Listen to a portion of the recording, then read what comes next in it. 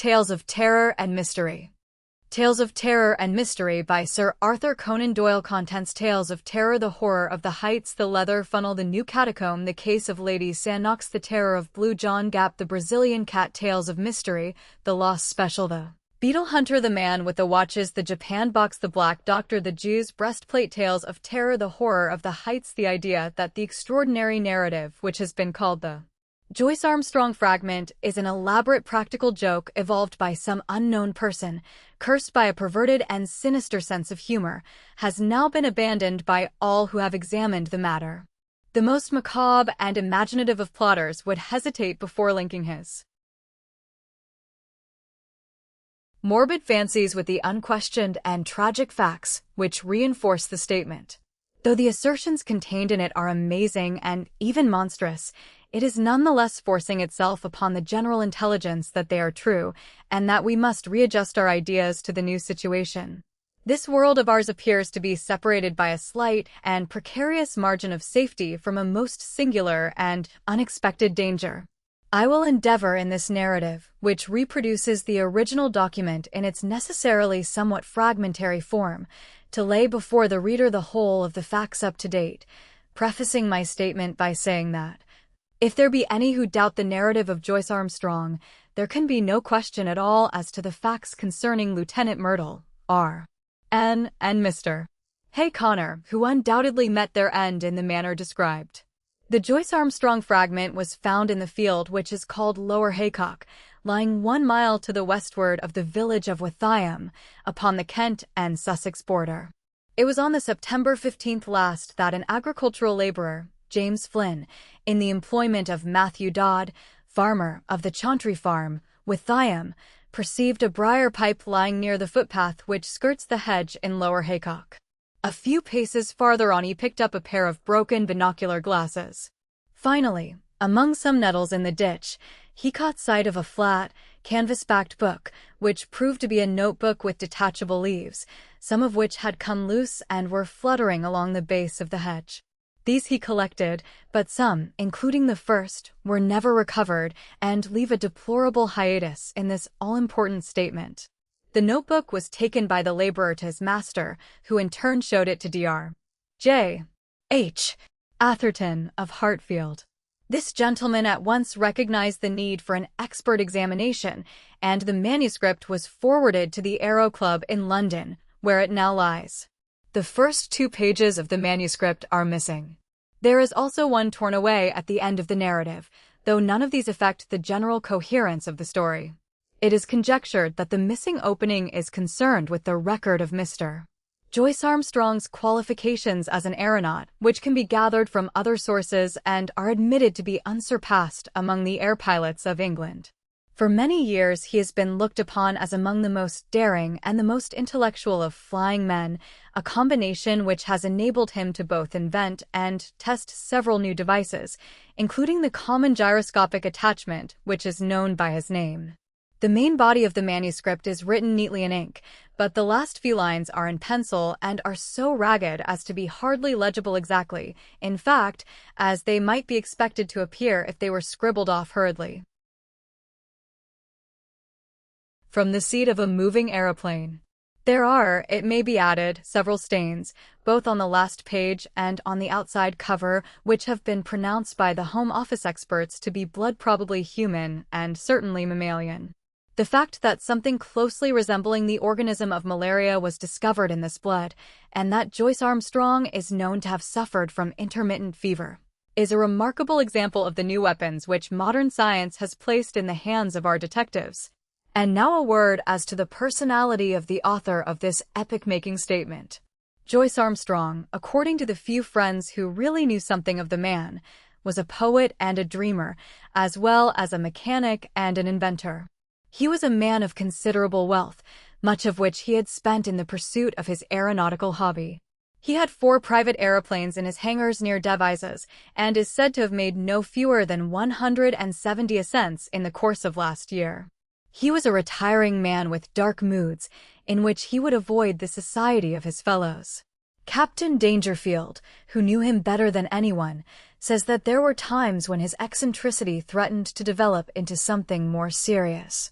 His habit of carrying a shotgun with him in his aeroplane was one manifestation of it. Another was the morbid effect which the fall of Lieutenant Myrtle had upon his mind. Myrtle, who was attempting the height record, fell from an altitude of something over 30,000 feet. Horrible to narrate, his head was entirely obliterated, though his body and limbs preserved their configuration. At every gathering of airmen, Joyce Armstrong, according to Dangerfield, would ask, with an enigmatic smile, "And where, pray, is Myrtle's head?" On another occasion after dinner, at the mess of the flying school on Salisbury Plain, he started a debate as to what will be the most permanent danger which airmen will have to encounter. Having listened to successive opinions as to air pockets, faulty construction, and overbanking, he ended by shrugging his shoulders and refusing to put forward his own views, though he gave the impression that they differed from any advanced by his companions. It is worth remarking that after his own complete disappearance, it was found that his private affairs were arranged with a precision which may show that he had a strong premonition of disaster. With these essential explanations, I will now give the narrative exactly as it stands, beginning at page 3 of the blood-soaked notebook. Nevertheless, when I dined at Reims with Coselli and Gustave Raymond, I found that neither of them was aware of any particular danger in the higher layers of the atmosphere. I did not actually say what was in my thoughts, but I got so near to it that if they had any corresponding idea, they could not have failed to express it. But then they are two empty, vainglorious fellows with no thought beyond seeing their silly names in the newspaper. It is interesting to note that neither of them had ever been much beyond the 20,000-foot level. Of course, men have been higher than this both in balloons and in the ascent of mountains. It must be well above that point that the aeroplane enters the danger zone, always presuming that my premonitions are correct. Aeroplaning has been with us now for more than 20 years, and one might well ask, why should this peril be only revealing itself in our day? The answer is obvious. In the old days of weak engines, when 100-horsepower Gnome or Green was considered ample for every need, the flights were very restricted. Now that 300 horsepower is the rule rather than the exception, visits to the upper layers have become easier and more common. Some of us can remember how, in our youth, Garros made a worldwide reputation by attaining 19,000 feet, and it was considered a remarkable achievement to fly over the Alps. Our standard now has been immeasurably raised, and there are 20 high flights for one in former years. Many of them have been undertaken with impunity. The 30,000-foot level has been reached time after time with no discomfort beyond cold and asthma. What does this prove? A visitor might descend upon this planet 1,000 times and never see a tiger. Yet tigers exist, and if he chanced to come down into a jungle, he might be devoured. There are jungles of the upper air, and there are worse things than tigers which inhabit them. I believe in time they will map these jungles accurately out. Even at the present moment, I could name two of them. One of them lies over the Paubeurets district of France. Another is just over my head as I write here in my house in Wiltshire. I rather think there is a third in the Hamburg-Wiesbaden district. It was the disappearance of the airmen that first set me thinking. Of course, everyone said that they had fallen into the sea, but that did not satisfy me at all. First, there was Verrier in France. His machine was found near Bayonne, but they never got his body. There was the case of Baxter also, who vanished, though his engine and some of the iron fixings were found in a wood in Leicestershire. In that case, Dr. Middleton of Amesbury, who was watching the flight with a telescope, declares that just before the clouds obscured the view he saw the machine, which was at an enormous height, suddenly rise perpendicularly upwards in a succession of jerks in a manner that he would have thought to be impossible. That was the last seen of Baxter. There was a correspondence in the papers, but it never led to anything. There were several other similar cases, and then there was the death of Hay Connor. What a cackle there was about an unsolved mystery of the air, and what columns in the halfpenny papers, and yet how little was ever done to get to the bottom of the business. He came down in a tremendous volplane from an unknown height. He never got off his machine and died in his pilot's seat. Died of what? Heart disease, said the doctors. Rubbish. Hay Connor's heart was as sound as mine is. What did Venables say? Venables was the only man who was at his side when he died. He said that he was shivering and looked like a man who had been badly scared. Died of fright, said Venables, but could not imagine what he was frightened about. Only said one word to Venables, which sounded like monstrous. They could make nothing of that at the inquest. But I could make something of it. Monsters. That was the last word of poor Harry Hay Connor. And he did die of fright, just as Venables thought. And then there was Myrtle's head. Do you really believe, does anybody really believe that a man's head could be driven clean into his body by the force of a fall? Well, perhaps it may be possible, but I, for one, have never believed that it was so with Myrtle. And the grease upon his clothes all slimy with grease, said somebody at the inquest. Queer that nobody got thinking after that. I did, but then I had been thinking for a good long time. I've made 3 ascents how Dangerfield used to chaff me about my shotgun, but I've never been high enough. Now, with this new, light Paul Veroner machine and its 175 Rober, I should easily touch the 30,000 tomorrow. I'll have a shot at the record. Maybe I shall have a shot at something else as well. Of course, it's dangerous. If a fellow wants to avoid danger, he had best keep out of flying altogether and subside finally into flannel slippers and a dressing gown. But I'll visit the air jungle tomorrow, and if there's anything there I shall know it. If I return, I'll find myself a bit of a celebrity. If I don't, this notebook may explain what I am trying to do and how I lost my life in doing it. But no drivel about accidents or mysteries, if you please. I chose my Paul Veroner monoplane for the job. There's nothing like a monoplane when real work is to be done. Beaumont found that out in very early days. For one thing, it doesn't mind damp, and the weather looks as if we should be in the clouds all the time. It's a bonny little model and answers my hand like a tender-mouthed horse. The engine is a 10-cylinder rotary Rober working up to 175. It has all the modern improvements: enclosed fuselage, high-curved landing skids, brakes, gyroscopic steadiers, and 3 speeds, worked by an alteration of the angle of the planes upon the Venetian blind principle. I took a shotgun with me and a dozen cartridges filled with buckshot. You should have seen the face of Perkins, my old mechanic, when I directed him to put them in.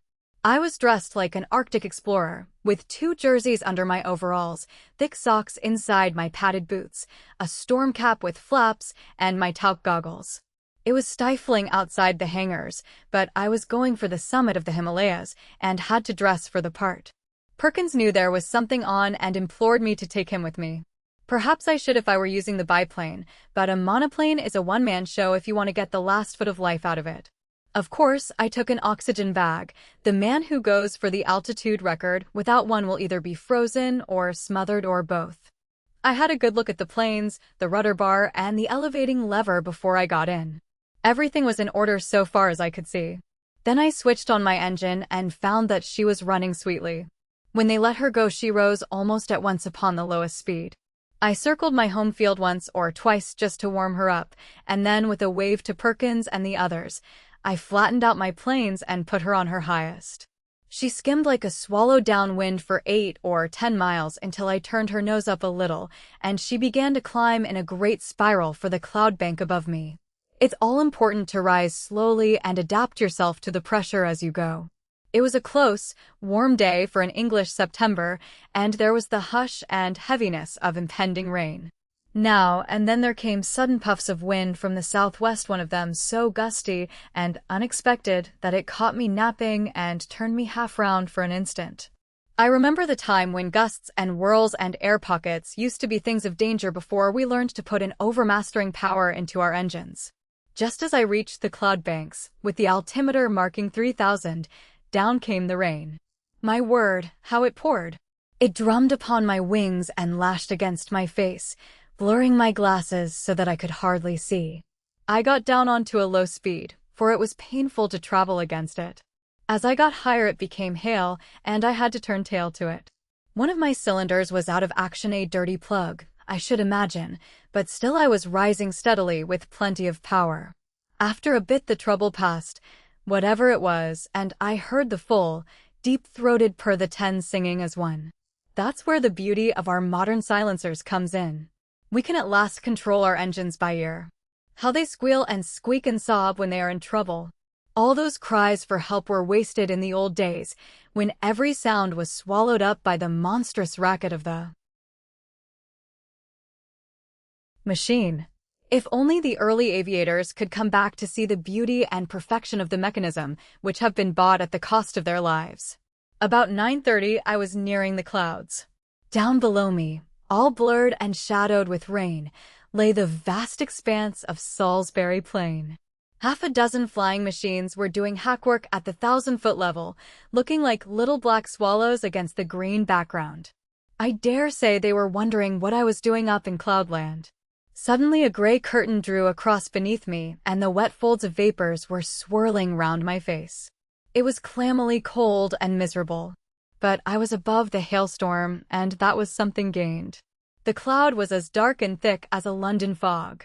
In my anxiety to get clear, I cocked her nose up until the automatic alarm bell rang, and I actually began to slide backwards. My sopped and dripping wings had made me heavier than I thought, but presently I was in lighter cloud, and soon had cleared the first layer. There was a second opal-colored and fleecy at a great height above my head, a white, unbroken ceiling above, and a dark, unbroken floor below, with the monoplane laboring upwards upon a vast spiral between them. It is deadly lonely in these cloud spaces. Once a great flight of some small water birds went past me, flying very fast to the westwards. The quick whir of their wings and their musical cry were cheery to my ear. I fancy that they were teal, but I am a wretched zoologist. Now that we humans have become birds, we must really learn to know our brethren by sight. The wind down beneath me whirled and swayed the broad cloud plain. Once a great eddy formed in it, a whirlpool of vapor, and through it, as down a funnel, I caught sight of the distant world. A large white biplane was passing at a vast depth beneath me. I fancy it was the morning mail service betwixt Bristol and London. Then the drift swirled inwards again, and the great solitude was unbroken. Just after 10, I touched the lower edge of the upper cloud stratum. It consisted of fine diaphanous vapor drifting swiftly from the westwards. The wind had been steadily rising all this time, and it was now blowing a sharp breeze 28 an hour by my gauge. Already it was very cold, though my altimeter only marked 9,000. The engines were working beautifully, and we went droning steadily upwards. The cloud bank was thicker than I had expected, but at last it thinned out into a golden mist before me, and then in an instant I had shot out from it, and there was an unclouded sky and a brilliant sun above my head, all blue and gold above, all shining silver below, one vast, glimmering plain as far as my eyes could reach. It was 10:15.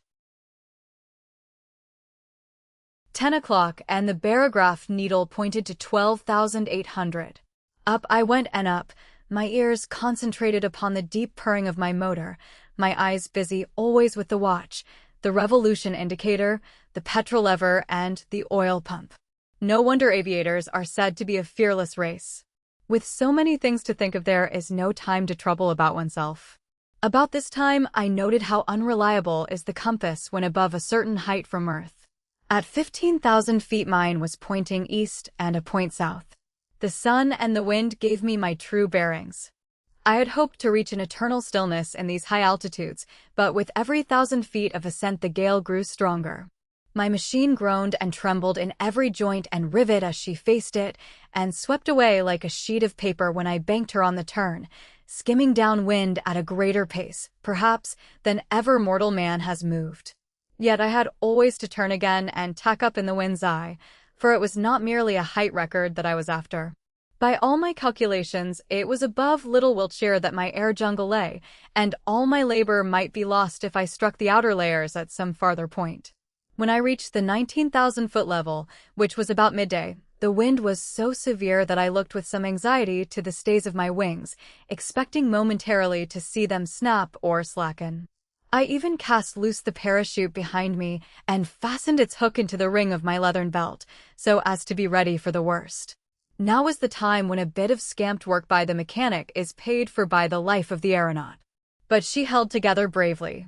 Every cord and strut was humming and vibrating like so many harp strings, but it was glorious to see how, for all the beating and the buffeting, she was still the conqueror of nature and the mistress of the sky. There is surely something divine in man himself that he should rise so superior to the limitations which creation seemed to impose rise, too, by such unselfish, heroic devotion as this air conquest has shown. Talk of human degeneration. When has such a story as this been written in the annals of our race? These were the thoughts in my head as I climbed that monstrous, inclined plane with the wind sometimes beating in my face and sometimes whistling behind my ears, while the cloudland beneath me fell away to such a distance that the folds and hummocks of silver had all smoothed out into one flat, shining plain. But suddenly I had a horrible and unprecedented experience. I have known before what it is to be in what our neighbors have called a tourbillon, but never on such a scale as this. That huge, sweeping river of wind of which I have spoken had, as it appears, whirlpools within it which were as monstrous as itself. Without a moment's warning, I was dragged suddenly into the heart of one. I spun round for a minute or two with such velocity that I almost lost my senses, and then fell suddenly, left wing foremost, down the vacuum funnel in the center. I dropped like a stone and lost nearly 1,000 feet. It was only my belt that kept me in my seat, and the shock and breathlessness left me hanging half insensible over the side of the fuselage. But I am always capable of a supreme effort. It is my one great merit as an aviator. I was conscious that the descent was slower. The whirlpool was a cone rather than a funnel, and I had come to the apex. With a terrific wrench, throwing my weight all to one side, I leveled my planes and brought her head away from the wind. In an instant I had shot out of the eddies and was skimming down the sky. Then, shaken but victorious, I turned her nose up and began once more my steady grind on the upward spiral. I took a large sweep to avoid the danger spot of the whirlpool, and soon I was safely above it. Just after 1 o'clock, I was 21,000 feet above the sea level. To my great joy, I had topped the gale, and with every 100 feet of ascent the air grew stiller.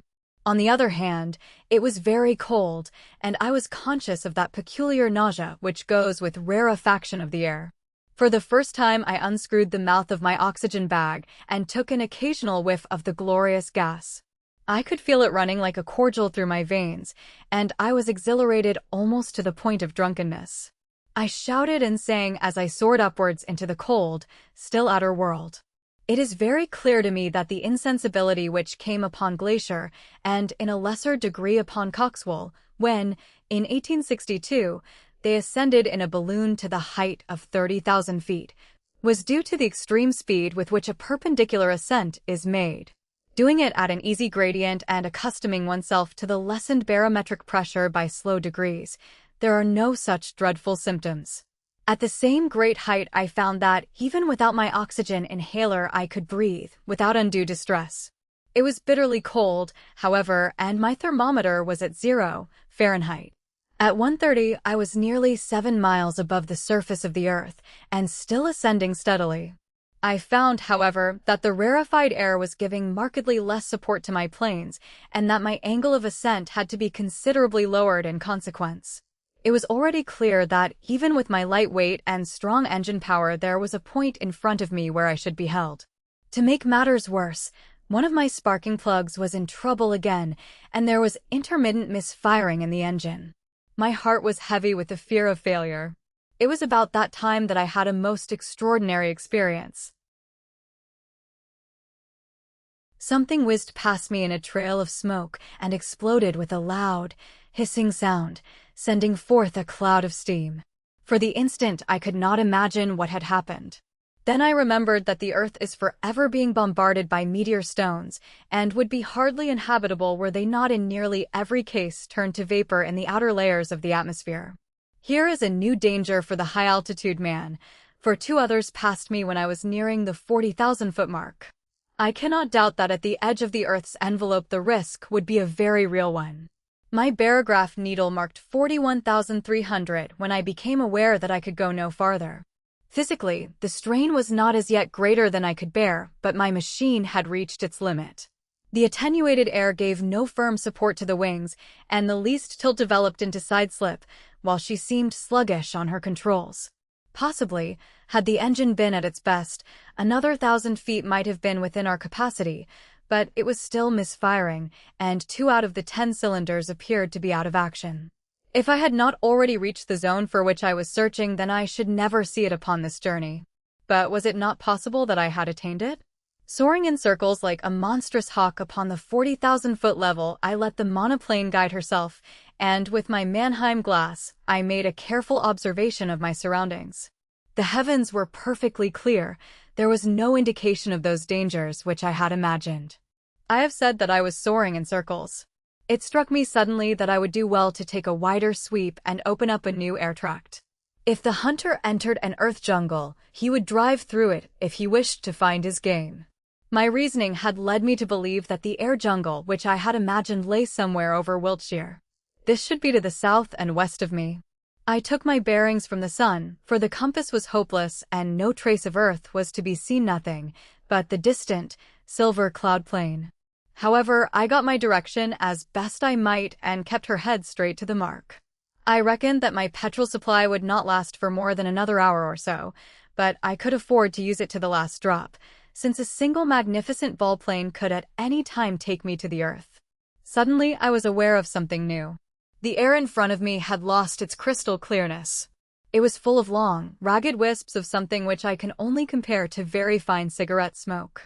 It hung about in wreaths and coils, turning and twisting slowly in the sunlight.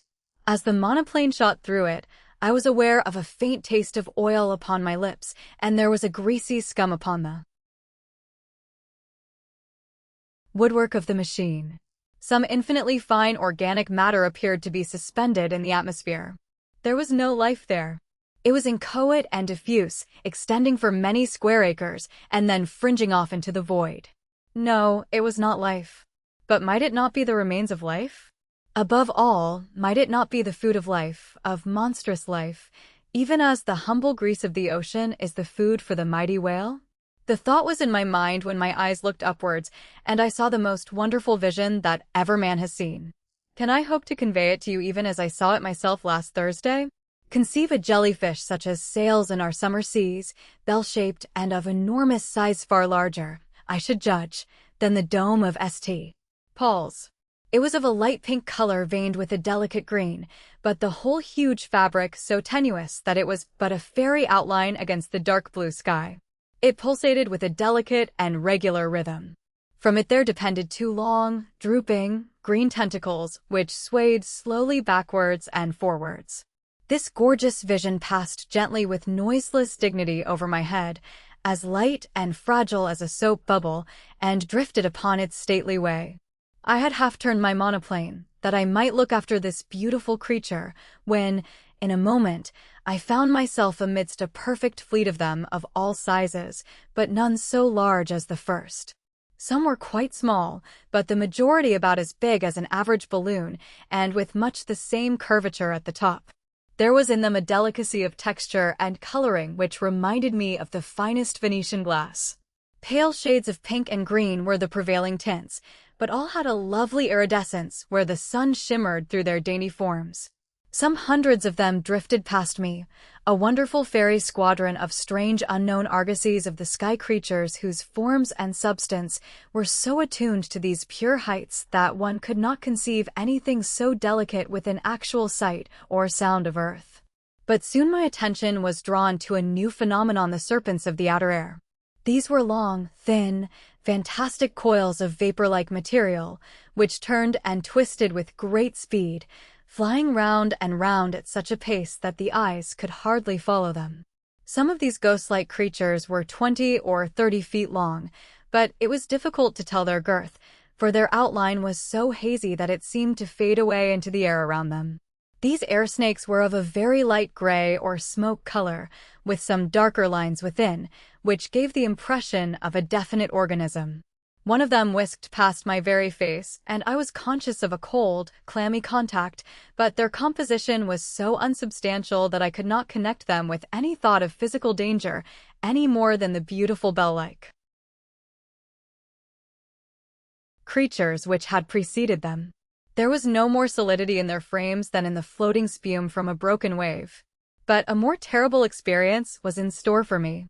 Floating downwards from a great height there came a purplish patch of vapor, small as I saw it first, but rapidly enlarging as it approached me, until it appeared to be hundreds of square feet in size. Though fashioned of some transparent, jelly-like substance, it was nonetheless of much more definite outline and solid consistence than anything which I had seen before. There were more traces, too, of a physical organization, especially two vast, shadowy, circular plates upon either side, which may have been eyes, and a perfectly solid white projection between them which was as curved and cruel as the beak of a vulture. The whole aspect of this monster was formidable and threatening, and it kept changing its color from a very light mauve to a dark, angry purple so thick that it cast a shadow as it drifted between my monoplane and the sun. On the upper curve of its huge body there were three great projections which I can only describe as enormous bubbles, and I was convinced as I looked at them that they were charged with some extremely light gas, which served to buoy up the misshapen and semi-solid mass in the rarefied air. The creature moved swiftly along, keeping pace easily with the monoplane, and for 20 miles or more it formed my horrible escort, hovering over me like a bird of prey which is waiting to pounce. Its method of progression done so swiftly that it was not easy to follow as to throw out a long, glutinous streamer in front of it, which in turn seemed to draw forward the rest of the writhing body. So elastic and gelatinous was it that never for 2 successive minutes was it the same shape, and yet each change made it more threatening and loathsome than the last. I knew that it meant mischief. Every purple flesh of its hideous body told me so. The vague, goggling eyes which were turned always upon me were cold and merciless in their viscid hatred. I dipped the nose of my monoplane downwards to escape it. As I did so, as quick as a flash there shot out a long tentacle from this mass of floating blubber, and it fell as light and sinuous as a whiplash across the front of my machine. There was a loud hiss as it lay for a moment across the hot engine, and it whisked itself into the air again, while the huge, flat body drew itself together as if in sudden pain. I dipped to a vol peak, but again a tentacle fell over the monoplane and was shorn off by the propeller as easily as it might have cut through a smoke wreath. A long, gliding, sticky, serpent-like coil came from behind and caught me round the waist, dragging me out of the fuselage. I tore at it, my fingers sinking into the smooth, glue-like surface, and for an instant I disengaged myself, but only to be caught round the boot by another coil, which gave me a jerk that tilted me almost onto my back. As I fell over I blazed off both barrels of my gun, though, indeed, it was like attacking an elephant with a pea-shooter to imagine that any human weapon could cripple that mighty bulk. And yet I aimed better than I knew, for, with a loud report, one of the great blisters upon the creature's back exploded with the puncture of the buckshot. It was very clear that my conjecture was right, and that these vast, clear bladders were distended with some lifting gas, for in an instant the huge, cloud-like body turned sideways, writhing desperately to find its balance, while the white beak snapped and gaped in horrible fury. But already I had shot away on the steepest glide that I dared to attempt, my engine still full on, the flying propeller and the force of gravity shooting me downwards like an aerolite. Far behind me I saw a dull, purplish smudge growing swiftly smaller and merging into the blue sky behind it. I was safe out of the deadly jungle of the outer air. Once out of danger I throttled my engine, for nothing tears a machine to pieces quicker than running on full power from a height. It was a glorious, spiral volplane from nearly 8 miles of altitude first, to the level of the silver cloud bank, then to that of the storm cloud beneath it, and finally, in beating rain, to the surface of the earth. I saw the Bristol Channel beneath me as I broke from the clouds, but, having still some petrol in my tank, I got 20 miles inland before I found myself stranded in a field half a mile from the village of Ashcombe. There I got 3 tins of petrol from a passing motor car, and at 10 minutes past 6 that evening I alighted gently in my own home meadow at Devizes, after such a journey as no mortal upon earth has ever yet taken, and lived to tell the tale. I have seen the beauty, and I have seen the horror of the heights, and greater beauty or greater horror than that is not within the ken of man. And now it is my plan to go once again before I give my results to the world. My reason for this is that I must surely have something to show by way of proof before I lay such a tale before my fellowmen. It is true that others will soon follow and will confirm what I have said, and yet I should wish to carry conviction from the first. Those lovely iridescent bubbles of the air should not be hard to capture. They drift slowly upon their way, and the swift monoplane could intercept their leisurely course. It is likely enough that they would dissolve in the heavier layers of the atmosphere, and that some small heap of amorphous jelly might be all that I should bring to Earth with me. And yet something there would surely be by which I could substantiate my story. Yes, I will go, even if I run a risk by doing so. These purple horrors would not seem to be numerous. It is probable that I shall not see one. If I do, I shall dive at once. At the worst, there is always the shotgun and my knowledge of. Here a page of the manuscript is unfortunately missing. On the next page is written, in large, straggling writing, 43,000 feet. I shall never see Earth again. They are beneath me, 3 of them. God help me, it is a dreadful death to die. Such in its entirety is the Joyce Armstrong statement. Of the man nothing has since been seen. Pieces of his shattered monoplane have been picked up in the preserves of Mr. Bud Lushington upon the borders of Kent and Sussex, within a few miles of the spot where the notebook was discovered. If the unfortunate aviator's theory is correct that this air jungle, as he called it, existed only over the southwest of England, then it would seem that he had fled from it at the full speed of his monoplane, but had been overtaken and devoured by these horrible creatures at some spot in the outer atmosphere above the place where the grim relics were found. The picture of that monoplane skimming down the sky, with the nameless terrors flying as swiftly beneath it and cutting it off always from the earth, while they gradually closed in upon their victim, is one upon which a man who valued his sanity would prefer not to dwell. There are many, as I am aware, who still jeer at the facts which I have here set down, but even they must admit that Joyce Armstrong has disappeared, and I would commend to them his own words. This notebook may explain what I am trying to do, and how I lost my life in doing it. But no drivel about accidents or mysteries, if you please. The leather funnel my friend, Lionel Dacre, lived in the Avenue de Wagram, Paris. His house was that small one with the iron railings and grass plot in front of it, on the left-hand side as you pass down from the Arc de Triomphe. I fancy that it had been there long before the avenue was constructed, for the grey tiles were stained with lichens, and the walls were mildewed and discolored with age. It looked a small house from the street, 5 windows in front, if I remember right, but it deepened into a single long chamber at the back. It was here that Dacre had that singular library of occult literature and the fantastic curiosities which served as a hobby for himself and an amusement for his friends. A wealthy man of refined and eccentric tastes, he had spent much of his life and fortune in gathering together what was said to be a unique private collection of Talmudic, Kabbalistic, and magical works, many of them of great rarity and value. His tastes leaned toward the marvelous and the monstrous, and I have heard that his experiments in the direction of the unknown have passed all the bounds of civilization and of decorum. To his English friends he never alluded to such matters, and took the tone of the student and virtuoso, but a Frenchman whose tastes were of the same nature has assured me that the worst excesses of the Black Mass have been perpetrated in that large and lofty hall, which is lined with the shelves of his books and the cases of his museum. Dacre's appearance was enough to show that his deep interest in these psychic matters was intellectual rather than spiritual.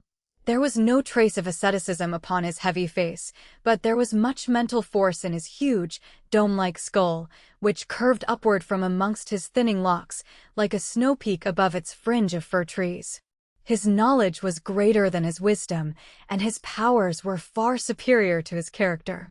The small bright eyes, buried deeply in his fleshy face, twinkled with intelligence and an unabated curiosity of life, but they were the eyes of a sensualist and an egotist. Enough of the man, for he is dead now, poor devil, dead at the very time that he had made sure that he had at last discovered the elixir of life.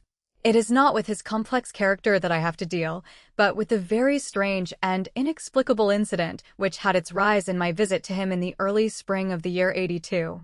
I had known Dacre in England, for my researches in the Assyrian Room of the British Museum had been conducted at the time when he was endeavoring to establish a mystic and esoteric meaning in the Babylonian tablets, And this community of interests had brought us together. Chance remarks had led to daily conversation, and that to something verging upon friendship. I had promised him that on my next visit to Paris I would call upon him. At the time when I was able to fulfill my compact, I was living in a cottage at Fontainebleau, and as the evening trains were inconvenient, he asked me to spend the night in his house. "I have only that one spare couch," said he, pointing to a broad sofa in his large salon. "I hope that you will manage to be comfortable there." It was a singular bedroom, with its high walls of brown volumes, but there could be no more agreeable furniture to a bookworm like myself, and there is no scent so pleasant to my nostrils as that faint, subtle reek which comes from an ancient book. I assured him that I could desire no more charming chamber, and no more congenial surroundings. "If the fittings are neither convenient nor conventional, they are at least costly," said he, looking round at his shelves. "I have expended nearly $250,000 of money upon these objects which surround you. Books, weapons, gems, carvings, tapestries, images. There is hardly a thing here which has not its history, and it is generally one worth telling." He was seated as he spoke at one side of the open fireplace, and I at the other. His reading table was on his right, and the strong lamp above it ringed it with a very vivid circle of golden light. A half-rolled palimpsest lay in the center, and around it were many quaint articles of bric-a-brac. One of these was a large funnel, such as is used for filling wine casks. It appeared to be made of black wood, and to be rimmed with discolored brass. "That is a curious thing," I remarked. "What is the history of that?" "Ah," said he, "it is the very question which I have had occasion to ask myself. I would give a good deal to know. Take it in your hands and examine it." I did so, and found that what I had imagined to be wood was in reality leather, though age had dried it into an extreme hardness. It was a large funnel, and might hold a quart when full. The brass rim encircled the wide end, but the narrow was also tipped with metal. "What do you make of it?" asked Dacre. "I should imagine that it belonged to some vintner or maltster in the Middle Ages," said I. "I have seen in England leathern drinking flagons of the 17th century black jacks, as they were called, which were of the same color and hardness as this filler." "I dare say the date would be about the same," said Dacre, "and no doubt, also, it was used for filling a vessel with liquid. If my suspicions are correct, however, it was a queer vintner who used it, and a very singular cask which was filled. Do you observe nothing strange at the spout end of the funnel?" As I held it to the light, I observed that at a spot some 5 inches above the brass tip, the narrow neck of the leather funnel was all haggled and scored, as if someone had notched it round with a blunt knife. Only at that point was there any roughening of the dead black surface. Someone has tried to cut off the neck. Would you call it a cut? It is torn and lacerated. It must have taken some strength to leave these marks on such tough material, whatever the instrument may have been. But what do you think of it? I can tell that you know more than you say." Dacre smiled, and his little eyes twinkled with knowledge. "Have you included the psychology of dreams among your learned studies?" he asked. I did not even know that there was such a psychology. "My dear sir, that shelf above the gem case is filled with volumes, from Albertus Magnus onward, which deal with no other subject. It is a science in itself. A science of charlatans. The charlatan is always the pioneer. From the astrologer came the astronomer, from the alchemist the chemist, from the mesmerist the experimental psychologist. The quack of yesterday is the professor of tomorrow. Even such subtle and elusive things as dreams will in time be reduced to system and order. When that time comes, the researches of our friends on the bookshelf yonder will no longer be the amusement of the mystic, but the foundations of a science. Supposing that is so, what has the science of dreams to do with a large, black, brass-rimmed funnel? I will tell you. You know that I have an agent who is always on the lookout for rarities and curiosities for my collection. Some days ago, he heard of a dealer upon one of the quays who had acquired some old rubbish found in a cupboard in an ancient house at the back of the Rue Mathurin, in the Quartier Latin. The dining room of this old house is decorated with a coat of arms, chevrons, and bars rouge upon a field argent, which prove, upon inquiry, to be the shield of Nicolas de la Reynie, a high official of King Louis XIV.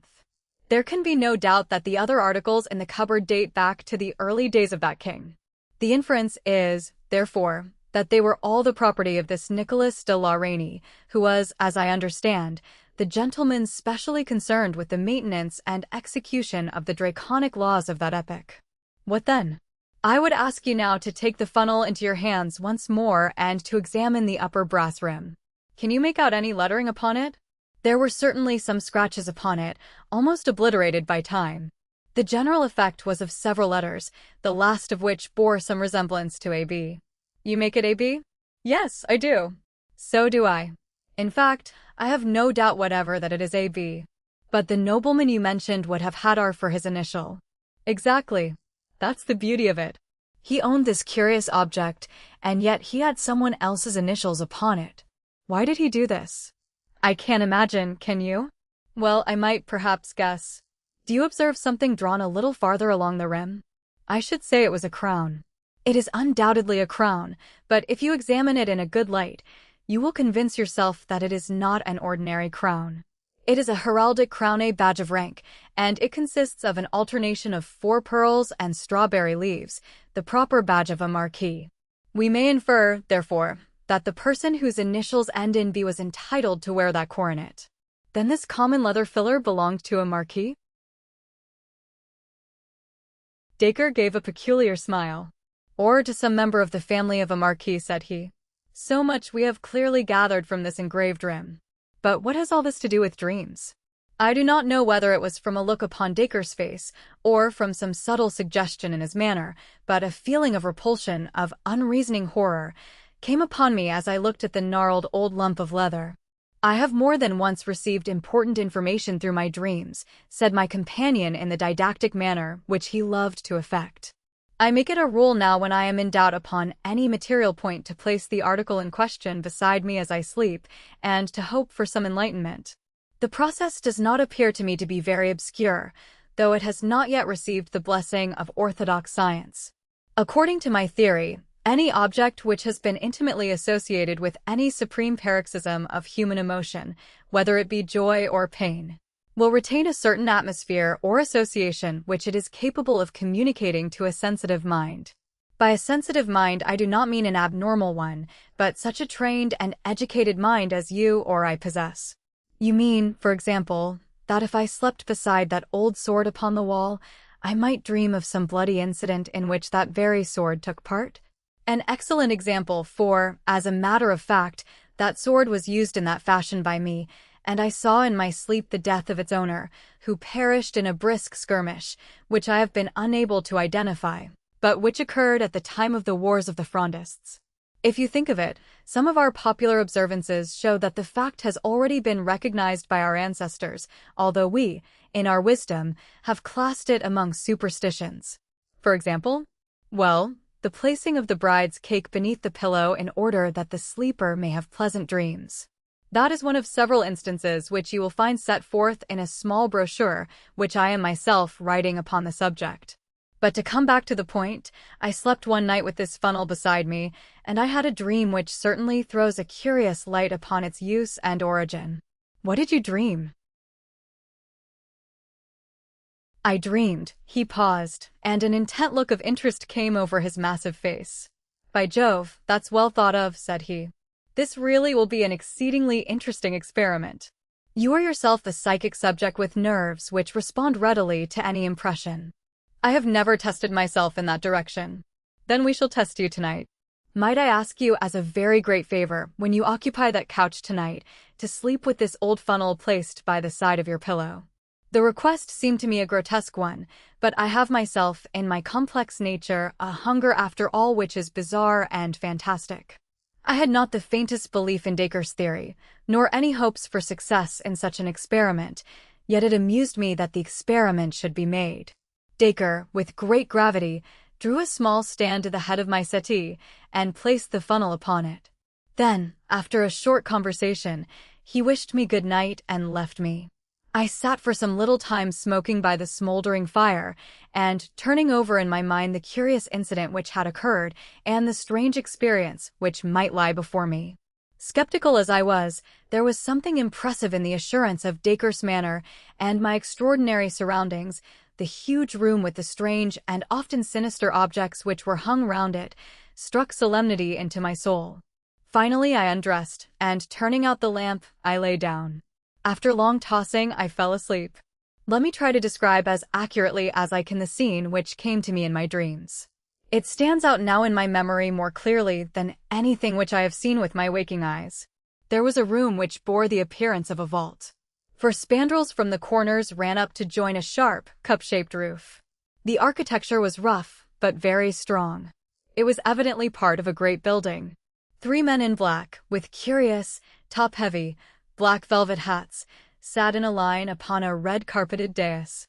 Their faces were very solemn and sad. On the left stood 2 long-gowned men with portfolios in their hands, which seemed to be stuffed with papers.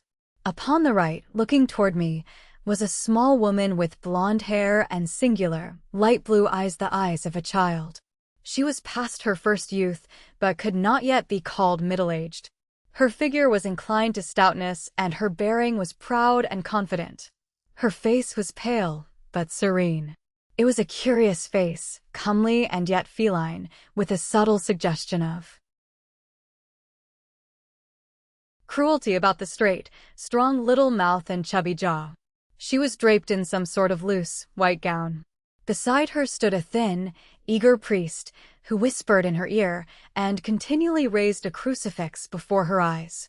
She turned her head and looked fixedly past the crucifix at the 3 men in black, who were, I felt, her judges. As I gazed, the 3 men stood up and said something, but I could distinguish no words, though I was aware that it was the central one who was speaking. They then swept out of the room, followed by the 2 men with the papers. At the same instant, several rough-looking fellows in stout jerkins came bustling in and removed first the red carpet, and then the boards which formed the dais, so as to entirely clear the room. When this screen was removed, I saw some singular articles of furniture behind it. One looked like a bed with wooden rollers at each end, and a winch handle to regulate its length. Another was a wooden horse. There were several other curious objects, and a number of swinging cords which played over pulleys. It was not unlike a modern gymnasium. When the room had been cleared, there appeared a new figure upon the scene. This was a tall, thin person clad in black, with a gaunt and austere face. The aspect of the man made me shudder. His clothes were all shining with grease and mottled with stains. He bore himself with a slow and impressive dignity, as if he took command of all things from the instant of his entrance. In spite of his rude appearance and sordid dress, it was now his business, his room, his to command. He carried a coil of light ropes over his left forearm. The lady looked him up and down with a searching glance, but her expression was unchanged. It was confident, even defiant. But it was very different with the priest. His face was ghastly white, and I saw the moisture glisten and run on his high, sloping forehead. He threw up his hands in prayer, and he stooped continually to mutter frantic words in the lady's ear. The man in black now advanced, and taking one of the cords from his left arm, he bound the woman's hands together. She held them meekly toward him as he did so. Then he took her arm with a rough grip and led her toward the wooden horse, which was little higher than her waist. Onto this she was lifted and laid, with her back upon it, and her face to the ceiling, while the priest, quivering with horror, had rushed out of the room. The woman's lips were moving rapidly, and though I could hear nothing, I knew that she was praying. Her feet hung down on either side of the horse, and I saw that the rough varlets in attendance had fastened cords to her ankles and secured the other ends to iron rings in the stone floor. My heart sank within me as I saw these ominous preparations, and yet I was held by the fascination of horror, and I could not take my eyes from the strange spectacle. A man had entered the room with a bucket of water in either hand. Another followed with a third bucket. They were laid beside the wooden horse. The second man had a wooden dipperary bowl with a straight handle in his other hand. This he gave to the man in black. At the same moment, one of the varlets approached with a dark object in his hand, which even in my dream filled me with a vague feeling of familiarity. It was a leathern filler. With horrible energy he thrust it, but I could stand no more. My hair stood on end with horror. I writhed, I struggled, I broke through the bonds of sleep, and I burst with a shriek into my own life, and found myself lying shivering with terror in the huge library. with the moonlight flooding through the window and throwing strange silver and black traceries upon the opposite wall. Oh, what a blessed relief to feel that I was back in the 19th century, back out of that medieval vault into a world where men had human hearts within their bosoms. I sat up on my couch, trembling in every limb, my mind divided between thankfulness and horror. To think that such things were ever done, that they could be done without God striking the villains dead. Was it all a fantasy, or did it really stand for something which had happened in the black, cruel days of the world's history?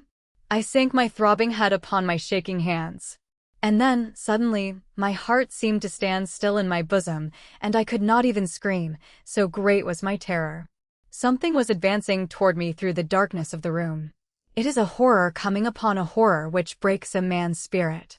I could not reason, I could not pray, I could only sit like a frozen image and glare at the dark figure which was coming down the great room.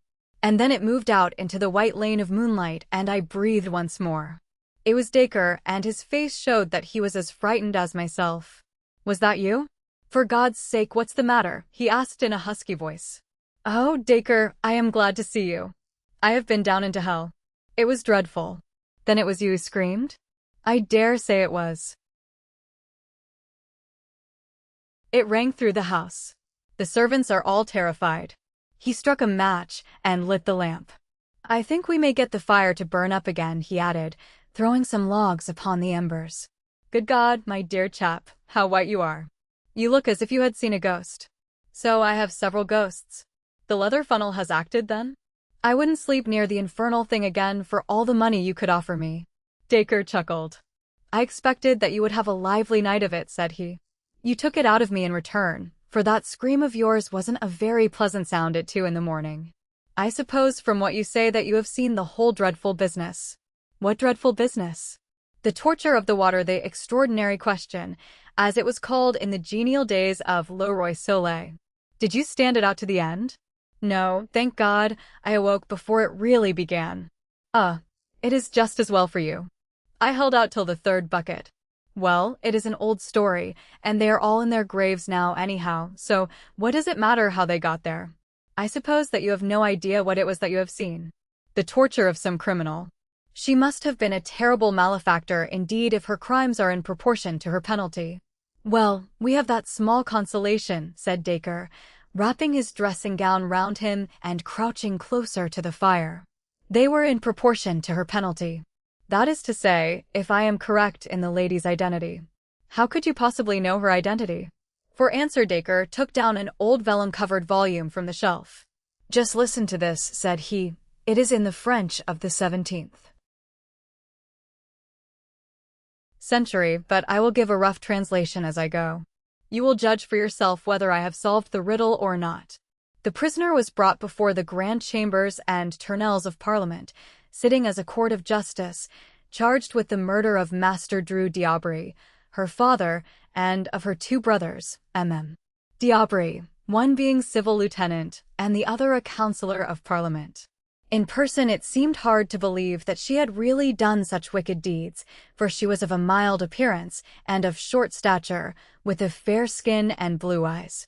Yet the court, having found her guilty, condemned her to the ordinary and to the extraordinary question in order that she might be forced to name her accomplices, after which she should be carried in a cart to the Place de Grève, there to have her head cut off, her body being afterwards burned and her ashes scattered to the winds. The date of this entry is July 16th, 1676. "It is interesting," said I, "but not convincing. How do you prove the 2 women to be the same?" "I am coming to that." The narrative goes on to tell of the woman's behavior when questioned. When the executioner approached her, she recognized him by the cords which he held in his hands, and she at once held out her own hands to him, looking at him from head to foot without uttering a word. "How's that?" Yes, it was so. She gazed without wincing upon the wooden horse and rings which had twisted so many limbs and caused so many shrieks of agony. When her eyes fell upon the 3 pails of water, which were all ready for her, she said with a smile, "All that water must have been brought here for the purpose of drowning me, monsieur. You have no idea, I trust, of making a person of my small stature swallow it all. Shall I read the details of the torture?" "No, for heaven's sake, don't." Here is a sentence which must surely show you that what is here recorded is the very scene which you have gazed upon tonight. The good Abbé Pirot, unable to contemplate the agonies which were suffered by his penitent, had hurried from the room. Does that convince you? It does entirely. There can be no question that it is indeed the same event. But who, then, is this lady whose appearance was so attractive and whose end was so horrible? For answer Dacre came across to me and placed the small lamp upon the table which stood by my bed. Lifting up the illumined filler, he turned the brass rim so that the light fell full upon it. Seen in this way, the engraving seemed clearer than on the night before. "We have already agreed that this is the badge of a marquis or of a marquise," said he. "We have also settled that the last letter is V. It is undoubtedly so. I now suggest to you that the other letters from left to right are M, a small d, a small d, and then the final B. Yes, I am sure that you are right. I can make out the two small d's quite plainly." "What I have read to you tonight," said Dacre, "is the official record of the trial of Marie Madeleine d'Aubry, Marquise de Brinvilliers, one of the most famous poisoners and murderers of all time." I sat in silence, overwhelmed at the extraordinary nature of the incident, and at the completeness of the proof with which Dacre had exposed its real meaning. In a vague way, I remembered some details of the woman's career, her unbridled debauchery, the cold-blooded and protracted torture of her sick father, the murder of her brothers for motives of petty gain. I recollected also that the bravery of her end had done something to atone for the horror of her life, and that all Paris had sympathized with her last moments, and blessed her as a martyr within a few days of the time when they had cursed her as a murderess. One objection, and one only, occurred to my mind. How came her initials and her badge of rank upon the filler? Surely they did not carry their medieval homage to the nobility to the point of decorating instruments of torture with their titles. "I was puzzled with the same point," said Dacre, "but it admits of a simple explanation. The case excited extraordinary interest at the time, and nothing could be more natural than that La Rainey, the head of the police, should retain this filler as a grim souvenir. It was not often that a Marchioness of France underwent the extraordinary question. That he should engrave her initials upon it for the information of others was surely a very ordinary proceeding upon his part." "And this?" I asked, pointing to the marks upon the leathern neck. "She was a cruel tigress," said Dacre, as he turned away. "I think it is evident that like other tigresses her teeth were both strong and sharp." "The new catacomb, look here, Burger," said Kennedy. "I do wish that you would confide in me." The two famous students of Roman remained sat together in Kennedy's comfortable room overlooking the Corso. The night was cold, and they had both pulled up their chairs to the unsatisfactory Italian stove, which threw out a zone of stuffiness rather than of warmth. Outside, under the bright winter stars, lay the modern Rome, the long, double chain of the electric lamps, the brilliantly lighted cafes, the rushing carriages, and the dense throng upon the footpaths. But inside, in the sumptuous chamber of the rich young English archaeologist, there was only old Rome to be seen. Cracked and time-worn friezes hung upon the walls, gray old busts of senators and soldiers with their fighting heads and their hard, cruel faces peered out from the corners. On the center table, amidst a litter of inscriptions, fragments, and ornaments, there stood the famous reconstruction by Kennedy of the Baths of Caracalla, which excited such interest and admiration when it was exhibited in Berlin. Amphorae hung from the ceiling, and a litter of curiosities strewed the rich red Turkey carpet. And of them all there was not one which was not of the most unimpeachable authenticity, and of the utmost rarity and value, for Kennedy, though little more than 30, had a European reputation in this particular branch of research, and was, moreover, provided with that long purse which either proves to be a fatal handicap to the student's energies, or, if his mind is still true to its purpose, gives him an enormous advantage in the race for fame. Kennedy had often been seduced by whim and pleasure from his studies, but his mind was an incisive one, capable of long and concentrated efforts which ended in sharp reactions of sensuous languor. His handsome face, with its high, white forehead, its aggressive nose, and its somewhat loose and sensual mouth, was a fair index of the compromise between strength and weakness in his nature. Of a very different type was his companion, Julius Burger. He came of a curious blend, a German father and an Italian mother, with the robust qualities of the North mingling strangely with the softer graces of the South. Blue Teutonic eyes lightened his sun-browned face, and above them rose a square, massive forehead, with a fringe of close yellow curls lying round it. His strong, firm jaw was clean-shaven, and his companion had frequently remarked how much it suggested those old Roman busts, which peered out from the shadows in the corners of his chamber. Under its bluff German strength there lay always a suggestion of Italian subtlety, but the smile was so honest and the eyes so frank that one understood that this was only an indication of his ancestry, with no actual bearing upon his character. In age and in reputation, he was on the same level as his English companion, but his life and his work had both been far more arduous. 12 years before, he had come as a poor student to Rome, and had lived ever since upon some small endowment for research which had been awarded to him by the University of Bonn.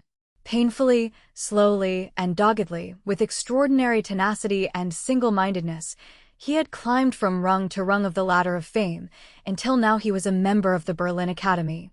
And there was every reason to believe that he would shortly be promoted to the chair of the greatest of German universities. But the singleness of purpose which had brought him to the same high level as the rich and brilliant Englishmen had caused him in everything outside their work to stand infinitely below him. He had never found a pause in his studies in which to cultivate the social graces.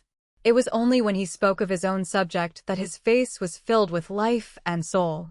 At other times he was silent and embarrassed, too conscious of his own limitations in larger subjects and impatient of that small talk, which is the conventional refuge of those who have no thoughts to express. And yet for some years there had been an acquaintanceship, which appeared to be slowly ripening into a friendship between these two very different rivals. The base and origin of this lay in the fact that in their own studies each was the only one of the younger men who had knowledge and enthusiasm enough to properly appreciate the other. Their common interests and pursuits had brought them together, and each had been attracted by the other's knowledge. And then gradually something had been added to this. Kennedy had been amused by the frankness and simplicity of his rival, while Burger in turn had been fascinated by the brilliancy and vivacity, which had made Kennedy such a favorite in Roman society. I say had, because just at the moment the young Englishman was somewhat under a cloud.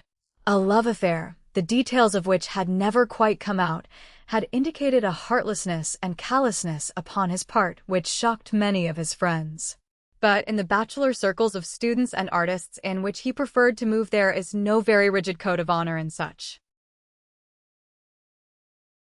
matters, and though a head might be shaken or a pair of shoulders shrugged over the flight of two and the return of one, the general sentiment was probably one of curiosity and perhaps of envy rather than of reprobation. "Look here, Burger," said Kennedy, looking hard at the placid face of his companion, "I do wish that you would confide in me." As he spoke he waved his hand in the direction of a rug which lay upon the floor. On the rug stood a long, shallow fruit basket of the light wickerwork which is used in the Campagna, and this was heaped with a litter of objects, inscribed tiles, broken inscriptions, cracked mosaics, torn papyri, rusty metal ornaments, which to the uninitiated might have seemed to have come straight from a dustman's bin, but which a specialist would have speedily recognized as unique of their kind. The pile of odds and ends in the flat wickerwork basket supplied exactly one of those missing links of social development which are of such interest to the student. It was the German who had brought them in, and the Englishman's eyes were hungry as he looked at them. "I won't interfere with your treasure trove, but I should very much like to hear about it," he continued, while Burger very deliberately lit a cigar. "It is evidently a discovery of the first importance. These inscriptions will make a sensation throughout Europe." "For every one here there are a million there," said the German. "There are so many that a dozen savants might spend a lifetime over them, and build up a reputation as solid as the castle of St. Angelo." Kennedy sat thinking with his fine forehead wrinkled and his fingers playing with his long, fair mustache. "You have given yourself away, Burger," said he at last. "Your words can only apply to one thing. You have discovered a new catacomb." I had no doubt that you had already come to that conclusion from an examination of these objects. Well, they certainly appeared to indicate it, but your last remarks make it certain. There is no place except a catacomb which could contain so vast a store of relics as you describe. Quite so. There is no mystery about that. I have discovered a new catacomb. Where? That is my secret, my dear Kennedy. Suffice it that it is so situated that there is not one chance in a million of anyone else coming upon it. Its date is different from that of any known catacomb, and it has been reserved for the burial of the highest Christians, so that the remains and the relics are quite different from anything which has ever been seen before. If I was not aware of your knowledge and of your energy, my friend, I would not hesitate, under the pledge of secrecy, to tell you everything about it. But as it is, I think that I must certainly prepare my own report of the matter before I expose myself to such formidable competition. Kennedy loved his subject with a love which was almost a mania, a love which held him true to it, amidst all the distractions which come to a wealthy and dissipated young man. He had ambition, but his ambition was secondary to his mere abstract joy and interest in everything which concerned the old life and history of the city. He yearned to see this new underworld which his companion had discovered. "Look here, Burger," said he earnestly, "I assure you that you can trust me most implicitly in the matter. Nothing would induce me to put pen to paper about anything which I see until I have your express permission. I quite understand your feeling, and I think it is most natural, but you have really nothing whatever to fear from me. On the other hand, if you don't tell me, I shall make a systematic search, and I shall most certainly discover it. In that case, of course, I should make what use I liked of it, since I should be under no obligation to you." Burger smiled thoughtfully over his cigar. "I have noticed, friend Kennedy," said he, "that when I want information over any point you are not always so ready to supply it. When did you ever ask me anything that I did not tell you? You remember, for example, my giving you the material for your paper about the Temple of the Vestals. Well, that was not a matter of much importance. If I were to question you upon some intimate thing, would you give me an answer, I wonder? This new catacomb is a very intimate thing to me, and I should certainly expect some sign of confidence in return. What you are driving at I cannot imagine," said the Englishman, "but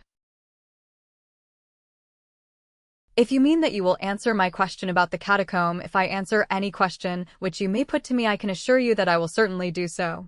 "Well, then," said Burger, leaning luxuriously back in his settee and puffing a blue tree of cigar smoke into the air, "tell me all about your relations with Miss Mary Saunderson."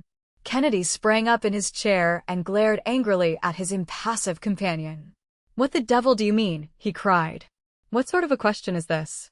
You may mean it as a joke, but you never made a worse one." "No, I don't mean it as a joke," said Burger simply. "I am really rather interested in the details of the matter. I don't know much about the world and women and social life and that sort of thing, and such an incident has the fascination of the unknown for me. I know you, and I knew her by sight. I had even spoken to her once or twice. I should very much like to hear from your own lips exactly what it was which occurred between you." "I won't tell you a word." "That's all right.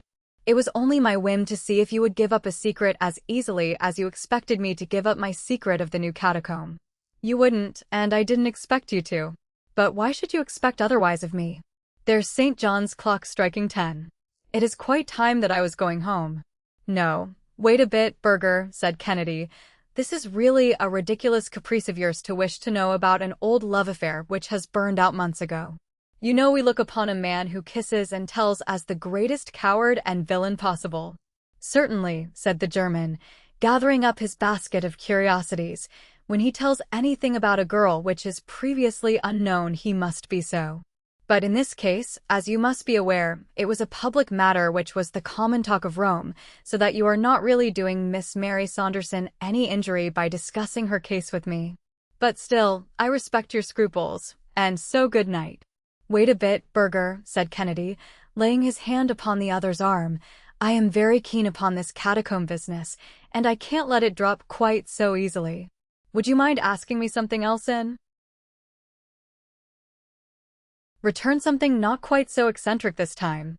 "No, no, you have refused, and there is an end of it," said Burger, with his basket on his arm. No doubt you are quite right not to answer, and no doubt I am quite right also, and so again, my dear Kennedy, good night. The Englishman watched Berger cross the room, and he had his hand on the handle of the door before his host sprang up with the air of a man who is making the best of that which cannot be helped. "Hold on, old fellow," said he. "I think you are behaving in a most ridiculous fashion. But still, if this is your condition, I suppose that I must submit to it. I hate saying anything about a girl, but as you say, it is all over Rome, and I don't suppose I can tell you anything which you do not know already. What was it you wanted to know?" The German came back to the stove, and, laying down his basket, he sank into his chair once more. "May I have another cigar?" said he. "Thank you very much. I never smoke when I work, but I enjoy a chat much more when I am under the influence of tobacco. Now, as regards this young lady, with whom you had this little adventure, what in the world has become of her?" "She is at home with her own people." "Oh, really, in England?" "Yes." "What part of England? London?" "No, Twickenham." "You must excuse my curiosity, my dear Kennedy, and you must put it down to my ignorance of the world. No doubt it is quite a simple thing to persuade a young lady to go off with you for 3 weeks or so, and then to hand her over to her own family at what did you call the place?" "Twickenham." "Quite so, at Twickenham. But it is something so entirely outside my own experience that I cannot even imagine how you said about it.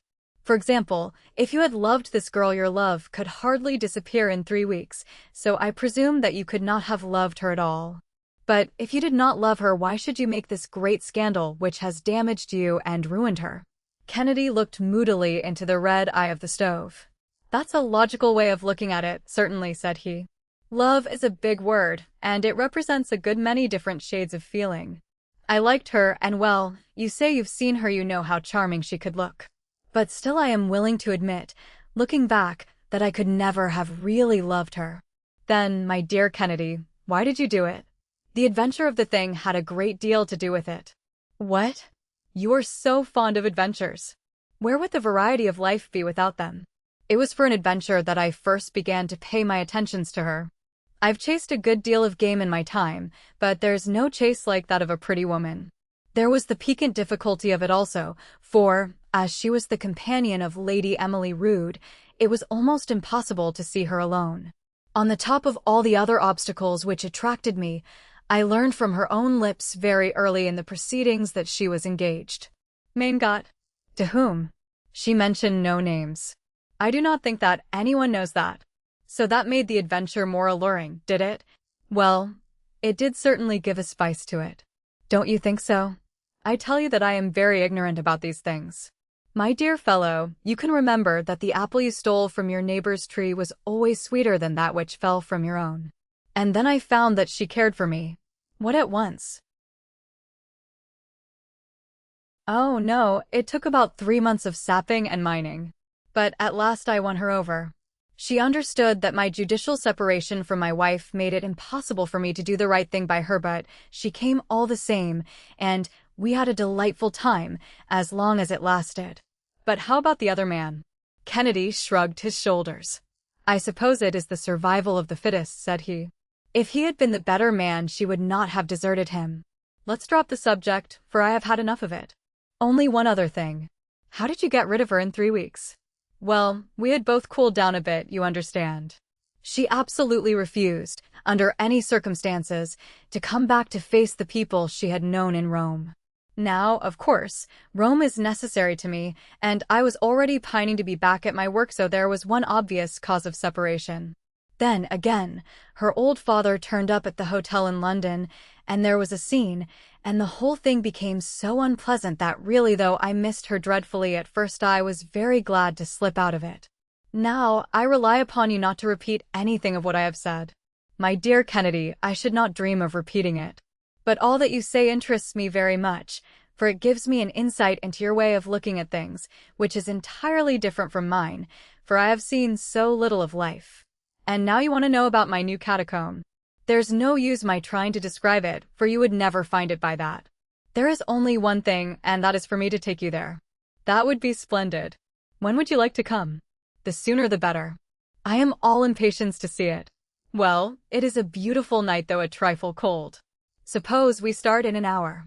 We must be very careful to keep the matter to ourselves. If anyone saw us hunting in couples, they would suspect that there was something going on.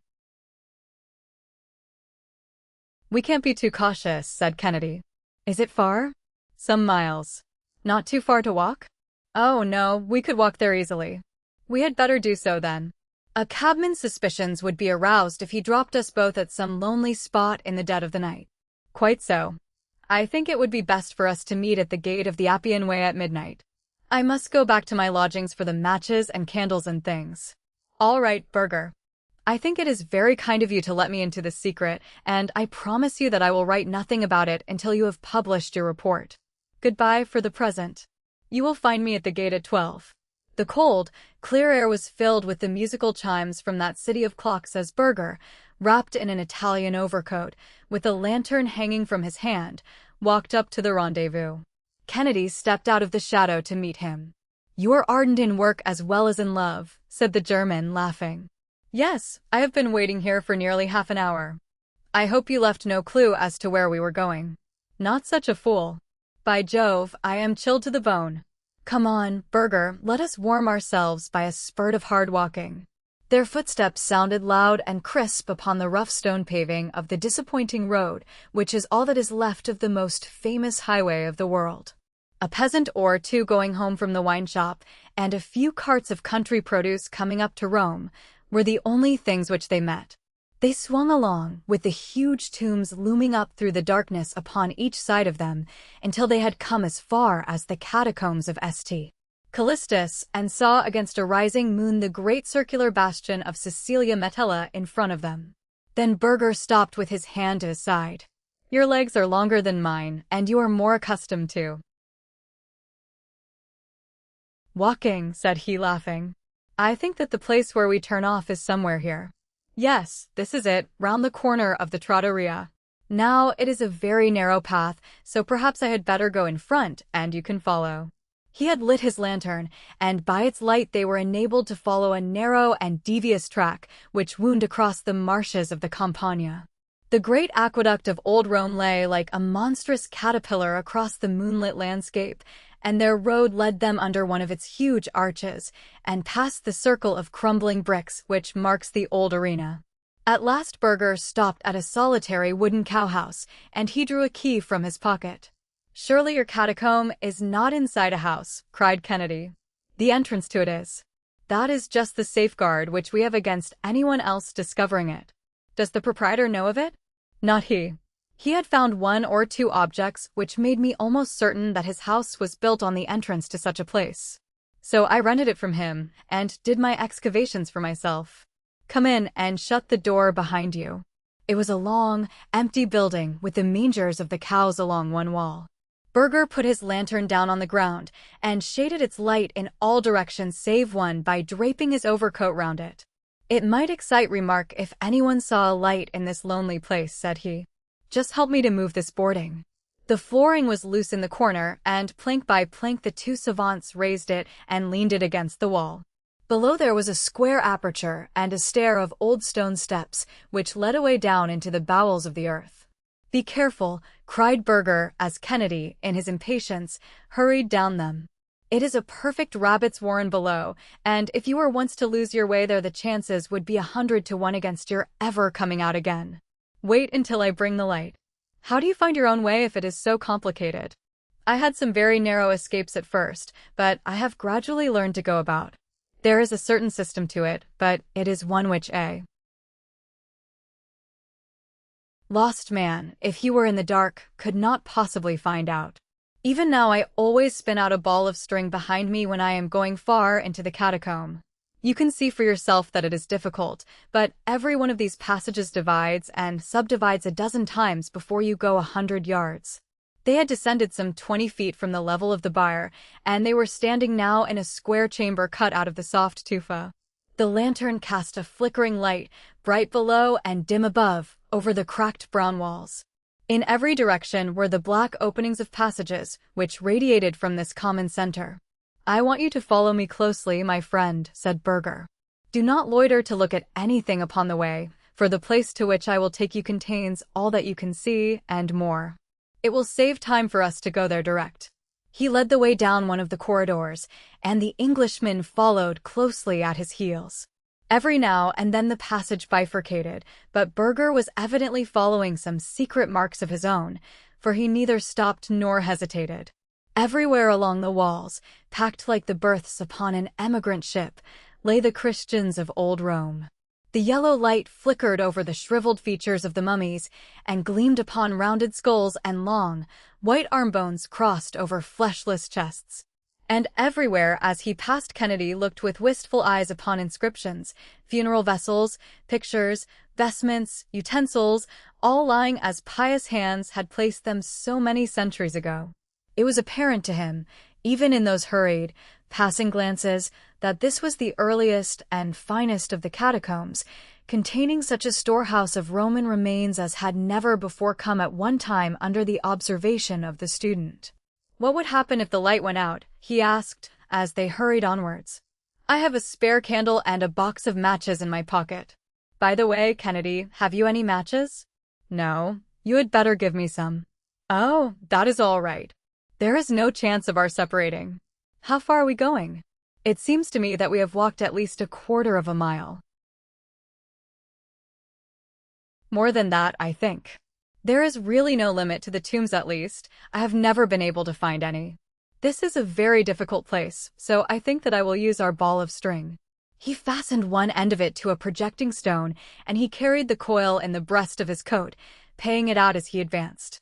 Kennedy saw that it was no unnecessary precaution, for the passages had become more complex and tortuous than ever, with a perfect network of intersecting corridors. But these all ended in one large circular hall with a square pedestal of tufa topped with a slab of marble at one end of it. "By Jove!" cried Kennedy in an ecstasy as Burger swung his lantern over the marble. "It is a Christian altar, probably the first one in existence.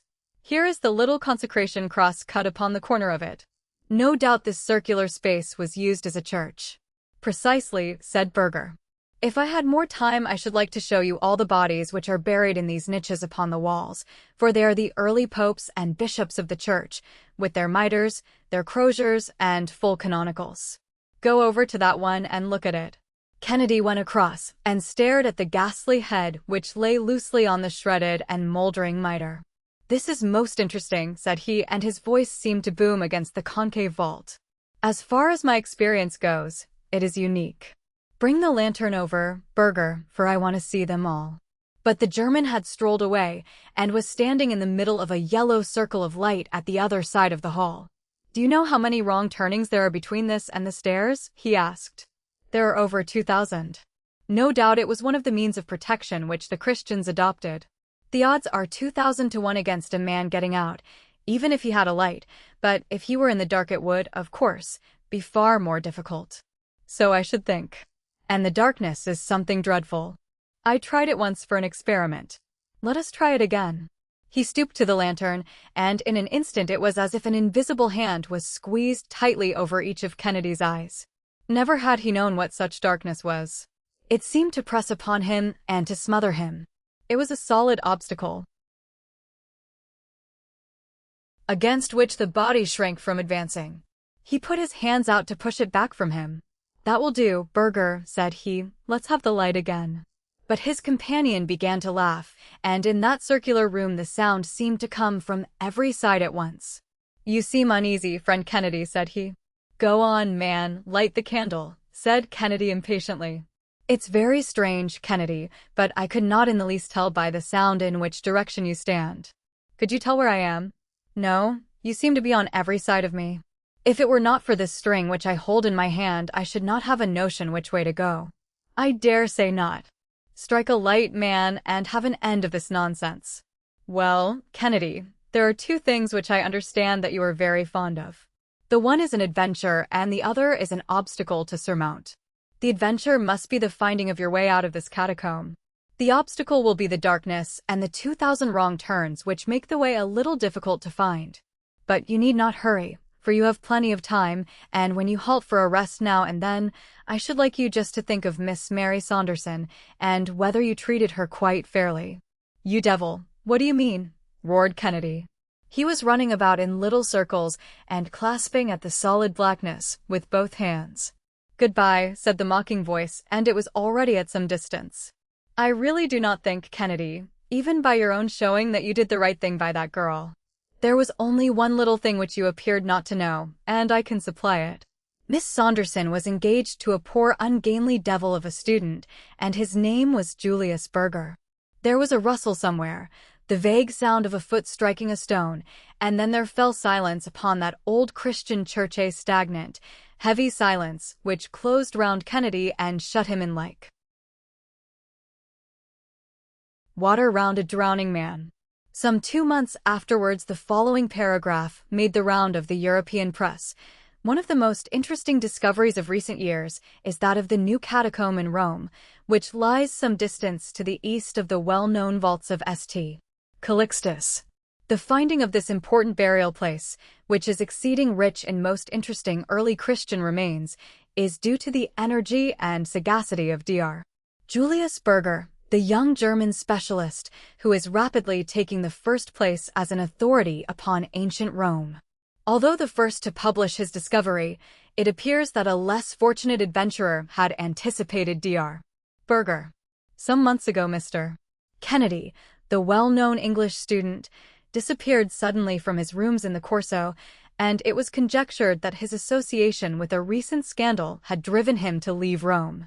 It appears now that he had in reality fallen a victim to that fervid love of archaeology, which had raised him to a distinguished place among living scholars. His body was discovered in the heart of the new catacomb, and it was evident from the condition of his feet and boots that he had tramped for days through the tortuous corridors which make these subterranean tombs so dangerous to explorers. The deceased gentleman had, with inexplicable rashness, made his way into this labyrinth without, as far as can be discovered, taking with him either candles or matches, so that his sad fate was the natural result of his own temerity. What makes the matter more painful is that Dr. Julius Berger was an intimate friend of the deceased. His joy at the extraordinary find which he has been so fortunate as to make has been greatly marred by the terrible fate of his comrade and fellow-worker. The case of Lady Sannox. The relations between Douglas Stone and the notorious Lady Sannox were very well known both among the fashionable circles of which she was a brilliant member, and the scientific bodies which numbered him among their most illustrious confreres. There was naturally, therefore, a very widespread interest when it was announced one morning that the lady had absolutely and forever taken the veil, and that the world would see her no more. When, at the very tail of this rumor, there came the assurance that the celebrated operating surgeon, the man of steel nerves, had been found in the morning by his valet, seated on one side of his bed, smiling pleasantly upon the universe, with both legs jammed into one side of his breeches and his great brain about as valuable as a capful of porridge. The matter was strong enough to give quite a little thrill of interest to folk who had never hoped that their jaded nerves were capable of such a sensation. Douglas Stone in his prime was one of the most remarkable men in England. Indeed, he could hardly be said to have ever reached his prime, for he was but 39 at the time of this little incident. Those who knew him best were aware that, famous as he was as a surgeon, he might have succeeded with even greater rapidity in any of a dozen lines of life. He could have cut his way to fame as a soldier, struggled to it as an explorer, bullied for it in the courts, or built it out of stone and iron as an engineer. He was born to be great, for he could plan what another man dare not do, and he could do what another man dare not plan. In surgery none could follow him. His nerve, his judgment, his intuition were things apart. Again and again his knife cut away death, but graced the very springs of life in doing it, until his assistants were as white as the patient. His energy, his audacity, his full-blooded self-confidence, does not the memory of them still linger to the south of Marylebone Road and the north of Oxford Street? His vices were as magnificent as his virtues, and infinitely more picturesque. Large as was his income, and it was the third largest of all professional men in London, it was far beneath the luxury of his living. Deep in his complex nature lay a rich vein of sensualism, at the sport of which he placed all the prizes of his life. The eye, the ear, the touch, the palate, all were his masters. The bouquet of old vintages, the scent of rare exotics, the curves and tints of the daintiest potteries of Europe, it was to these that the quick-running stream of gold was transformed. And then there came his sudden mad passion for Lady Sannox, when a single interview with 2 challenging glances and a whispered word set him ablaze. She was the loveliest woman in London and the only one to him. He was one of the handsomest men in London, but not the only one to her. She had a liking for new experiences and was gracious to most men who wooed her. It may have been cause or it may have been effect that Lord Sannox looked 50, though he was but 36. He was a quiet, silent, neutral-tinted man, this lord, with thin lips and heavy eyelids, much given to gardening, and full of home-like habits. He had at one time been fond of acting, had even rented a theatre in London, and on its boards had first seen Miss Marian Dawson, to whom he had offered his hand, his title, and the third of a county. Since his marriage, his early hobby had become distasteful to him. Even in private theatricals, it was no longer possible to persuade him to exercise the talent which he had often showed that he possessed. He was happier with a spud and a watering can among his orchids and chrysanthemums. It was quite an interesting problem whether he was absolutely devoid of sense, or miserably wanting in spirit. Did he know his lady's ways and condone them, or was he a mere blind, doting fool? It was a point to be discussed over the teacups in snug little drawing-rooms, or with the aid of a cigar in the bow windows of clubs. Bitter and plain were the comments among men upon his conduct. There was but one who had a good word to say for him, and he was the most silent member in the smoking-room. He had seen him break in a horse at the university, and it seemed to have left an impression upon his mind. But when Douglas Stone became the favorite, all doubts as to Lord Sannox's knowledge or ignorance were set forever at rest. There was no subterfuge about Stone.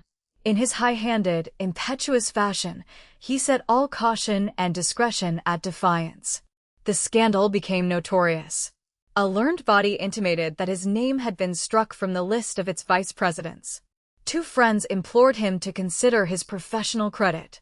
He cursed them all 3, and spent 40 guineas on a bangle to take with him to the lady.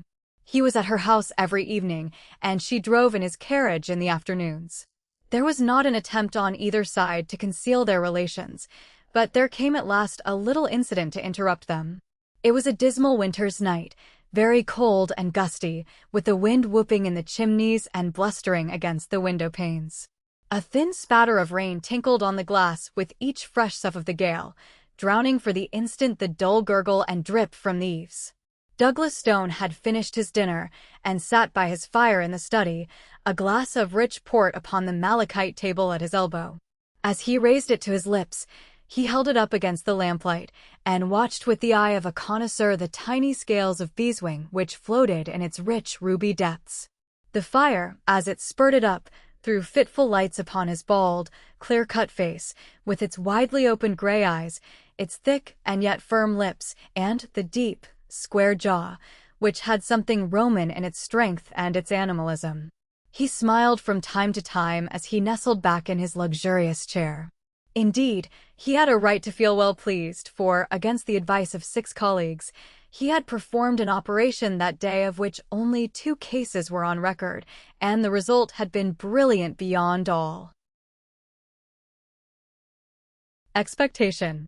No other man in London would have had the daring to plan, or the skill to execute, such a heroic measure.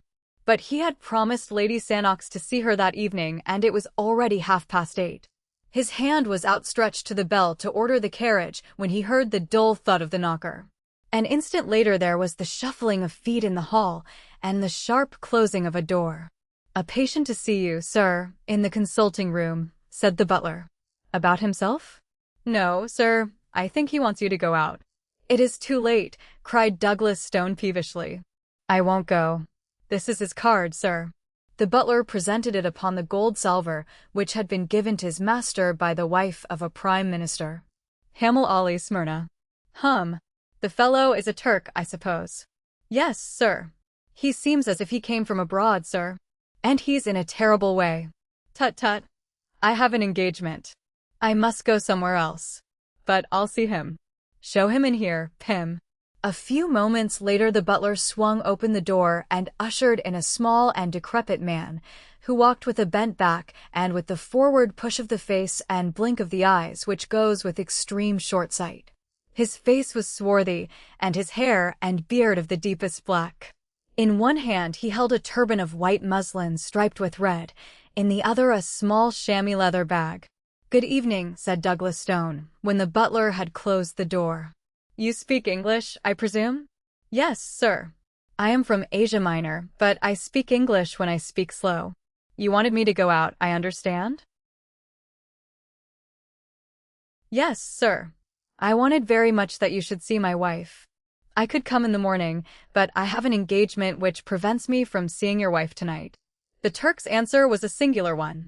He pulled the string which closed the mouth of the chamois leather bag and poured a flood of gold onto the table. "There are £100 there," said he, "and I promise you that it will not take you an hour. I have a cab ready at the door." Douglas Stone glanced at his watch. An hour would not make it too late to visit Lady Sandnox. He had been there later. And the fee was an extraordinarily high one. He had been pressed by his creditors lately, and he could not afford to let such a chance pass. He would go. "What is the case?" he asked. "Oh, it is so sad a one. So sad a one. You have not, perhaps, heard of the daggers of the Almohades?" "Never." "Ah, they are Eastern daggers of a great age and of a singular shape, with the hilt like what you call a stirrup. I am a curiosity dealer, you understand, and that is why I have come to England from Smyrna, but next week I go back once more. Many things I brought with me, and I have a few things left, but among them, to my sorrow, is one of these daggers." "You will remember that I have an appointment, sir," said the surgeon, with some irritation. "Pray confine yourself to the necessary details." "You will see that it is necessary. Today my wife fell down in a faint in the room in which I keep my wares, and she cut her lower lip upon this cursed dagger of Almohades." "I see," said Douglas Stone, rising. "And you wish me to dress the wound?" "No, no, it is worse than that." "What then?" "These daggers are poisoned." "Poisoned?" "Yes, and there is no man, east or west, who can tell now what is the poison or what the cure. But all that is known I know, for my father was in this trade before me, and we have had much to do with these poison weapons." "What are the symptoms?"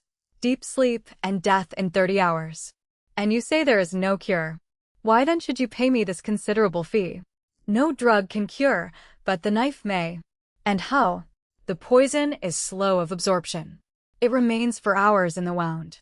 "Washing, then, might cleanse it?" "No more than in a snake bite. It is too subtle and too deadly." "Excision of the wound, then?" "That is it. If it be on the finger, take the finger off. So said my father always. But think of where this wound is, and that it is my wife. It is dreadful. But familiarity with such grim matters may take the finer edge from a man's sympathy." To Douglas Stone this was already an interesting case, and he brushed aside as irrelevant the feeble objections of the husband. "It appears to be that or nothing," said he brusquely. "It is better to lose a lip than a life." "Ah, yes, I know that you are right. Well, well, it is kismet, and it must be faced. I have the cab, and you will come with me and do this thing." Douglas Stone took his case of bistouries from a drawer and placed it with a roll of bandage and a compress of lint in his pocket. He must waste no more time if he were to see Lady Sandnox. "I am ready," said he, pulling on his overcoat. "Will you take a glass of wine before you go out into this cold air?" His visitor shrank away, with a protesting hand upraised. "You forget that I am a Mussulman, and a true follower of the Prophet," said he. "But tell me, what is the bottle of green glass which you have placed in your pocket?" "It is chloroform." "Ah, that also is forbidden to us. It is a spirit, and we make no use of such things." "What? You would allow your wife to go through an operation without an anesthetic?" She will feel nothing, poor soul. The deep sleep has already come on, which is the first working of the poison. And then I have given her of our Smyrna opium. Come, sir, for already an hour has passed." As they stepped out into the darkness, a sheet of rain was driven in upon their faces, and the hall lamp, which dangled from the arm of a marble caryatid, went out with a fluff. Pym, the butler, pushed the heavy door to, straining hard with his shoulder against the wind, while the two men groped their way towards the yellow glare which showed where the cab was waiting. An instant later they were rattling upon their journey. "Is it far?" asked Douglas Stone. "Oh no. We have a very little quiet place off the Euston Road." The surgeon pressed the spring of his repeater and listened to the little tings which told him the hour. It was 9:15. He calculated the distances and the short time which it would take him to perform so trivial an operation. He ought to reach Lady Sannox by 10 o'clock. Through the fogged windows he saw the blurred gas lamps dancing past, with occasionally the broader glare of a shop front. The rain was pelting and rattling upon the leathern top of the carriage, and the wheels swashed as they rolled through puddle and mud. Opposite to him the white headgear of his companion gleamed faintly through the obscurity. The surgeon felt in his pockets and arranged his needles, his ligatures and his safety pins, that no time might be wasted when they arrived. He chafed with impatience and drummed his foot upon the floor. But the cab slowed down at last and pulled up. In an instant Douglas Stone was out, and the Smyrna merchant's toe was at his very heel. "You can wait," said he to the driver. It was a mean-looking house in a narrow and sordid street. The surgeon, who knew his London well, cast a swift glance into the shadows, but there was nothing distinctive, no shop, no movement, nothing but a double line of dull, flat-faced houses, a double stretch of wet flagstones which gleamed in the lamplight, and a double rush of water in the gutters which swirled and gurgled towards the sewer gratings. The door which faced them was blotched and discolored, and a faint light in the fan pane above it served to show the dust and the grime which covered it. Above, in one of the bedroom windows, there was a dull yellow glimmer. The merchant knocked loudly, and as he turned his dark face towards the light, Douglas Stone could see that it was contracted with anxiety. A bolt was drawn, and an elderly woman with a taper stood in the doorway, shielding the thin flame with her gnarled hand. "Is all well?" gasped the merchant. "She is as you left her, sir." "She has not spoken?" "No, she is in a deep sleep." The merchant closed the door, and Douglas Stone walked down the narrow passage, glancing about him in some surprise as he did so. There was no oilcloth, no mat, no hat rack. Deep gray dust and heavy festoons of cobwebs met his eyes everywhere. Following the old woman up the winding stair, his firm footfall echoed harshly through the silent house. There was no carpet. The bedroom was on the second landing. Douglas Stone followed the old nurse into it, with the merchant at his heels. Here, at least, there was furniture and to spare. The floor was littered and the corners piled with Turkish cabinets, inlaid tables, coats of chain mail, strange pipes, and grotesque weapons. A single small lamp stood upon a bracket on the wall. Douglas Stone took it down, and picking his way among the lumber, walked over to a couch in the corner, on which lay a woman dressed in the Turkish fashion, with yashmak and veil. The lower part of the face was exposed, and the surgeon saw a jagged cut which zigzagged along the border of the underlip. "You will forgive the yashmak," said the Turk. "You know our views about women in the East." But the surgeon was not thinking about the yashmak. This was no longer a woman to him. It was a case. He stooped and examined the wound carefully. "There are no signs of irritation," said he. "We might delay the operation until local symptoms develop." The husband wrung his hands in uncontrollable agitation. "Oh, sir," he cried. "Do not trifle. You do not know. It is deadly." "I know, and I give you my assurance that an operation is absolutely necessary. Only the knife can save her." "And yet I am inclined to wait," said Douglas Stone. "That is enough," the Turk cried, angrily.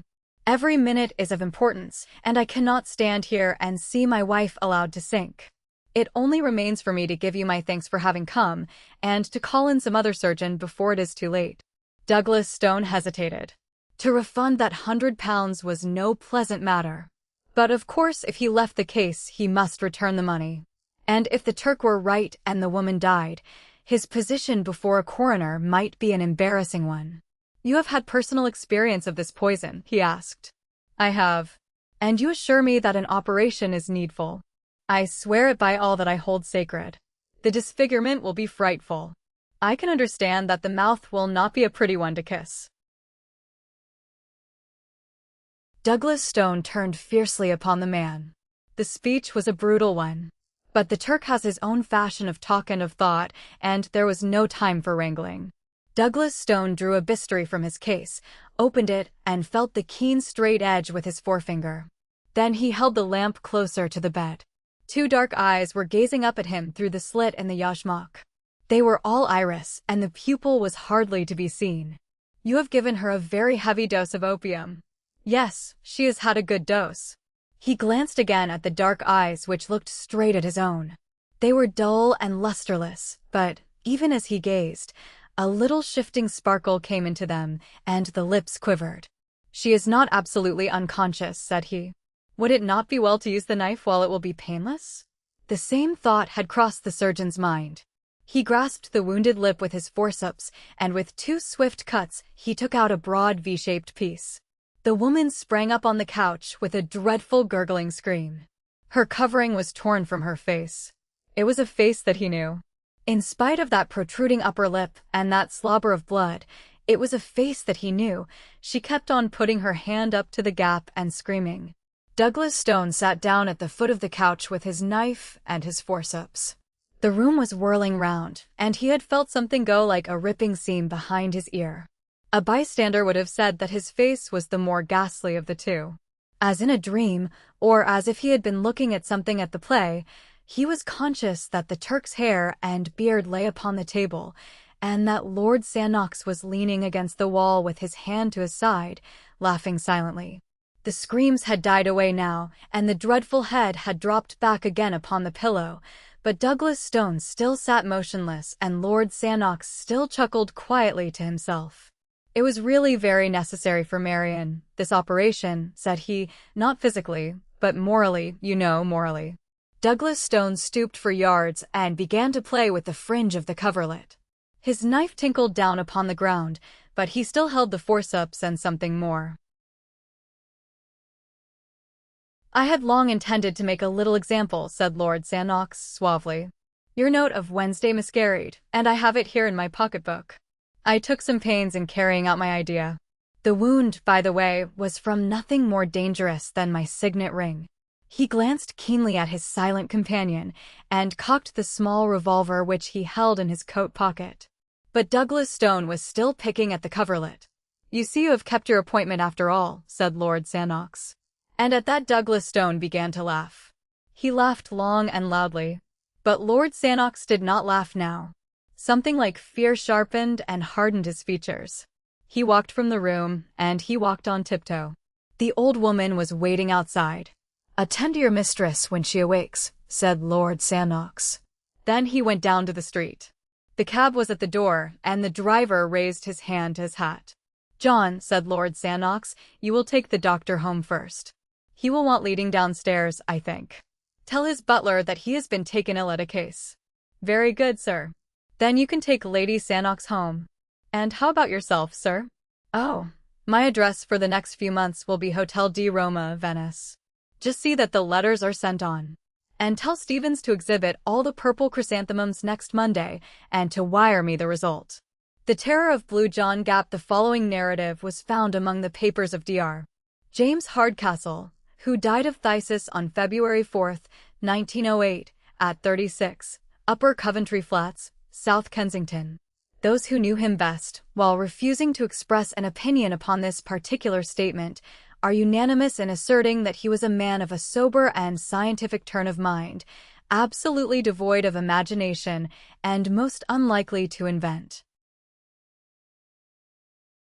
any abnormal series of events. The paper was contained in an envelope, which was docketed, a short account of the circumstances which occurred near Miss Allerton's farm in northwest Derbyshire in the spring of last year. The envelope was sealed, and on the other side was written in pencil, "Dear Seaton, it may interest, and perhaps pain you, to know that the incredulity with which you met my story has prevented me from ever opening my mouth upon the subject again. I leave this record after my death, and perhaps strangers may be found to have more confidence in me than my friend. Inquiry has failed to elicit who the Seaton may have been. I may add that the visit of the deceased to Allerton's farm, and the general nature of the alarm there, apart from his particular explanation, have been absolutely established. With this forward, I append his account exactly as he left it. It is in the form of a diary, some entries in which have been expanded, while a few have been erased. April 17. Already I feel the benefit of this wonderful upland air. The farm of the Allertons lies 1,420 feet above sea level, so it may well be a bracing climate. Beyond the usual morning cough, I have very little discomfort, and, what with the fresh milk and the homegrown mutton, I have every chance of putting on weight. I think Saunderson will be pleased.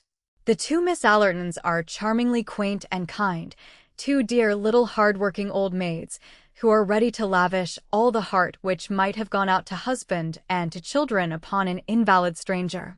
Truly, the old maid is a most useful person, one of the reserve forces of the community. They talk of the superfluous woman, but what would the poor superfluous man do without her kindly presence?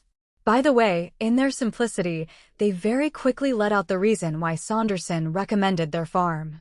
The professor rose from the ranks himself, and I believe that in his youth he was not above scaring crows in these very fields. It is a most lonely spot, and the walks are picturesque in the extreme. The farm consists of grazing land lying at the bottom of an irregular valley. On each side are the fantastic limestone hills, formed of rock so soft that you can break it away with your hands. All this country is hollow. Could you strike it with some gigantic hammer, it would boom like a drum, or possibly cave in altogether and expose some huge subterranean sea. A great sea there must surely be, for on all sides the streams run into the mountain itself, never to reappear.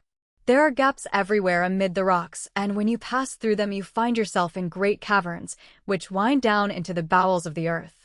I have a small bicycle lamp, and it is a perpetual joy to me to carry it into these weird solitudes, and to see the wonderful silver and black effect when I throw its light upon the stalactites which drape the lofty roofs. Shut off the lamp, and you are in the blackest darkness. Turn it on, and it is a scene from the Arabian Nights. But there is one of these strange openings in the earth which has a special interest, for it is the handiwork, not of nature, but of man. I had never heard of Blue John when I came to these parts. It is the name given to a peculiar mineral of a beautiful purple shade, which is only found at 1 or 2 places in the world. It is so rare that an ordinary vase of Blue John would be valued at a great price. The Romans, with that extraordinary instinct of theirs, discovered that it was to be found in this valley, and sank a horizontal shaft deep into the mountainside. The opening of their mine has been called Blue John Gap, a clean-cut arch in the rock, the mouth all overgrown with bushes. It is a goodly passage which the Roman miners have cut, and it intersects some of the great water-worn caves, so that if you enter Blue John Gap you would do well to mark your steps and to have a good store of candles, or you may never make your way back to the daylight again. I have not yet gone deeply into it, but this very day I stood at the mouth of the arched tunnel, and peering down into the black recesses beyond, I vowed that when my health returned I would devote some holiday to exploring those mysterious depths and finding out for myself how far the Roman had penetrated into the Derbyshire hills. Strange how superstitious these countrymen are. I should have thought better of young Armitage, for he is a man of some education and character, and a very fine fellow for his station in life. I was standing at the Blue John Gap when he came across the field to me. "Well, doctor," said he, "you're not afraid, anyhow." "Afraid?" I answered. "Afraid of what?" "Of it," said he, with a jerk of his thumb towards the black vault, "of the terror that lives in the Blue John Cave." How absurdly easy it is for a legend to arise in a lonely countryside. I examined him as to the reasons for his weird belief. It seems that from time to time sheep have been missing from the fields, carried bodily away, according to Armitage. That they could have wandered away of their own accord and disappeared among the mountains was an explanation to which he would not listen. On one occasion a pool of blood had been found, and some tufts of wool. That also, I pointed out, could be explained in a perfectly natural way. Further, the nights upon which sheep disappeared were invariably very dark, cloudy nights with no moon. This I met with the obvious retort that those were the nights which a commonplace sheep-stealer would naturally choose for his work. On one occasion a gap had been made in a wall, and some of the stones scattered for a considerable distance. Human agency again, in my opinion. Finally, Armitage clinched all his arguments by telling me that he had actually heard the creature indeed, that anyone could hear it who remained long enough at the gap. It was a distant roaring of an immense volume. I could not but smile at this, knowing, as I do, the strange reverberations which come out of an underground water system running amid the chasms of a limestone formation. My incredulity annoyed Armitage, so that he turned and left me with some abruptness. And now comes the queer point about the whole business. I was still standing near the mouth of the cave, turning over in my mind the various statements of Armitage, and reflecting how readily they could be explained away, when suddenly, from the depth of the tunnel beside me, there issued a most extraordinary sound. How shall I describe it? First of all, it seemed to be a great distance away, far down in the bowels of the earth. Secondly, in spite of this suggestion of distance, it was very loud. Lastly, it was not a boom, nor a crash such as one would associate with falling water or tumbling rock, but it was a high whine, tremulous and vibrating, almost like the whinnying of a horse. It was certainly a most remarkable experience, and one which for a moment, I must admit, gave a new significance to Armitage's words. I waited by the Blue John Gap for half an hour or more, but there was no return of the sound, so at last I wandered back to the farmhouse, rather mystified by what had occurred. Decidedly, I shall explore that cavern when my strength is restored. Of course, Armitage's explanation is too absurd for discussion, and yet that sound was certainly very strange. It still rings in my ears as I write. April 20. In the last 3 days I have made several expeditions to the Blue John Gap, and have even penetrated some short distance, but my bicycle lantern is so small and weak that I dare not trust myself very far. I shall do the thing more systematically. I have heard no sound at all, and could almost believe that I had been the victim of some hallucination suggested, perhaps, by Armitage's conversation. Of course, the whole idea is absurd, and yet I must confess that those bushes at the entrance of the cave do present an appearance as if some heavy creature had forced its way through them. I begin to be keenly interested. I have said nothing to the Miss Allertons, for they are quite superstitious enough already, but I have bought some candles, and mean to investigate for myself. I observed this morning that among the numerous tufts of sheep's wool which lay among the bushes near the cavern there was one which was smeared with blood.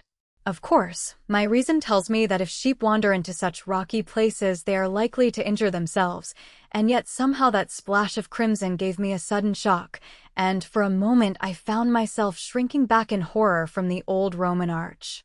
A fetid breath seemed to ooze from the black depths into which I peered. Could it indeed be possible that some nameless thing, some dreadful presence, was lurking down yonder? I should have been incapable of such feelings in the days of my strength, but one grows more nervous and fanciful when one's health is shaken. For the moment I weakened in my resolution, and was ready to leave the secret of the old mine, if one exists, forever unsolved. But tonight my interest has returned and my nerves grown more steady. Tomorrow I trust that I shall have gone more deeply into this matter. April 22. Let me try and set down as accurately as I can my extraordinary experience of yesterday. I started in the afternoon and made my way to the Blue John Gap. I confess that my misgivings returned as I gazed into its depths, and I wished that I had brought a companion to share my exploration. Finally, with a return of resolution, I lit my candle, pushed my way through the briars, and descended into the rocky shaft. It went down at an acute angle for some 50 feet, the floor being covered with broken stone. Thence there extended a long, straight passage cut in the solid rock. I am no geologist, but the lining of this corridor was certainly of some harder material than limestone, for there were points where I could actually see the tool marks which the old miners had left in their excavation, as fresh as if they had been done yesterday. Down this strange, old-world corridor I stumbled, my feeble flame throwing a dim circle of light around me, which made the shadows beyond the more threatening and obscure. Finally, I came to a spot where the Roman tunnel opened into a water-worn cavernous huge hall, hung with long white icicles of lime deposit. From this central Chamber Eye could dimly perceive that a number of passages worn by the subterranean streams wound away into the depths of the earth. I was standing there wondering whether I had better return, or whether I dare venture farther into this dangerous labyrinth, when my eyes fell upon something at my feet which strongly arrested my attention. The greater part of the floor of the cavern was covered with boulders of rock or with hard incrustations of lime, but at this particular point there had been a drip from the distant roof, which had left a patch of soft mud. In the very center of this there was a huge mark, an ill-defined blotch, deep, broad, and irregular, as if a great boulder had fallen upon it. No loose stone lay near, however, nor was there anything to account for the impression. It was far too large to be caused by any possible animal, and besides, there was only the one, and the patch of mud was of such a size that no reasonable stride could have covered it. As I rose from the examination of that singular mark and then looked round into the black shadows which hemmed me in, I must confess that I felt for a moment a most unpleasant sinking of my heart, and that, do what I could. The candle trembled in my outstretched hand. I soon recovered my nerve, however, when I reflected how absurd it was to associate so huge and shapeless a mark with the track of any known animal. Even an elephant could not have produced it. I determined, therefore, that I would not be scared by vague and senseless fears from carrying out my exploration. Before proceeding, I took good note of a curious rock formation in the wall by which I could recognize the entrance of the Roman tunnel. The precaution was very necessary, for the great cave, so far as I could see it, was intersected by passages. Having made sure of my position, and reassured myself by examining my spare candles and my matches, I advanced slowly over the rocky and uneven surface of the cavern. And now I come to the point where I met with such sudden and desperate disaster. A stream, some 20 feet broad, ran across my path, and I walked for some little distance along the bank to find a spot where I could cross dryshod. Finally, I came to a place where a single flat boulder lay near the center, which I could reach in a stride. As it chanced, however, the rock had been cut away and made top-heavy by the rush of the stream, so that it tilted over as I landed on it and shot me into the ice-cold water. My candle went out, and I found myself floundering about in utter and absolute darkness. I staggered to my feet again, more amused than alarmed by my adventure. The candle had fallen from my hand and was lost in the stream, but I had 2 others in my pocket, so that it was of no importance. I got one of them ready and drew out my box of matches to light it. Only then did I realize my position. The box had been soaked in my fall into the river. It was impossible to strike the matches. A cold hand seemed to close round my heart as I realized my position. The darkness was opaque and horrible. It was so utter one put one's hand up to one's face as if to press off something solid. I stood still, and by an effort I steadied myself. I tried to reconstruct in my mind a map of the floor of the cavern as I had last seen it. Alas! The bearings which had impressed themselves upon my mind were high on the wall, and not to be found by touch. Still, I remembered in a general way how the sides were situated, and I hoped that by groping my way along them I should at last come to the opening of the Roman tunnel. Moving very slowly and continually striking against the rocks, I set out on this desperate quest. But I very soon realized how impossible it was. In that black, velvety darkness one lost all one's bearings in an instant. Before I had made a dozen paces, I was utterly bewildered as to my whereabouts. The rippling of the stream, which was the one sound audible, showed me where it lay, but the moment that I left its bank I was utterly lost. The idea of finding my way back in absolute darkness through that limestone labyrinth was clearly an impossible one. I sat down upon a boulder and reflected upon my unfortunate plight. I had not told anyone that I proposed to come to the Blue John mine, and it was unlikely that a search party would come after me. Therefore I must trust to my own resources to get clear of the danger. There was only one hope, and that was that the matches might dry. When I fell into the river, only half of me had got thoroughly wet. My left shoulder had remained above the water. I took the box of matches, therefore, and put it into my left armpit.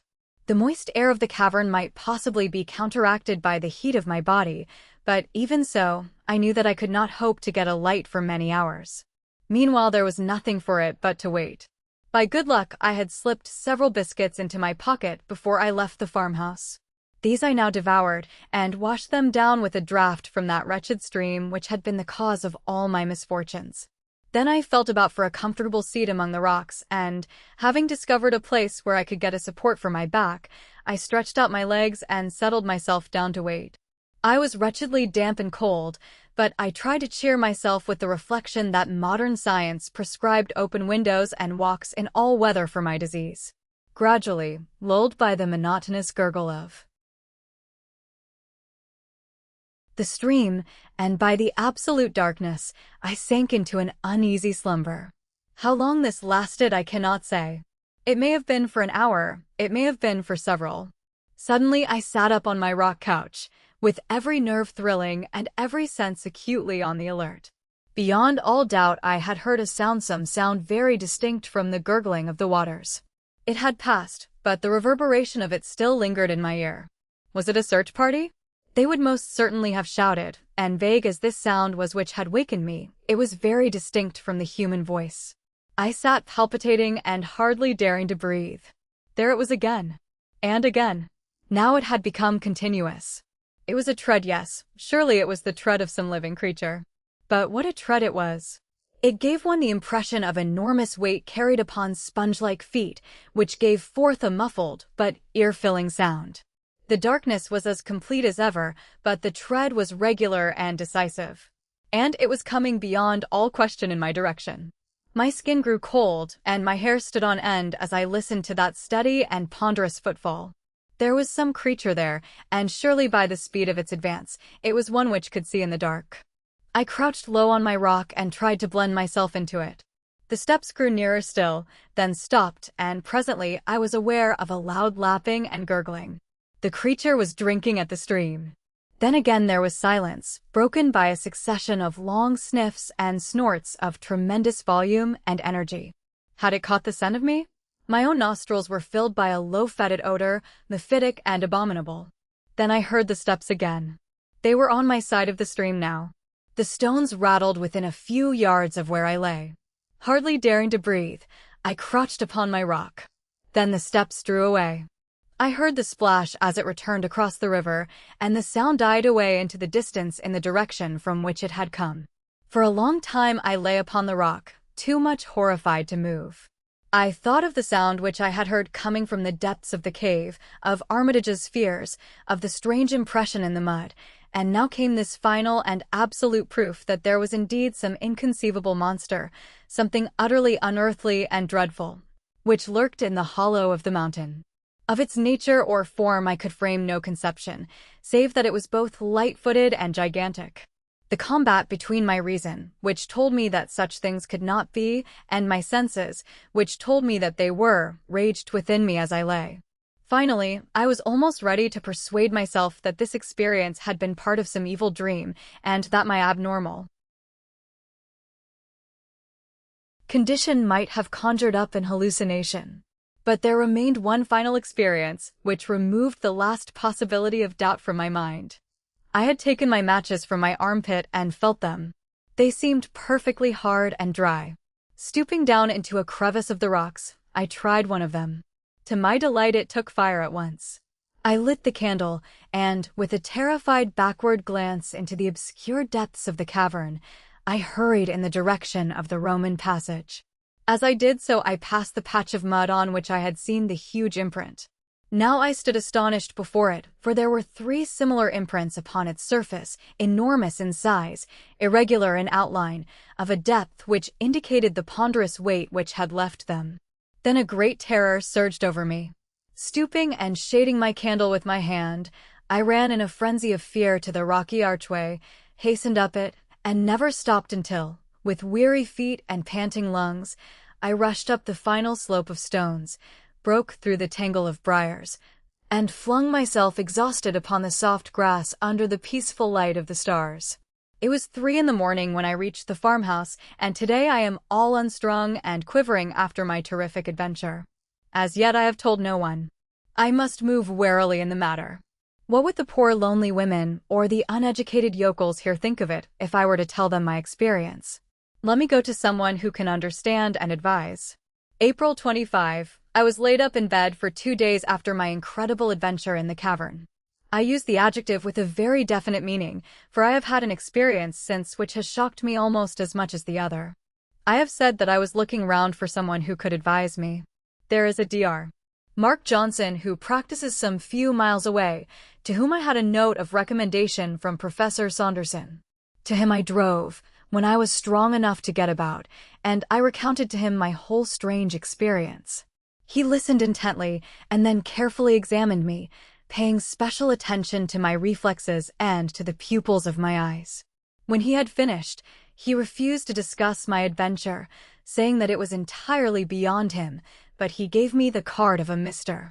Picton at Castleton, with the advice that I should instantly go to him and tell him the story exactly as I had done to himself. He was, according to my adviser, the very man who was preeminently suited to help me. I went on to the station, therefore, and made my way to the little town, which is some 10 miles away. Mr. Picton appeared to be a man of importance, as his brass plate was displayed upon the door of a considerable building on the outskirts of the town. I was about to ring his bell, when some misgiving came into my mind, and, crossing to a neighboring shop, I asked the man behind the counter if he could tell me anything of Mr. Picton. "Why," said he is the best mad doctor in Derbyshire, and yonder is his asylum." You can imagine that it was not long before I had shaken the dust of Castleton from my feet and returned to the farm, cursing all unimaginative pedants who cannot conceive that there may be things in creation which have never yet chanced to come across their mole's vision. After all, now that I am cooler, I can afford to admit that I have been no more sympathetic to Armitage than Dr. Johnson has been to me. April 27th. When I was a student, I had the reputation of being a man of courage and enterprise. I remember that when there was a ghost hunt at Coltbridge, it was I who sat up in the haunted house. Is it advancing years, after all? I am only 35, or is it this physical malady which has caused degeneration? Certainly my heart quails when I think of that horrible cavern in the hill, and the certainty that it has some monstrous occupant. What shall I do? There is not an hour in the day that I do not debate the question. If I say nothing, then the mystery remains unsolved. If I do say anything, then I have the alternative of mad alarm over the whole countryside, or of absolute incredulity, which may end in consigning me to an asylum. On the whole, I think that my best course is to wait, and to prepare for some expedition which shall be more deliberate and better thought out than the last. As a first step, I have been to Castleton and obtained a few essentials: a large acetylene lantern for one thing, and a good double-barreled sporting rifle for another. The latter I have hired, but I have bought a dozen heavy game cartridges, which would bring down a rhinoceros. Now I am ready for my troglodyte friend. Give me better health and a little spate of energy, and I shall try conclusions with him yet. But who and what is he? There is the question which stands between me and my sleep. How many theories do I form, only to discard each in turn? It is all so utterly unthinkable. And yet the cry, the footmark, the tread in the cavern, no reasoning can get past these. I think of the old-world legends of dragons and of other monsters. Were they, perhaps, not such fairy tales as we have thought? Can it be that there is some fact which underlies them, and am I, of all mortals, the one who is chosen to expose it? May 3. For several days I have been laid up by the vagaries of an English spring, and during those days there have been developments, the true and sinister meaning of which no one can appreciate save myself. I may say that we have had cloudy and moonless nights of late, which according to my information were the seasons upon which sheep disappeared. Well, sheep have disappeared. 2 of Miss Allerton's, 1 of old Pearson's of the Catwalk, and 1 of Mrs. Moulton's. 4. In all during 3 nights. No trace is left of them at all, and the countryside is buzzing with rumors of gypsies and of sheep stealers. But there is something more serious than that. Young Armitage has disappeared also. He left his moorland cottage early on Wednesday night and has never been heard of since. He was an unattached man, so there is less sensation than would otherwise be the case. The popular explanation is that he owes money and has found a situation in some other part of the country, whence he will presently write for his belongings. But I have grave misgivings. Is it not much more likely that the recent tragedy of the sheep has caused him to take some steps which may have ended in his own destruction? He may, for example, have lain in wait for the creature and been carried off by it into the recesses of the mountains. What an inconceivable fate for a civilized Englishman of the 20th century! And yet I feel that it is possible and even probable. But in that case, how far am I answerable both for his death and for any other mishap which may occur? Surely with the knowledge I already possess, it must be my duty to see that something is done, or, if necessary, to do it myself. It must be the latter, for this morning I went down to the local police station and told my story.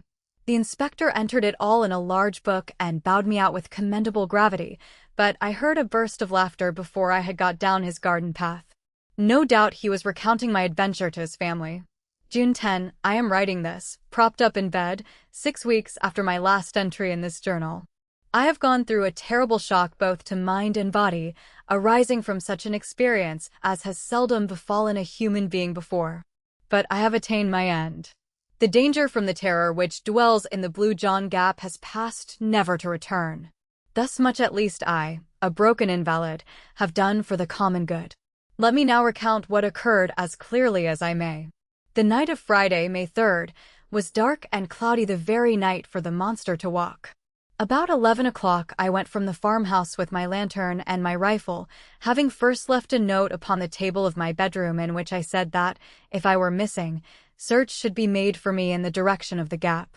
I made my way to the mouth of the Roman shaft, and, having perched myself among the rocks close to the opening, I shut off my lantern and waited patiently with my loaded rifle ready to my hand. It was a melancholy vigil. All down the winding valley I could see the scattered lights of the farmhouses, and the church clock of Chapeludale tolling the hours came faintly to my ears. These tokens of my fellow men served only to make my own position seem the more lonely, and to call for a greater effort to overcome the terror which tempted me continually to get back to the farm and abandon for ever this dangerous quest.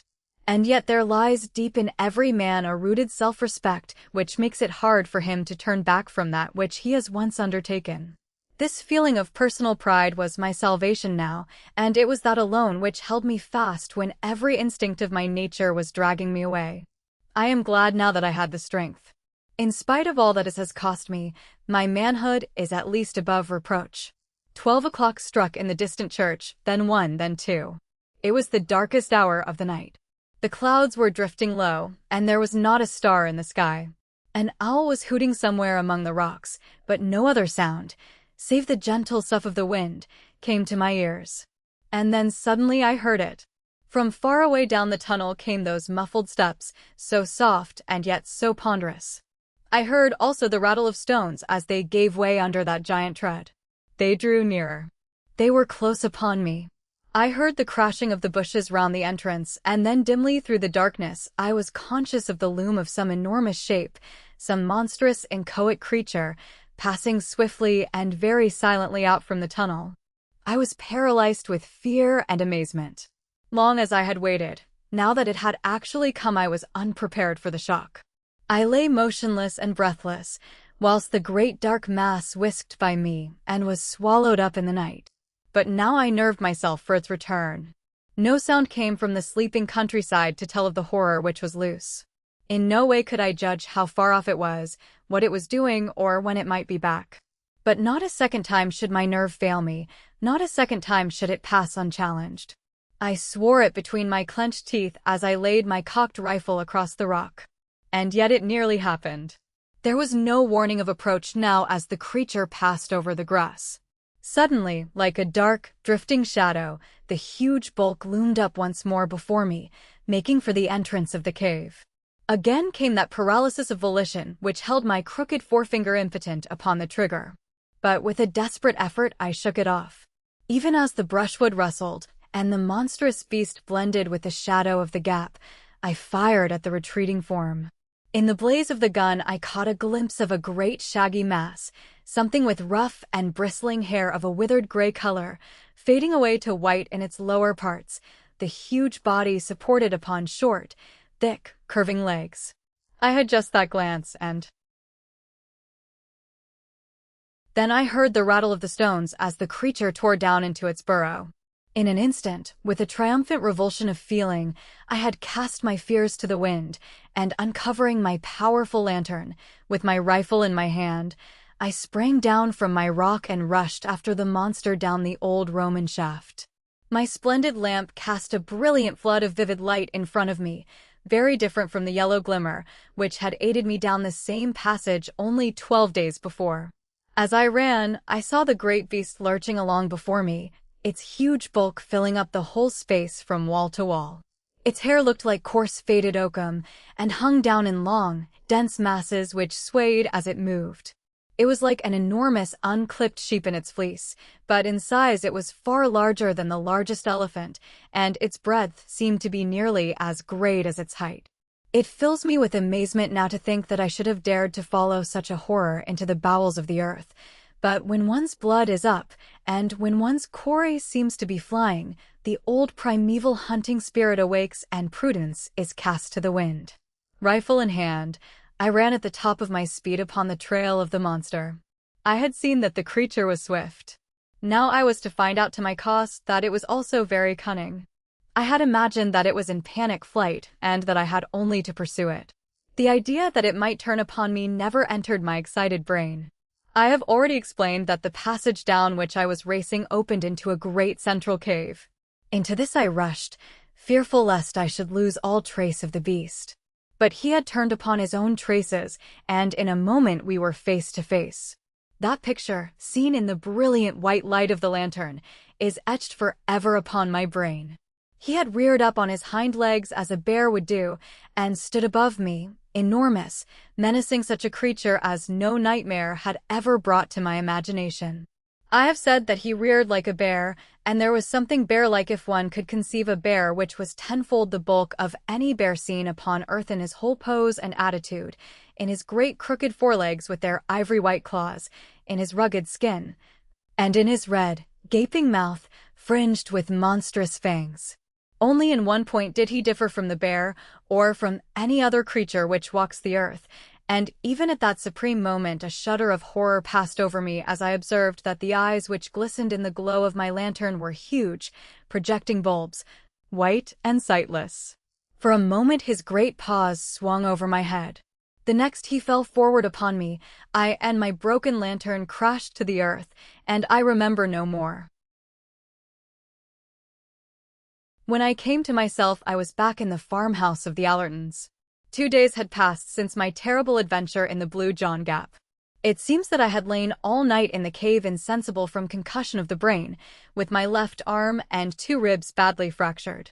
In the morning my note had been found, a search party of 12 farmers assembled, and I had been tracked down and carried back to my bedroom, where I had lain in high delirium ever since. There was, it seems, no sign of the creature and no bloodstain which would show that my bullet had found him as he passed. Save for my own plight and the marks upon the mud, there was nothing to prove that what I said was true. 6 weeks have now elapsed, and I am able to sit out once more in the sunshine. Just opposite me is the steep hillside, gray with shaly rock, and yonder on its flank is the dark cleft which marks the opening of the Blue John Gap. But it is no longer a source of terror. Never again through that ill-omened tunnel shall any strange shape flit out into the world of men. The educated and the scientific, the Dr. Johnsons and the like, may smile at my narrative, but the poorer folk of the countryside had never a doubt as to its truth. On the day after my recovering consciousness, they assembled in their hundreds round the Blue John Gap. As the Castleton Courier said, it was useless for our correspondent, or for any of the adventurous gentlemen who had come from Matlock, Buxton, and other parts, to offer to descend, to explore the cave to the end, and to finally test the extraordinary narrative of Dr. James Hardcastle. The country people had taken the matter into their own hands, and from an early hour of the morning they had worked hard in stopping up the entrance of the tunnel. There is a sharp slope where the shaft begins, and great boulders, rolled along by many willing hands, were thrust down it until the gap was absolutely sealed. So ends the episode which has caused such excitement throughout the country. Local opinion is fiercely divided upon the subject. On the one hand are those who point to Dr. Hardcastle's impaired health, and to the possibility of cerebral lesions of tubercular origin giving rise to strange hallucinations. Semi-day feeks, according to these gentlemen, caused the doctor to wander down the tunnel, and a fall among the rocks was sufficient to account for his injuries. On the other hand, a legend of a strange creature in the gap has existed for some months back, and the farmers look upon Dr. Hardcastle's narrative and his personal injuries as a final corroboration. So the matter stands, and so the matter will continue to stand, for no definite solution seems to us to be now possible. It transcends human wit to give any scientific explanation which could cover the alleged facts. Perhaps before the Courier published these words they would have been wise to send their representative to me. I have thought the matter out, as no one else has occasion to do, and it is possible that I might have removed some of the more obvious difficulties of the narrative and brought it 1 degree nearer to scientific acceptance. Let me then write down the only explanation which seems to me to elucidate what I know to my cost to have been a series of facts. My theory may seem to be wildly improbable, but at least no one can venture to say that it is impossible. My view is, and it was formed, as is shown by my diary, before my personal adventure, that in this part of England there is a vast subterranean lake or sea, which is fed by the great number of streams which pass down through the limestone. Where there is a large collection of water there must also be some evaporation, mists or rain, and a possibility of vegetation. This in turn suggests that there may be animal life arising, as the vegetable life would also do, from those seeds and types which had been introduced at an early period of the world's history, when communication with the outer air was more easy. This place had then developed a fauna and flora of its own, including such monsters as the one which I had seen, which may well have been the old cave bear, enormously enlarged and modified by its new environment. For countless eons the internal and the external creation had kept apart, growing steadily away from each other. Then there had come some rift in the depths of the mountain which had enabled one creature to wander up and, by means of the Roman tunnel, to reach the open air. Like all subterranean life, it had lost the power of sight, but this had no doubt been compensated for by nature in other directions. Certainly it had some means of finding its way about, and of hunting down the sheep upon the hillside. As to its choice of dark nights, it is part of my theory that light was painful to those great white eyeballs, and that it was only a pitch-black world which it could tolerate. Perhaps, indeed, it was the glare of my lantern which saved my life at that awful moment when we were face to face. So I read the riddle. I leave these facts behind me, and if you can explain them, do so, or if you choose to doubt them, do so. Neither your belief nor your incredulity can alter them, nor affect one whose task is nearly over. So ended the strange narrative of Dr. James Hardcastle.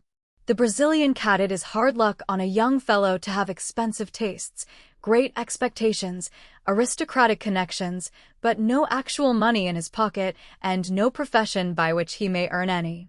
The fact was that my father, a good, sanguine, easygoing man, had such confidence in the wealth and benevolence of his bachelor elder brother, Lord Sotherton, that he took it for granted that I, his only son, would never be called upon to earn a living for myself. He imagined that if there were not a vacancy for me on the great Sotherton estates, at least there would be found some post in that diplomatic service which still remains the special preserve of our privileged classes. He died too early to realize how false his calculations had been. Neither my uncle nor the state took the slightest notice of me, or showed any interest in my career. An occasional brace of pheasants or basket of hares was all that ever reached me to remind me that I was heir to Otwell House and one of the richest estates in the country. In the meantime, I found myself a bachelor and man about town, living in a suite of apartments in Grosvenor Mansions, with no occupation save that of pigeon shooting and polo playing at Hullingham. Month by month I realized that it was more and more difficult to get the brokers to renew my bills or to cash any further post obits upon an unentailed property. Ruin lay right across my path, and every day I saw it clearer, nearer, and more absolutely unavoidable. What made me feel my own poverty the more was that, apart from the great wealth of Lord Sotherton, all my other relations were fairly well-to-do.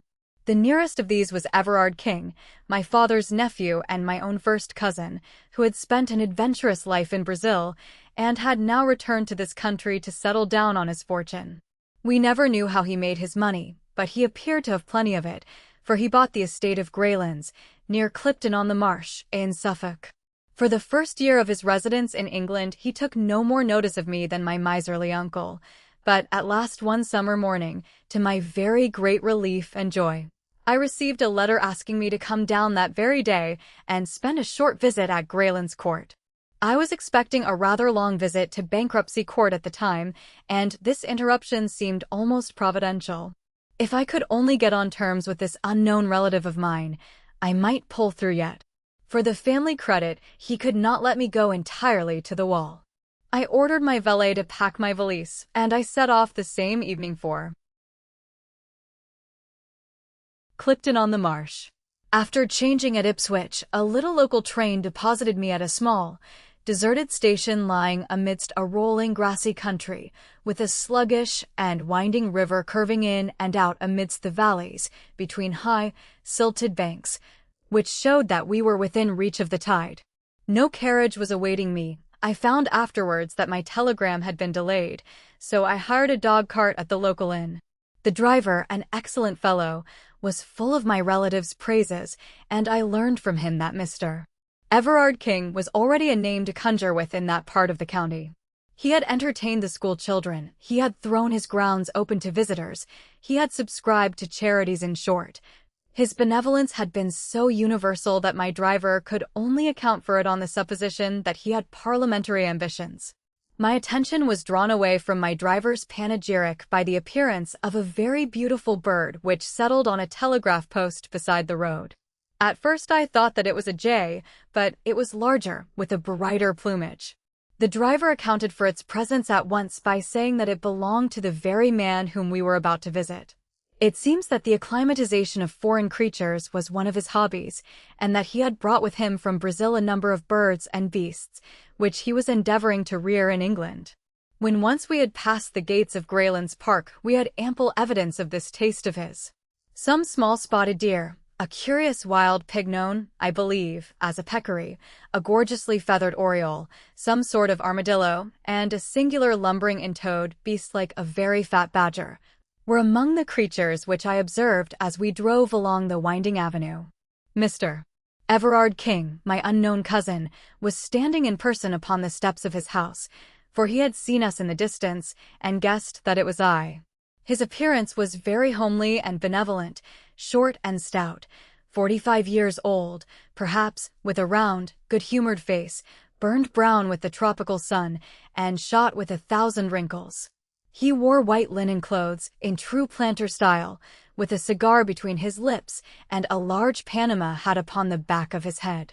It was such a figure as one associates with a verandaed bungalow, and it looked curiously out of place in front of this broad, stone English mansion, with its solid wings and its Palladio pillars before the doorway. "My dear," he cried, glancing over his shoulder, "my dear, here is our guest. Welcome, welcome to Greylands. I am delighted to make your acquaintance, Cousin Marshall, and I take it as a great compliment that you should honor this sleepy little country place with your presence."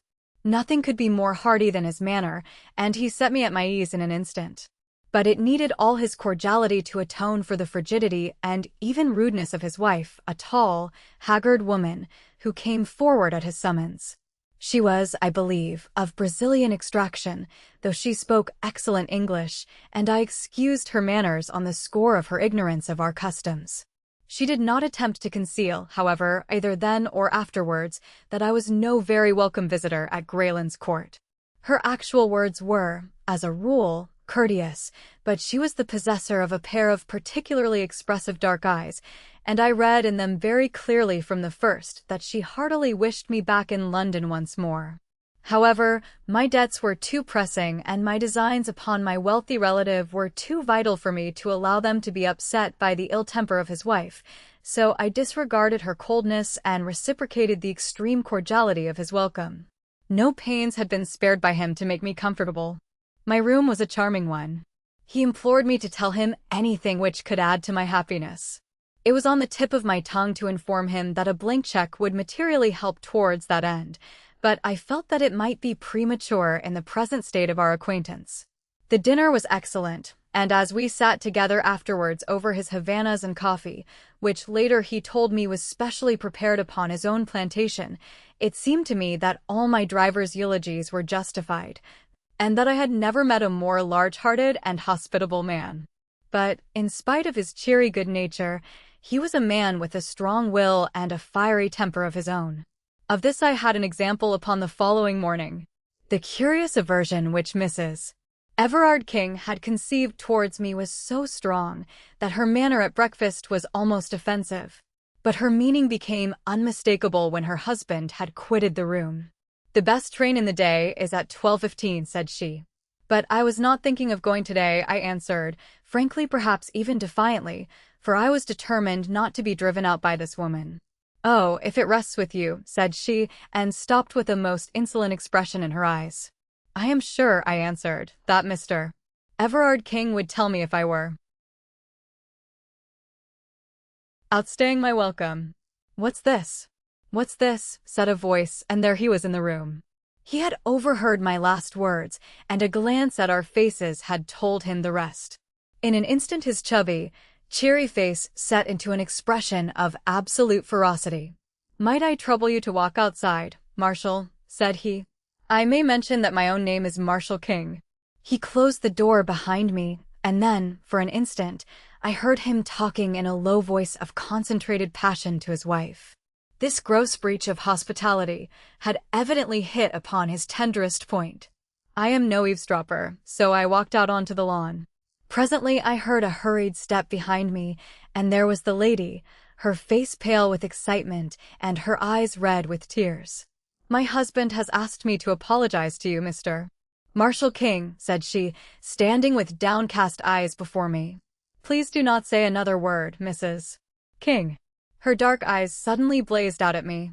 "You fool," she hissed with frantic vehemence, and turning on her heel swept back to the house.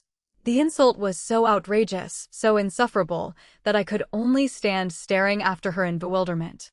I was still there when my host joined me. He was his cheery, chubby self once more. "I hope that my wife has apologized for her foolish remarks," said he. "Oh, yes, yes, certainly." He put his hand through my arm and walked with me up and down the lawn. "You must not take it seriously," said he. "It would grieve me inexpressibly if you curtailed your visit by 1 hour. The fact is there is no reason why there should be any concealment between relatives that my poor dear wife is incredibly jealous. She hates that anyone male or female should for an instant come between us. Her ideal is a desert island and an eternal tete-a-tete. That gives you the clue to her actions, which are, I confess, upon this particular point, not very far removed from mania. Tell me that you will think no more of it. No, no, certainly not. Then light this cigar and come round with me and see my little menagerie." The whole afternoon was occupied by this inspection, which included all the birds, beasts, and even reptiles which he had imported. Some were free, some in cages, a few actually in the house. He spoke with enthusiasm of his successes and his failures, his births and his deaths, and he would cry out in his delight, like a schoolboy, when, as we walked, some gaudy bird would flutter up from the grass, or some curious beast slink into the cover. Finally, he led me down a corridor which extended from one wing of the house. At the end of this there was a heavy door with a sliding shutter in it, and beside it there projected from the wall an iron handle attached to a wheel and a drum. A line of stout bars extended across the passage. "I am about to show you the jewel of my collection," said he. "There is only one other specimen in Europe, now that the Rotterdam cub is dead. It is a Brazilian cat. But how does that differ from any other cat?" "You will soon see that," said he, laughing. "Will you kindly draw that shutter and look through?" I did so, and found that I was gazing into a large, empty room, with stone flags and small, barred windows upon the farther wall. In the center of this room, lying in the middle of a golden patch of sunlight, there was stretched a huge creature, as large as a tiger, but as black and sleek as ebony. It was simply a very enormous and very well-kept black cat, and it cuddled up and basked in that yellow pool of light exactly as a cat would do. It was so graceful, so sinewy, and so gently and smoothly diabolical that I could not take my eyes from the opening. "Isn't he splendid?" said my host enthusiastically. "Glorious. I never saw such a noble creature. Some people call it a black puma, but really it is not a puma at all. That fellow is nearly 11 feet from tail to tip. For years ago, he was a little ball of black fluff, with 2 yellow eyes staring out of it. He was sold me as a newborn cub-up in the wild country at the headwaters of the Rio Negro. They speared his mother to death after she had killed a dozen of them. They are ferocious, then. The most absolutely treacherous and bloodthirsty creatures upon earth. You talk about a Brazilian cat to an upcountry Indian, and see him get the jumps. They prefer humans to game. This fellow has never tasted living blood yet, but when he does, he will be a terror. At present, he won't stand anyone but me in his den. Even Baldwin, the groom, dare not go near him. As to me, I am his mother and father in one." As he spoke, he suddenly, to my astonishment, opened the door and slipped in, closing it instantly behind him. At the sound of his voice, the huge, lithe creature rose, yawned, and rubbed its round, black head affectionately against his side, while he patted and fondled it. "Now, Tommy, into your cage," said he. The monstrous cat walked over to one side of the room and coiled itself up under a grating. Everard King came out, and taking the iron handle which I have mentioned, he began to turn it. As he did so, the line of bars in the corridor began to pass through a slot in the wall and closed up the front of this grating so as to make an effective cage. When it was in position, he opened the door once more and invited me into the room, which was heavy with the pungent, musty smell peculiar to the great carnivora. "That's how we work it," said he. "We give him the run of the room for exercise, and then at night we put him in his cage. You can let him out by turning the handle from the passage, or you can, as you have seen, coop him up in the same way." "No, no, you should not do that." I had put my hand between the bars to pat the glossy, heaving flank. He pulled it back with a serious face. "I assure you that he is not safe. Don't imagine that because I can take liberties with him, anyone else can. He is very exclusive in his friends, aren't you, Tommy? He hears his lunch coming to him. Don't you, boy?" A step sounded in the stone-flagged passage, and the creature had sprung to his feet, and was pacing up and down the narrow cage, his yellow eyes gleaming, and his scarlet tongue rippling and quivering over the white line of his jagged teeth. A groom entered with a coarse joint upon a tray, and thrust it through the bars to him. He pounced lightly upon it, carried it off to the corner, and there, holding it between his paws, tore and wrenched at it, raising his bloody muzzle every now and then to look at us. It was a malignant and yet fascinating sight. "You can't wonder that I am fond of him, can you?" said my host, as we left the room, "especially when you consider that I have had the rearing of him. It was no joke bringing him over from the center of South America, but here he is safe and sound and, as I have said, far the most perfect specimen in Europe. The people at the zoo are dying to have him, but I really can't part with him. Now, I think that I have inflicted my hobby upon you long enough, so we cannot do better than follow Tommy's example and go to our lunch." My South American relative was so engrossed by his grounds and their curious occupants that I hardly gave him credit at first for having any interests outside them. That he had some, and pressing ones, was soon borne in upon me by the number of telegrams which he received. They arrived at all hours, and were always opened by him with the utmost eagerness and anxiety upon his face.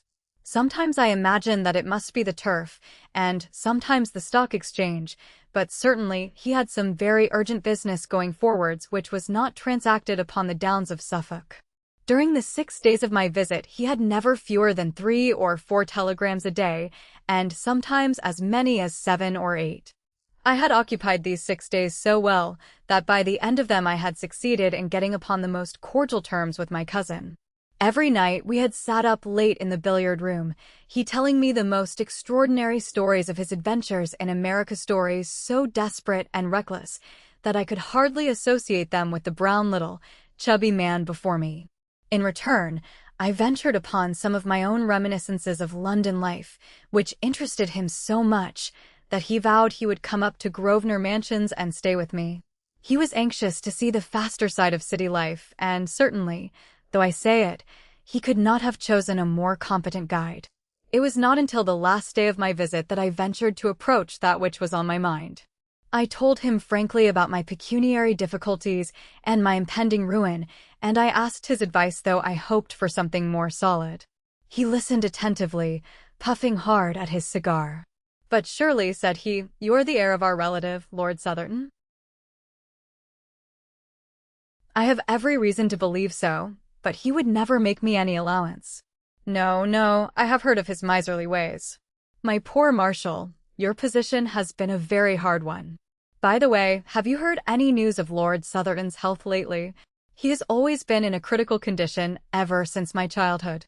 Exactly a creaking hinge, if ever there was one. Your inheritance may be a long way off. Dear me, how awkwardly situated you are. I had some hopes, sir, that you, knowing all the facts, might be inclined to advance." "Don't say another word, my dear boy," he cried, with the utmost cordiality. "We shall talk it over tonight, and I give you my word that whatever is in my power shall be done." I was not sorry that my visit was drawing to a close, for it is unpleasant to feel that there is one person in the house who eagerly desires your departure.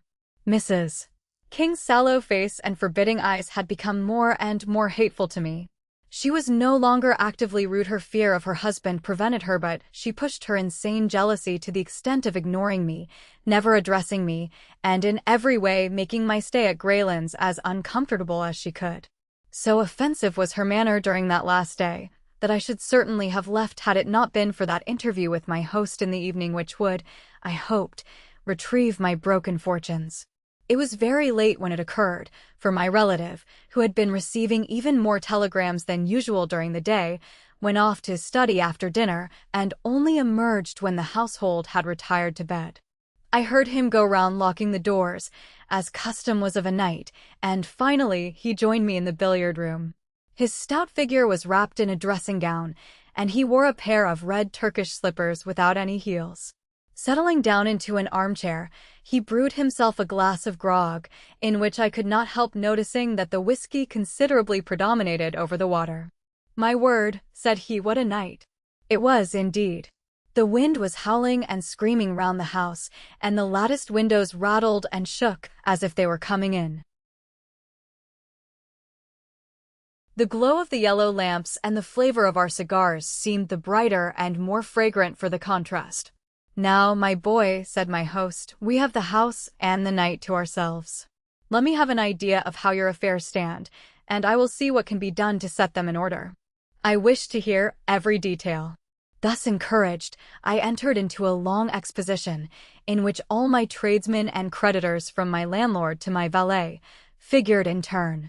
I had notes in my pocketbook, and I marshaled my facts, and gave, I flatter myself, a very businesslike statement of my own unbusinesslike ways and lamentable position. I was depressed, however, to notice that my companion's eyes were vacant and his attention elsewhere. When he did occasionally throw out a remark, it was so entirely perfunctory and pointless that I was sure he had not in the least followed my remarks. Every now and then he roused himself and put on some show of interest, asking me to repeat or to explain more fully, but it was always to sink once more into the same brown study. At last he rose and threw the end of his cigar into the grate. "I'll tell you what, my boy," said he. "I never had a head for figures, so you will excuse me. You must jot it all down upon paper and let me have a note of the amount. I'll understand it when I see it in black and white." The proposal was encouraging. I promised to do so, and now it's time we were in bed. By Jove, there's 1 o'clock striking in the hall. The tinkling of the chiming clock broke through the deep roar of the gale. The wind was sweeping past with the rush of a great river. "I must see my cat before I go to bed," said my host. "A high wind excites him. Will you come?" "Certainly," said I. "Then tread softly and don't speak, for everyone is asleep." We passed quietly down the lamplit Persian rugged hall and through the door at the farther end. All was dark in the stone corridor, but a stable lantern hung on a hook, and my host took it down and lit it. There was no grating visible in the passage, so I knew that the beast was in its cage. "Come in," said my relative, and opened the door. A deep growling as we entered showed that the storm had really excited the creature. In the flickering light of the lantern, we saw it, a huge black mass coiled in the corner of its den and throwing a squat, uncouth shadow upon the whitewashed wall. Its tail switched angrily among the straw. "Poor Tommy is not in the best of tempers," said Everard King, holding up the lantern and looking in at him. "What a black devil he looks, doesn't he? I must give him a little supper to put him in a better humor. Would you mind holding the lantern for a moment?" I took it from his hand, and he stepped to the door. "His larder is just outside here," said he. "You will excuse me for an instant, won't you?" He passed out, and the door shut with a sharp metallic click behind him. That hard, crisp sound made my heart stand still. A sudden wave of terror passed over me. A vague perception of some monstrous treachery turned me cold. I sprang to the door, but there was no handle upon the inner side. "Here," I cried. "Let me out." "All right. Don't make a row," said my host from the passage. "You've got the light all right." "Yes, but I don't care about being locked in alone like this." "Don't you?" I heard his hearty, chuckling laugh. "You won't be alone long." "Let me out, sir," I repeated angrily. "I tell you I don't allow practical jokes of this sort." "Practical is the word," said he, with another hateful chuckle. And then suddenly I heard, amidst the roar of the storm, the creak and whine of the winch handle turning and the rattle of the grating as it passed through the slot. Great God, he was letting loose the Brazilian cat. In the light of the lantern, I saw the bars sliding slowly before me. Already there was an opening a foot wide at the farther end. With a scream, I seized the last bar with my hands and pulled with the strength of a madman. I was a madman with rage and horror. For a minute or more I held the thing motionless. I knew that he was straining with all his force upon the handle, and that the leverage was sure to overcome me. I gave inch by inch, my feet sliding along the stones, and all the time I begged and prayed this inhuman monster to save me from this horrible death. I conjured him by his kinship. I reminded him that I was his guest. I begged to know what harm I had ever done him. His only answers were the tugs and jerks upon the handle, each of which, in spite of all my struggles, pulled another bar through the opening. Clinging and clutching, I was dragged across the whole front of the cage, until at last, with aching wrists and lacerated fingers, I gave up the hopeless struggle. The grating clanged back as I released it, and an instant later I heard the shuffle of the Turkish slippers in the passage and the slam of the distant door. Then everything was silent. The creature had never moved during this time. He lay still in the corner, and his tail had ceased switching. This apparition of a man adhering to his bars and dragged screaming across him had apparently filled him with amazement. I saw his great eyes staring steadily at me. I had dropped the lantern when I seized the bars, but it still burned upon the floor, and I made a movement to grasp it, with some idea that its light might protect me. But the instant I moved, the beast gave a deep and menacing growl. I stopped and stood still, quivering with fear in every limb.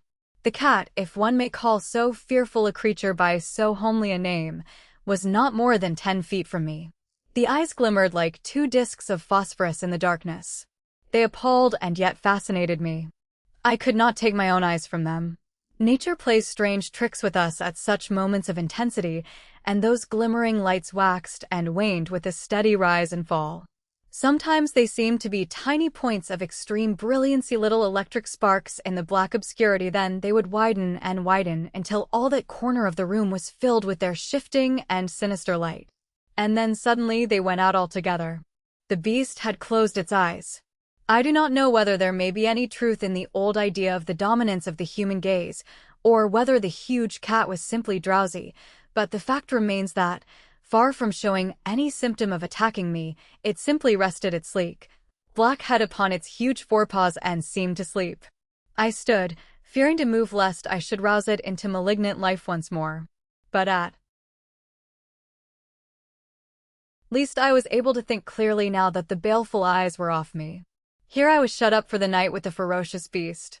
My own instincts, to say nothing of the words of the plausible villain who laid this trap for me, warned me that the animal was as savage as its master. How could I stave it off until morning? The door was hopeless, and so were the narrow, barred windows. There was no shelter anywhere in the bare, stone-flagged room. To cry for assistance was absurd. I knew that this den was an outhouse, and that the corridor which connected it with the house was at least 100 feet long. Besides, with the gale thundering outside, my cries were not likely to be heard. I had only my own courage and my own wits to trust to.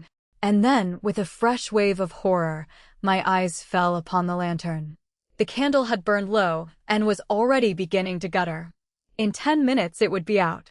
I had only 10 minutes then in which to do something, for I felt that if I were once left in the dark with that fearful beast, I should be incapable of action.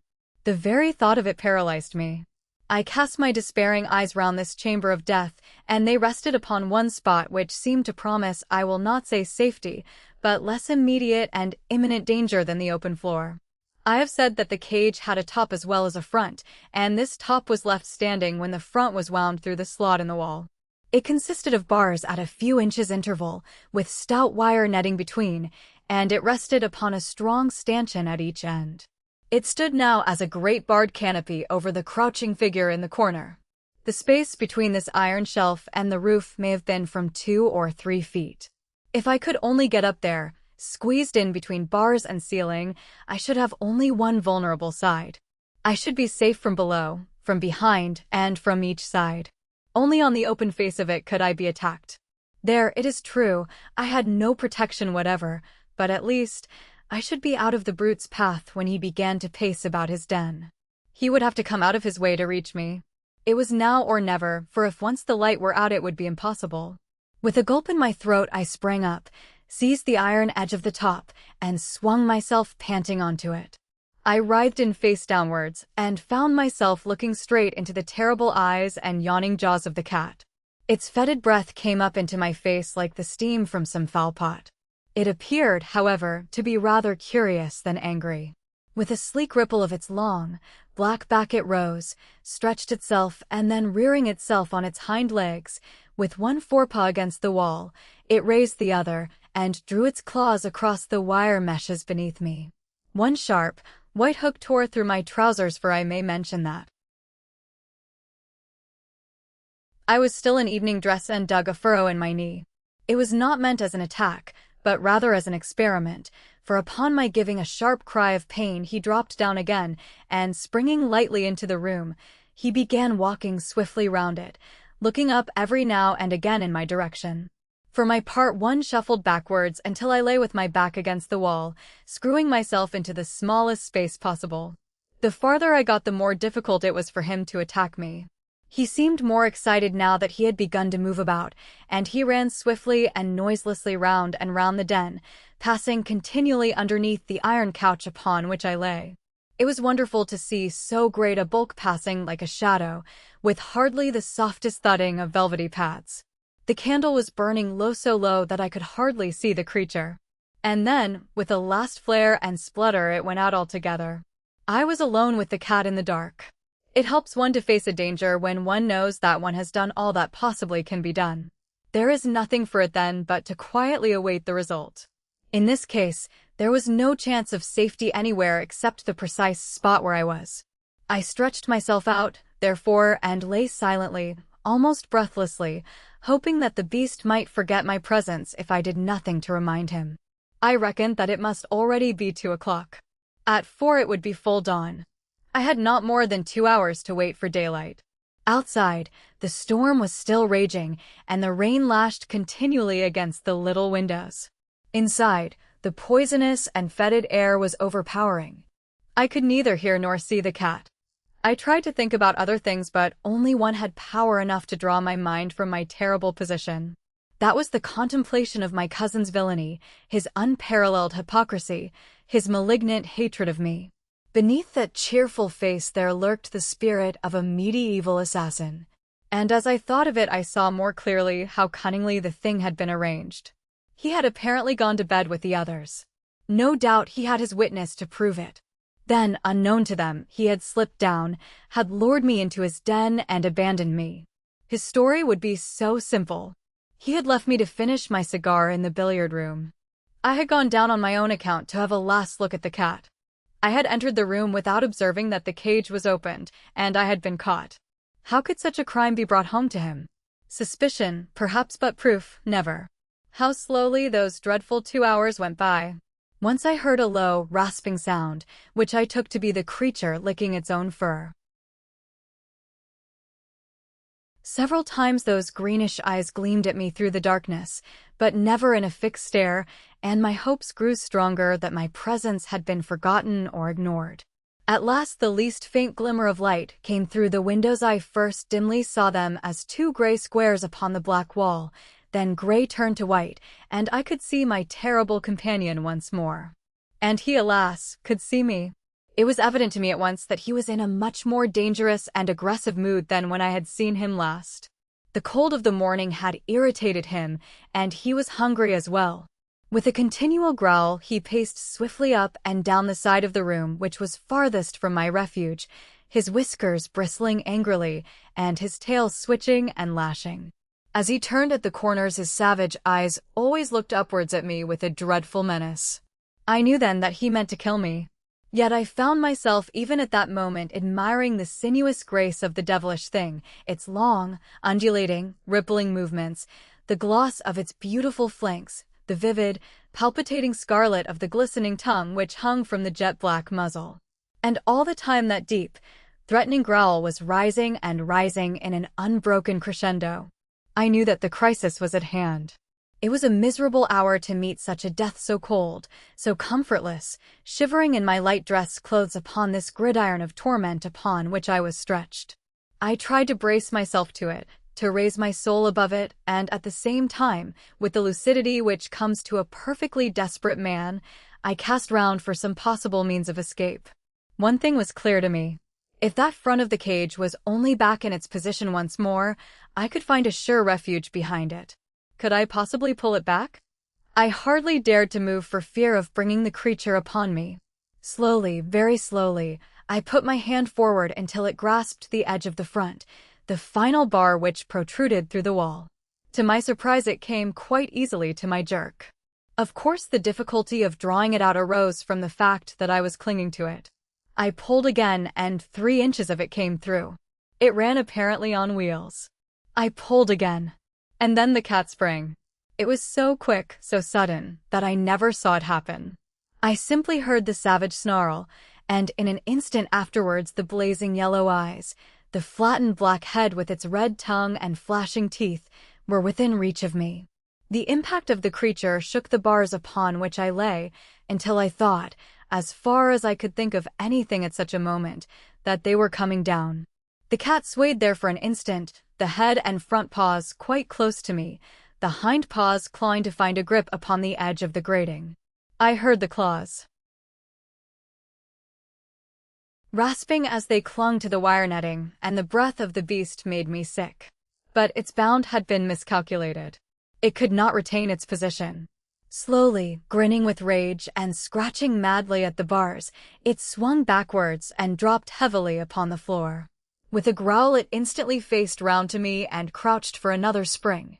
I knew that the next few moments would decide my fate. The creature had learned by experience. It would not miscalculate again. I must act promptly, fearlessly, if I were to have a chance for life. In an instant I had formed my plan. Pulling off my dress coat, I threw it down over the head of the beast. At the same moment I dropped over the edge, seized the end of the front grating, and pulled it frantically out of the wall. It came more easily than I could have expected. I rushed across the room, bearing it with me, but as I rushed, the accident of my position put me upon the outer side. Had it been the other way, I might have come off scathless. As it was, there was a moment's pause as I stopped it and tried to pass in through the opening which I had left. That moment was enough to give time to the creature to toss off the coat with which I had blinded him and to spring upon me. I hurled myself through the gap and pulled the rails to behind me, but he seized my leg before I could entirely withdraw it. One stroke of that huge paw tore off my calf as a shaving of wood curls off before a plane. The next moment, bleeding and fainting, I was lying among the foul straw with a line of friendly bars between me and the creature which ramped so frantically against them. Too wounded to move, and too faint to be conscious of fear, I could only lie, more dead than alive, and watch it. It pressed its broad, black chest against the bars and angled for me with its crooked paws, as I've seen a kitten do before a mousetrap. It ripped my clothes, but, stretch as it would, it could not quite reach me. I have heard of the curious numbing effect produced by wounds from the great carnivora, and now I was destined to experience it, for I had lost all sense of personality, and was as interested in the cat's failure or success as if it were some game which I was watching. And then gradually my mind drifted away into strange vague dreams, always with that black face and red tongue coming back into them, and so I lost myself in the nirvana of delirium, the blessed relief of those who are too sorely tried. Tracing the course of events afterwards, I conclude that I must have been insensible for about 2 hours. What roused me to consciousness once more was that sharp metallic click which had been the precursor of my terrible experience. It was the shooting back of the spring lock. Then, before my senses were clear enough to entirely apprehend what they saw, I was aware of the round, benevolent face of my cousin peering in through the open door. What he saw evidently amazed him. There was the cat crouching on the floor. I was stretched upon my back in my shirt sleeves within the cage, my trousers torn to ribbons, and a great pool of blood all round me. I can see his amazed face now, with the morning sunlight upon it. He peered at me and peered again. Then he closed the door behind him and advanced to the cage to see if I were really dead. I cannot undertake to say what happened. I was not in a fit state to witness or to chronicle such events. I can only say that I was suddenly conscious that his face was away from me, that he was looking towards the animal. "Good old Tommy," he cried. "Good old Tommy." Then he came near the bars, with his back still towards me. "Down, you stupid beast," he roared. "Down, sir. Don't you know your master?" Suddenly, even in my bemuddled brain, a remembrance came of those words of his when he had said that the taste of blood would turn the cat into a fiend. My blood had done it, but he was to pay the price. "Get away," he screamed. "Get away, you devil! Baldwin! Baldwin! Oh my God!" And then I heard him fall and rise and fall again, with a sound like the ripping of sacking. His screams grew fainter until they were lost in the worrying snarl. And then, after I thought that he was dead, I saw, as in a nightmare, a blinded, tattered, blood-soaked figure running wildly round the room, and that was the last glimpse which I had of him before I fainted once again. I was many months in my recovery. In fact, I cannot say that I have ever recovered, for to the end of my days I shall carry a stick as a sign of my night with the Brazilian cat. Baldwin, the groom, and the other servants could not tell what had occurred when, drawn by the death cries of their master, they found me behind the bars, and his remains, or what they afterwards discovered to be his remains, in the clutch of the creature which he had reared. They stalled him off with hot irons and afterwards shot him through the loophole of the door before they could finally extricate me. I was carried to my bedroom, and there, under the roof of my would-be murderer, I remained between life and death for several weeks. They had sent for a surgeon from Clipton and a nurse from London, and in a month I was able to be carried to the station, and so conveyed back once more to Grosvenor Mansions. I have one remembrance of that illness, which might have been part of the ever-changing panorama conjured up by a delirious brain were it not so definitely fixed in my memory. One night, when the nurse was absent, the door of my chamber opened, and a tall woman in blackest mourning slipped into the room. She came across to me, and as she bent her sallow face I saw by the faint gleam of the nightlight that it was the Brazilian woman whom my cousin had married. She stared intently into my face, and her expression was more kindly than I had ever seen it. "Are you conscious?" she asked. I feebly nodded, for I was still very weak. "Well, then, I only wish to say to you that you have yourself to blame. Did I not do all I could for you? From the beginning I tried to drive you from the house. By every means, short of betraying my husband, I tried to save you from him. I knew that he had a reason for bringing you here. I knew that he would never let you get away again. No one knew him as I knew him, who had suffered from him so often. I did not dare to tell you all this. He would have killed me. But I did my best for you. As things have turned out, you have been the best friend that I have ever had. You have set me free, and I fancied that nothing but death would do that. I am sorry if you are hurt, but I cannot reproach myself. I told you that you were a fool, and a fool you have been." She crept out of the room, the bitter, singular woman, and I was never destined to see her again. With what remained from her husband's property, she went back to her native land, and I have heard that she afterwards took the veil at Pernambuco. It was not until I had been back in London for some time that the doctors pronounced me to be well enough to do business. It was not a very welcome permission to me, for I feared that it would be the signal for an inrush of creditors, but it was Summers, my lawyer, who first took advantage of it. "I am very glad to see that your lordship is so much better," said he. "I have been waiting a long time to offer my congratulations." "What do you mean, Summers?" "This is no time for joking."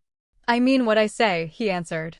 "You have been Lord Southerton for the last 6 weeks, but we feared that it would retard your recovery if you were to learn it."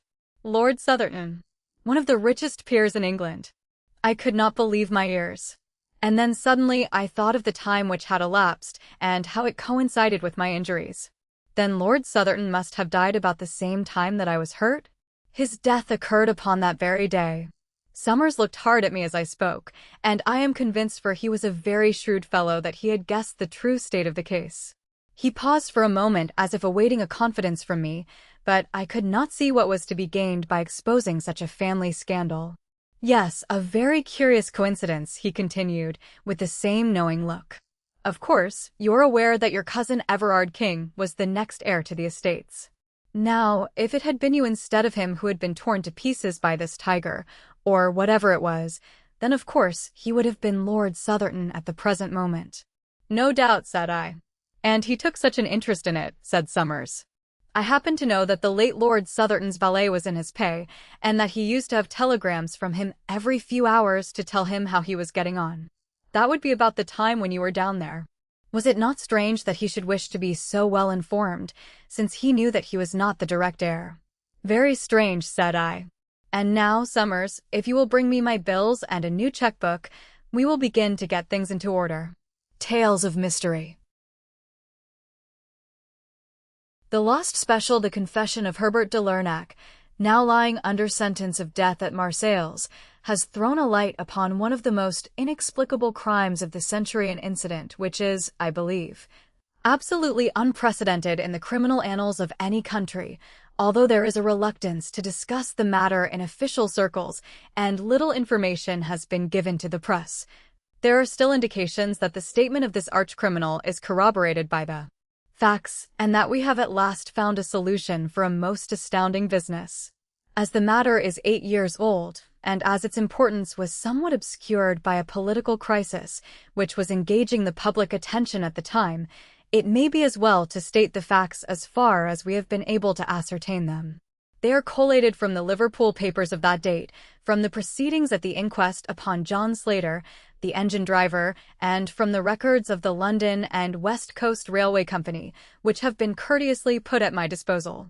Briefly, they are as follows. On the 3rd of June, 1890, a gentleman, who gave his name as Monsieur Louis Caratal, desired an interview with Mr. James Bland, the superintendent of the London and West Coast Central Station in Liverpool. He was a small man, middle-aged and dark, with a stoop which was so marked that it suggested some deformity of the spine. He was accompanied by a friend, a man of imposing physique, whose deferential manner and constant attention showed that his position was one of dependence. This friend or companion, whose name did not transpire, was certainly a foreigner, and probably from his swarthy complexion, either a Spaniard or a South American. One peculiarity was observed in him.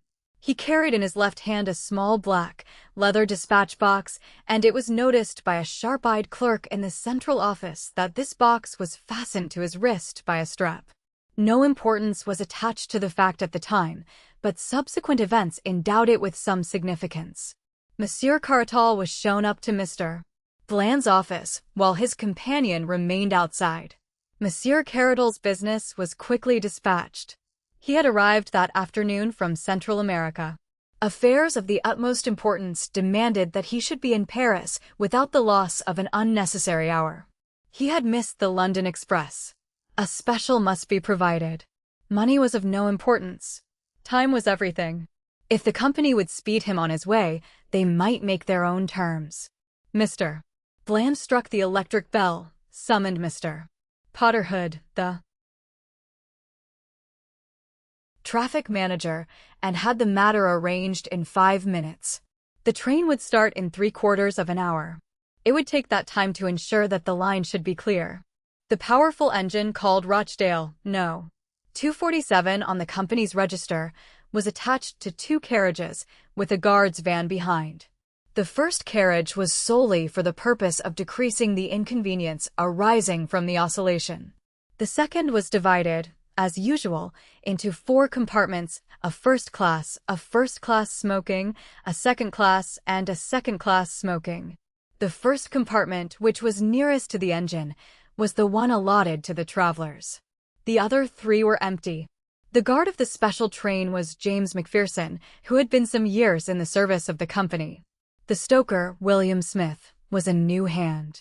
Monsieur Caratal, upon leaving the superintendent's office, rejoined his companion, and both of them manifested extreme impatience to be off. Having paid the money asked, which amounted to £50 5 at the usual special rate of 5 shillings a mile, they demanded to be shown the carriage, and at once took their seats in it, although they were assured that the better part of an hour must elapse before the line could be cleared. In the meantime, a singular coincidence had occurred in the office, which Monsieur Caratal had just quitted. A request for a special is not a very uncommon circumstance in a rich commercial center, but that 2 should be required upon the same afternoon was most unusual. It so happened, however, that Mr. Bland had hardly dismissed the first traveler before a second entered with a similar request. This was a Mr. Horace Moore, a gentlemanly man of military appearance, who alleged that the sudden serious illness of his wife in London made it absolutely imperative that he should not lose an instant in starting upon the journey. His distress and anxiety were so evident that Mr. Bland did all that was possible to meet his wishes. A second special was out of the question, as the ordinary local service was already somewhat deranged by the first. There was the alternative, however, that Mr. Moore should share the expense of Monsieur Caratal's train, and should travel in the other empty first-class compartment, if Monsieur Caratal objected to having him in the one which he occupied. It was difficult to see any objection to such an arrangement, and yet Monsieur Caratal, upon the suggestion being made to him by Mr. Potterhood, absolutely refused to consider it for an instant. The train was his, he said, and he would insist upon the exclusive use of it. All argument failed to overcome his ungracious objections, and finally the plan had to be abandoned. Mr. Horace Moore left the station in great distress, after learning that his only course was to take the ordinary slow train which leaves Liverpool at 6 o'clock. At 4:31 exactly by the station clock the special train, containing the crippled Monsieur Caratal and his gigantic companion, steamed out of the Liverpool station. The line was at that time clear, and there should have been no stoppage before Manchester. The trains of the London and West Coast Railway run over the lines of another company as far as this town, which should have been reached by the special rather before 6 o'clock. At 6:15 considerable surprise and some consternation were caused amongst the officials at Liverpool by the receipt of a telegram from Manchester to say that it had not yet arrived. An inquiry directed to St. Helens, which is 1/3 of the way between the two cities, elicited the following reply: to James Bland, Superintendent, Central L. and W. C. Liverpool, special passed here at, well up to time, Dowster St. Helens. This telegram was received at 6:40. At 6:50 a second message was received from Manchester, no sign of special as advised by you. And then 10 minutes later a third, more bewildering, presumed some mistake as to proposed running of special local train from St. Helens. Time to follow it has just arrived and has seen nothing of it. Kindly wired Vices, Manchester. The matter was assuming a most amazing aspect, although in some respects the last telegram was a relief to the authorities at Liverpool.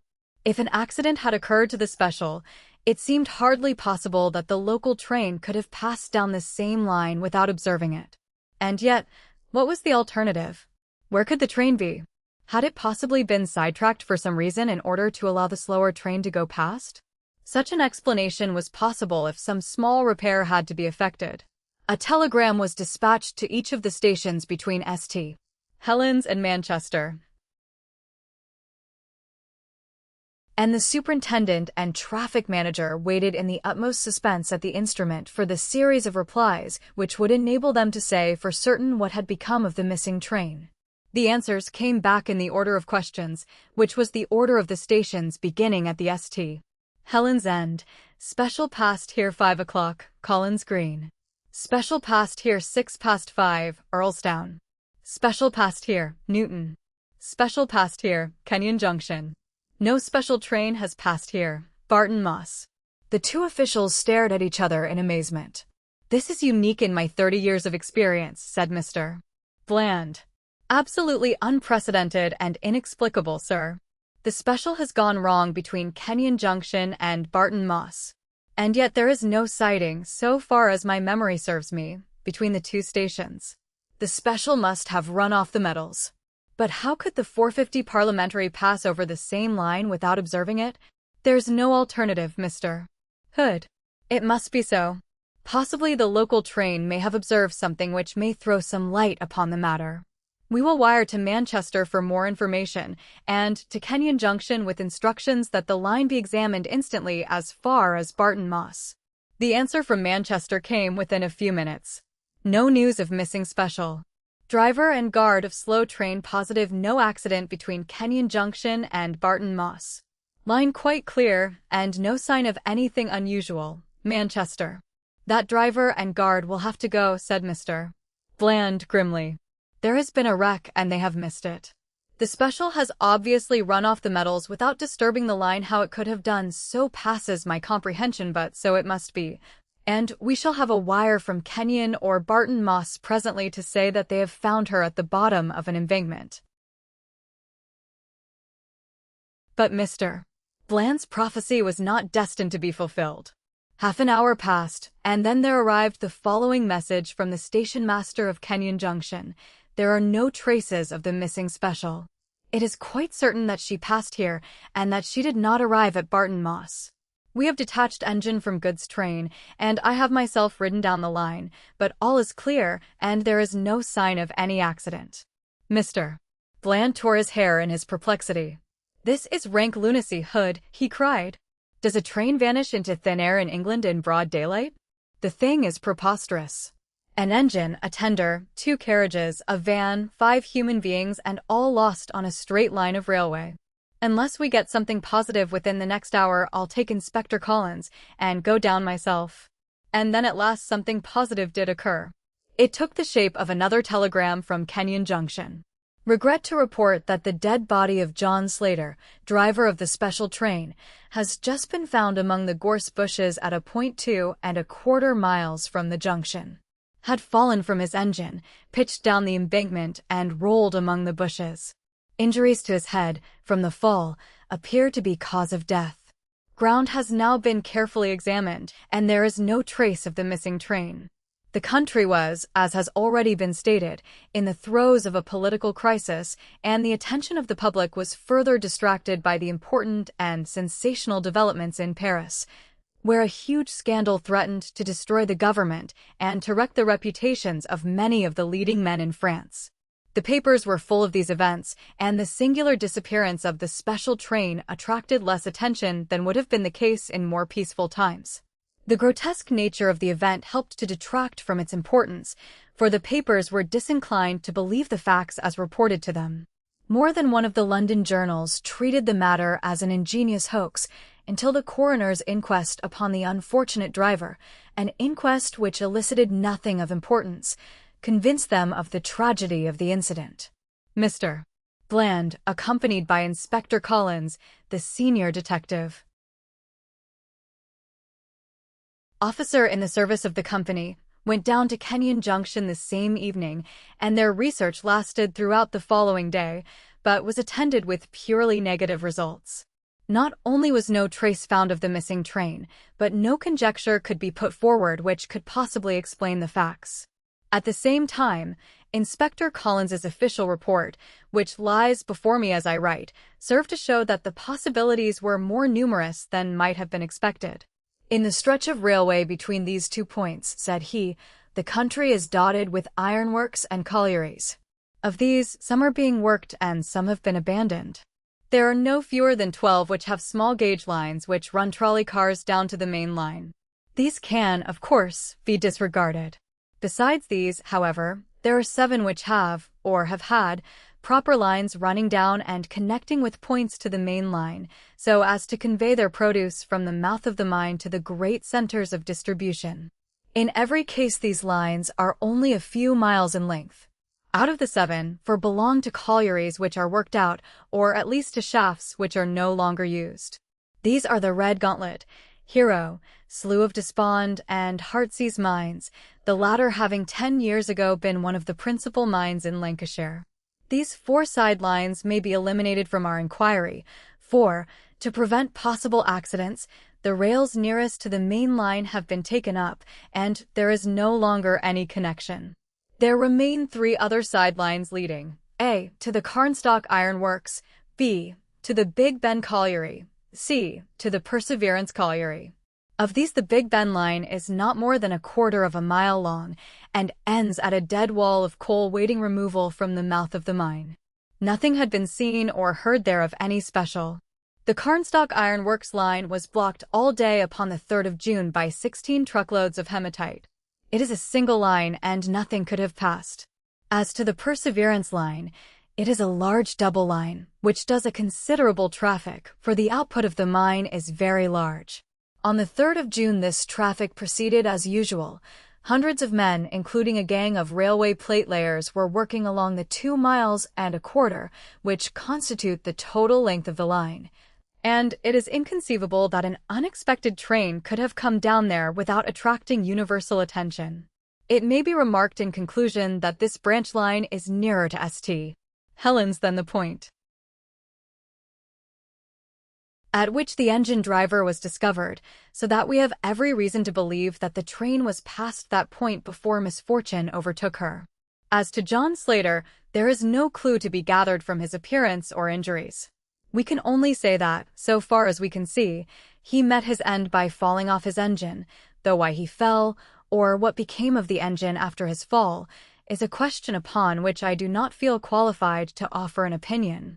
In conclusion, the inspector offered his resignation to the board, being much nettled by an accusation of incompetence in the London papers. A month elapsed, during which both the police and the company prosecuted their inquiries without the slightest success. A reward was offered and a pardon promised in case of crime, but they were both unclaimed. Every day the public opened their papers with the conviction that so grotesque a mystery would at last be solved, but week after week passed by, and a solution remained as far off as ever. In broad daylight, upon a June afternoon in the most thickly inhabited portion of England, a train with its occupants had disappeared as completely as if some master of subtle chemistry had volatilized it into gas.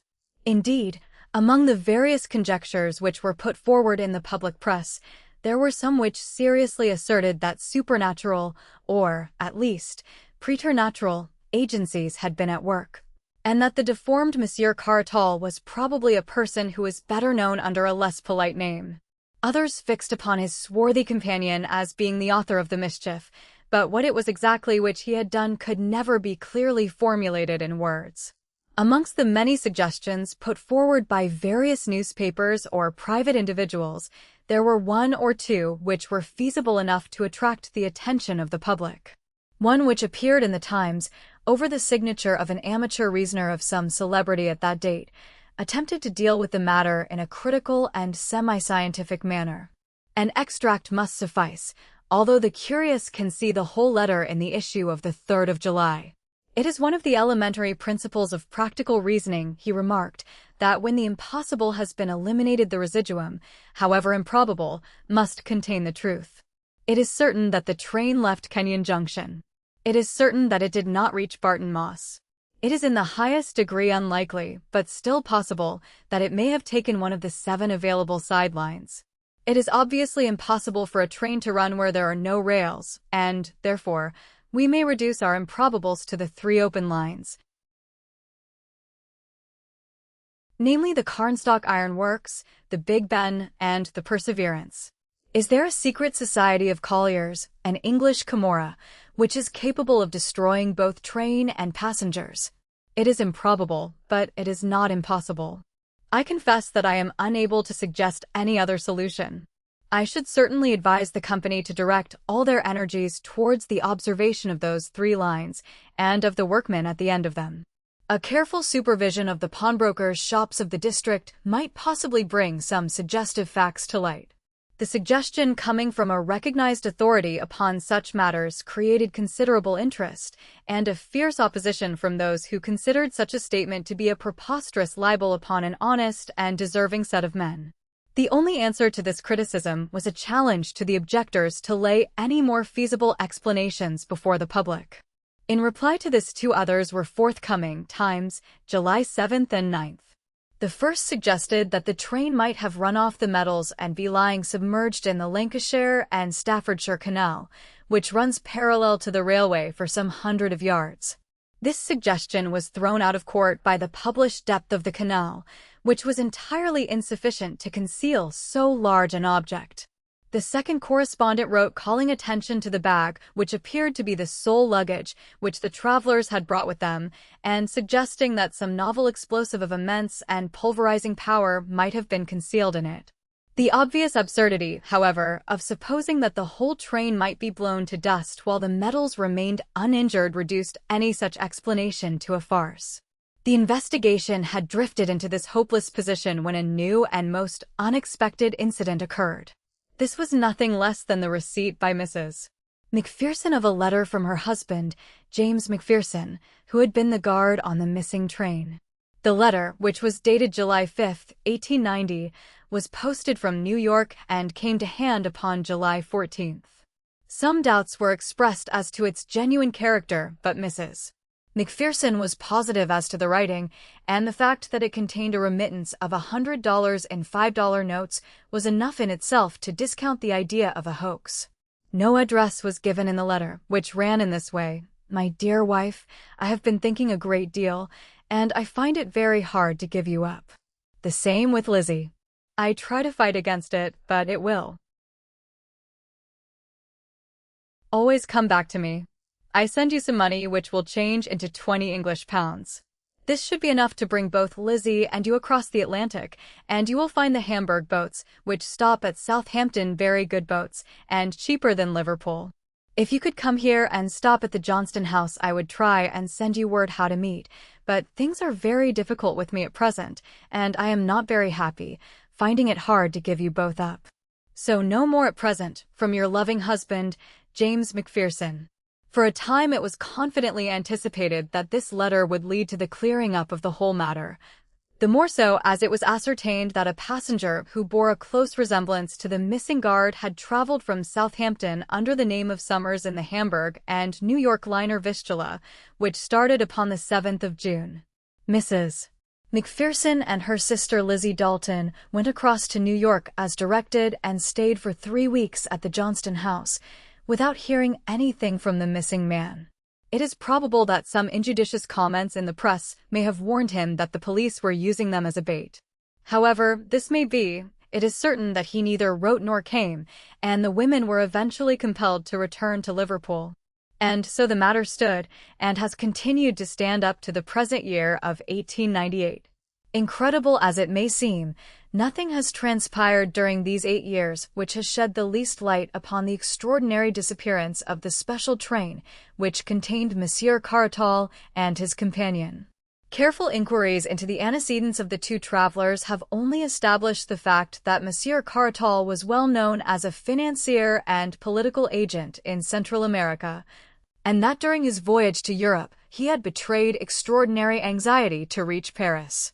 His companion, whose name was entered upon the passenger lists as Eduardo Gomez, was a man whose record was a violent one, and whose reputation was that of a bravo and a bully. There was evidence to show, however, that he was honestly devoted to the interests of Monsieur Cartol, and that the latter, being a man of puny physique, employed the other as a guard and protector. It may be added that no information came from Paris as to what the objects of Monsieur Caratal's hurried journey may have been. This comprises all the facts of the case up to the publication in the Marseilles papers of the recent confession of Herbert de Lernac, now under sentence of death for the murder of a merchant named Bonvalot. This statement may be literally translated as follows. It is not out of mere pride or boasting that I give this information, for, if that were my object, I could tell a dozen actions of mine which are quite as splendid, but I do it in order that certain gentlemen in Paris may understand that I, who am able here to tell about the fate of Monsieur Caratal, can also tell in whose interest and at whose request the deed was done, unless the reprieve which I am awaiting comes to me very quickly. Take warning, messrs, before it is too late. You know Herbert de Lernac, and you are aware that his deeds are as ready as his words. Hasten then, or you are lost. At present I shall mention no names. If you only heard the names, what would you not think? But I shall merely tell you how cleverly I did it. I was true to my employers then, and no doubt they will be true to me now. I hope so, and until I am convinced that they have betrayed me, these names, which would convulse Europe, shall not be divulged. But on that day, well, I say no more. In a word, then, there was a famous trial in Paris in the year 1890 in connection with a monstrous scandal in politics and finance. How monstrous that scandal was can never be known save by such confidential agents as myself. The honor and careers of many of the chief men in France were at stake. You have seen a group of ninepins standing, all so rigid and prim and unbending.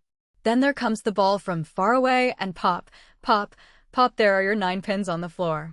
Well, imagine some of the greatest men in France as these ninepins, and then this Monsieur Caratal was the ball which could be seen coming from far away. If he arrived, then it was pop, pop, pop for all of them. It was determined that he should not arrive. I do not accuse them all of being conscious of what was to happen. There were, as I have said, great financial as well as political interests at stake, and a syndicate was formed to manage the business. Some subscribed to the syndicate who hardly understood what were its objects. But others understood very well, and they can rely upon it that I have not forgotten their names. They had ample warning that Monsieur Caratal was coming long before he left South America, and they knew that the evidence which he held would certainly mean ruin to all of them. The syndicate had the command of an unlimited amount of money, absolutely unlimited, you understand. They looked round for an agent who was capable of wielding this gigantic power. The man chosen must be inventive, resolute, adaptive, a man in a million. They chose Herbert de Lernac, and I admit that they were right. My duties were to choose my subordinates, to use freely the power which money gives, and to make certain that Monsieur Caratal should never arrive in Paris. With characteristic energy I set about my commission within an hour of receiving my instructions, and the steps which I took were the very best for the purpose which could possibly be devised.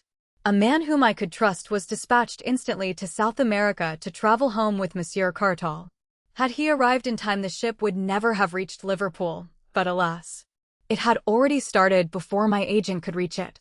I fitted out a small armed brig to intercept it, but again I was unfortunate. Like all great organizers I was, however, prepared for failure and had a series of alternatives prepared, one or the other of which must succeed. You must not underrate the difficulties of my undertaking, or imagine that a mere commonplace assassination would meet the case. We must destroy not only Monsieur Caratal, but Monsieur Caratal's documents, and Monsieur Caratal's companions also, if we had reason to believe that he had communicated his secrets to them. And you must remember that they were on the alert, and keenly suspicious of any such attempt. It was a task which was in every way worthy of me, for I am always most masterful where another would be appalled. I was all ready for Monsieur Caratal's reception in Liverpool, and I was the more eager because I had reason to believe that he had made arrangements by which he would have a considerable guard from the moment that he arrived in London. Anything which was to be done must be done between the moment of his setting foot upon the Liverpool quay and that of his arrival at the London and West Coast terminus in London.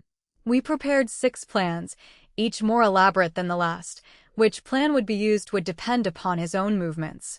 Do what he would, we were ready for him. If he had stayed in Liverpool, we were ready. If he took an ordinary train, an express, or a special, all was ready. Everything had been foreseen and provided for.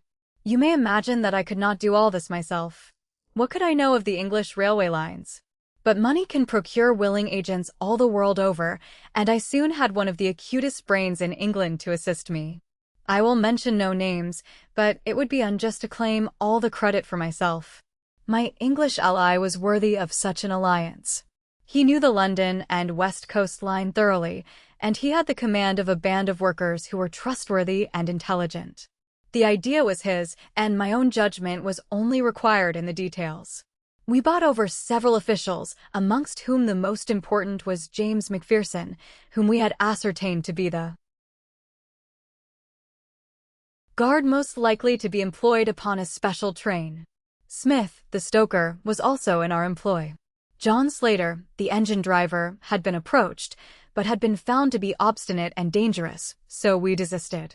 We had no certainty that Monsieur Cartall would take a special, but we thought it very probable, for it was of the utmost importance to him that he should reach Paris without delay. It was for this contingency, therefore, that we made special preparations which were complete down to the last detail long before his steamer had sighted the shores of England. You will be amused to learn that there was one of my agents in the pilot boat which brought that steamer to its moorings. The moment that Cartall arrived in Liverpool, we knew that he suspected danger and was on his guard. He had brought with him as an escort a dangerous fellow named Gomez, a man who carried weapons and was prepared to use them.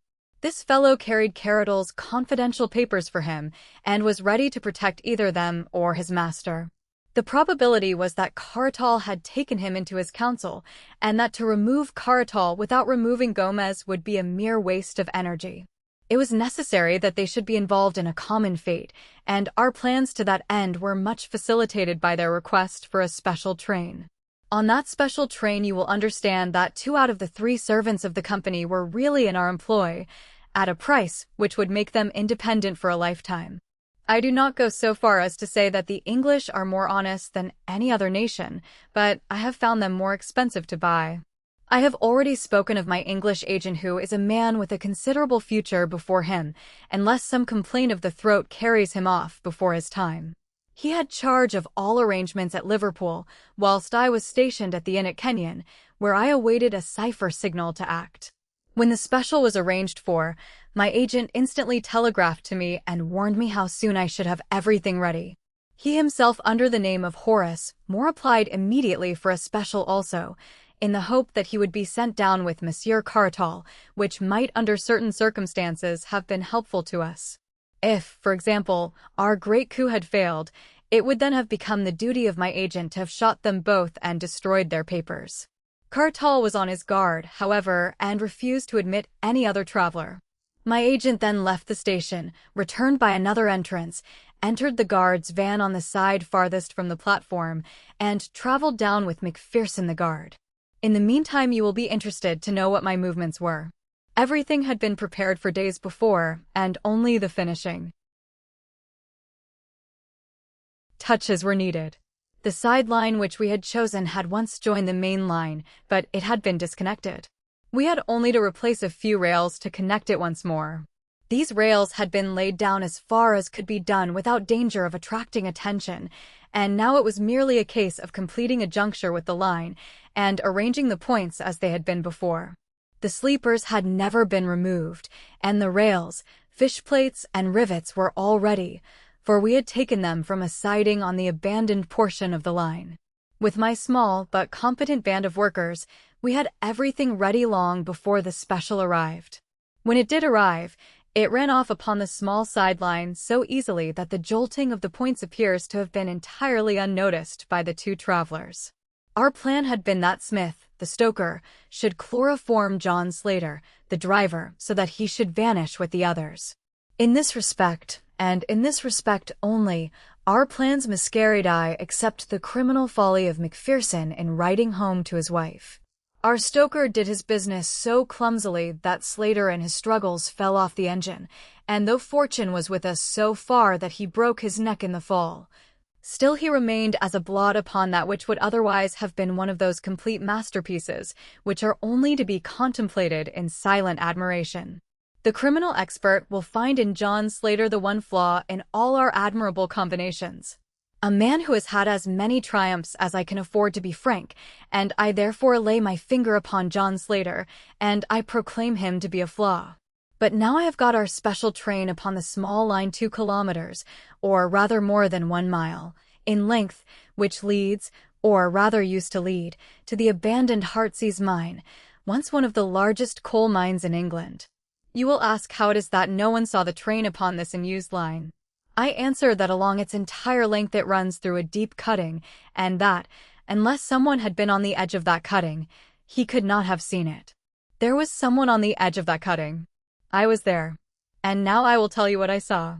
My assistant had remained at the points in order that he might superintend the switching off of the train. He had 4 armed men with him, so that if the train ran off the line we thought it probable, because the points were very rusty we might still have resources to fall back upon. Having once seen it safely on the sideline, he handed over the responsibility to me. I was waiting at a point which overlooks the mouth of the mine, and I was also armed, as were my 2 companions. Come what might, you see, I was always ready. The moment that the train was fairly on the sideline, Smith, the stoker, slowed down the engine, and then, having turned it on to the fullest speed again, he and Macpherson, with my English lieutenant, sprang off before it was too late. It may be that it was this slowing down which first attracted the attention of the travelers, but the train was running at full speed again before their heads appeared at the open window. It makes me smile to think how bewildered they must have been. Picture to yourself your own feelings if, on looking out of your luxurious carriage, you suddenly perceived that the lines upon which you ran were rusted and corroded, red and yellow with disuse and decay. What a catch must have come in their breath as in a second it flashed upon them that it was not Manchester, but death which was waiting for them at the end of that sinister line. But the train was running with frantic speed, rolling and rocking over the rotten line, while the wheels made a frightful screaming sound upon the rusted surface. I was close to them and could see their faces. Cartall was praying. I think there was something like a rosary dangling out of his hand. The other roared like a bull who smells the blood of the slaughterhouse. He saw us standing on the bank, and he beckoned to us like a madman. Then he tore at his wrist and threw his dispatch box out of the window in our direction. Of course, his meaning was obvious. Here was the evidence, and they would promise to be silent if their lives were spared. It would have been very agreeable if we could have done so, but business is business. Besides, the train was now as much beyond our controls as theirs. He ceased howling when the train rattled round the curve, and they saw the black mouth of the mine yawning before them. We had removed the boards which had covered it, and we had cleared the square entrance. The rails had formerly run very close to the shaft for the convenience of loading the coal, and we had only to add 2 or 3 lengths of rail in order to lead to the very brink of the shaft. In fact, as the lengths would not quite fit, our line projected about 3 feet over the edge. We saw the 2 heads at the window, Cartall below, Gomez above, but they had both been struck silent by what they saw. And yet they could not withdraw their heads. The sight seemed to have paralyzed them. I had wondered how the train running at a great speed would take the pit into which I had guided it, and I was much interested in watching it. One of my colleagues thought that it would actually jump it, and indeed it was not very far from doing so. Fortunately, however, it fell short, and the buffers of the engine struck the other lip of the shaft with a tremendous crash. The funnel flew off into the air. The tender, carriages, and van were all smashed up into one jumble, which, with the remains of the engine, choked for a minute or so the mouth of the pit. Then something gave way in the middle, and the whole mass of green iron, smoking coals, brass fittings, wheels, woodwork, and cushions all crumbled together and crashed down into the mine. We heard the rattle, rattle, rattle, as the debris struck against the walls, and then, quite a long time afterwards, there came a deep roar as the remains of the train struck the bottom. The boiler may have burst, for a sharp crash came after the roar, and then a dense cloud of steam and smoke swirled up out of the black depths, falling in a spray as thick as rain all around us. Then the vapor shredded off into thin wisps, which floated away in the summer sunshine, and all was quiet again in the Heartsease mine. And now, having carried out our plans so successfully, it only remained to leave no trace behind us. Our little band of workers at the other end had already ripped up the rails and disconnected the sideline, replacing everything as it had been before. We were equally busy at the mine. The funnel and other fragments were thrown in, the shaft was planked over as it used to be, and the lines which led to it were torn up and taken away. Then, without flurry, but without delay, we all made our way out of the country, most of us to Paris, my English colleague to Manchester, and Macpherson to Southampton, whence he emigrated to America. Let the English papers of that date tell how thoroughly we had done our work, and how completely we had thrown the cleverest of their detectives off our track. You will remember that Gomez threw his bag of papers out of the window, and I need not say that I secured that bag and brought them to my employers. It may interest my employers now, however, to learn that out of that bag I took 1 or 2 little papers as a souvenir of the occasion. I have no wish to publish these papers, but still, it is every man for himself in this world, and what else can I do if my friends will not come to my aid when I want them? Messrs., you may believe that Herbert de Lernac is quite as formidable when he is against you as when he is with you, and that he is not a man to go to the guillotine until he has seen that every one of you is en route for New Caledonia. For your own sake, if not for mine, make haste, Monsieur de, and General and Baron. You can fill up the blanks for yourselves as you read this. I promise you that in the next edition there will be no blanks to fill. P.S. As I look over my statement, there is only one omission which I can see. It concerns the unfortunate man Macpherson, who was foolish enough to write to his wife and to make an appointment with her in New York. It can be imagined that when interests like ours were at stake, we could not leave them to the chance of whether a man in that class of life would or would not give away his secrets to a woman. Having once broken his oath by writing to his wife, we could not trust him any more. We took steps, therefore, to ensure that he should not see his wife. I have sometimes thought that it would be a kindness to write to her and to assure her that there is no impediment to her marrying again. The beetle hunter a curious experience? Said the doctor. Yes, my friends, I have had one very curious experience. I never expect to have another, for it is against all doctrines of chances that 2 such events would befall any one man in a single lifetime. You may believe me or not, but the thing happened exactly as I tell it. I had just become a medical man, but I had not started in practice, and I lived in rooms in Gower Street. The street has been renumbered since then, but it was in the only house which has a bow window, upon the left-hand side as you go down from the Metropolitan Station. A widow named Murchison kept the house at that time, and she had 3 medical students and 1 engineer as lodgers. I occupied the top room, which was the cheapest, but cheap as it was more than I could afford. My small resources were dwindling away, and every week it became more necessary that I should find something to do. Yet I was very unwilling to go into general practice, for my tastes were all in the direction of science, and especially of zoology, towards which I had always a strong leaning. I had almost given the fight up and resigned myself to being a medical drudge for life, when the turning point of my struggles came in a very extraordinary way. One morning I had picked up the Standard and was glancing over its contents. There was a complete absence of news, and I was about to toss the paper down again, when my eyes were caught by an advertisement at the head of the personal column. It was worded in this way: wanted for 1 or more days the services of a medical man. It is essential that he should be a man of strong physique, of steady nerves, and of a resolute nature. Must be an entomologist coleopterist preferred. Apply in person at 77B, Brook Street. Application must be made before 12 o'clock today. Now, I have already said that I was devoted to zoology. Of all branches of zoology, the study of insects was the most attractive to me, and of all insects, beetles were the species with which I was most familiar. Butterfly collectors are numerous, but beetles are far more varied and more accessible in these islands than are butterflies. It was this fact which had attracted my attention to them, and I had myself made a collection which numbered some 100 varieties. As to the other requisites of the advertisement, I knew that my nerves could be depended upon, and I had won the weight-throwing competition at the interhospital sports. Clearly, I was the very man for the vacancy. Within 5 minutes of my having read the advertisement, I was in a cab and on my way to Brook Street. As I drove, I kept turning the matter over in my head and trying to make a guess as to what sort of employment it could be which needed such curious qualifications. A strong physique, a resolute nature, a medical training, and a knowledge of beetles. What connection could there be between these various requisites? And then there was the disheartening fact that the situation was not a permanent one, but terminable from day to day, according to the terms of the advertisement.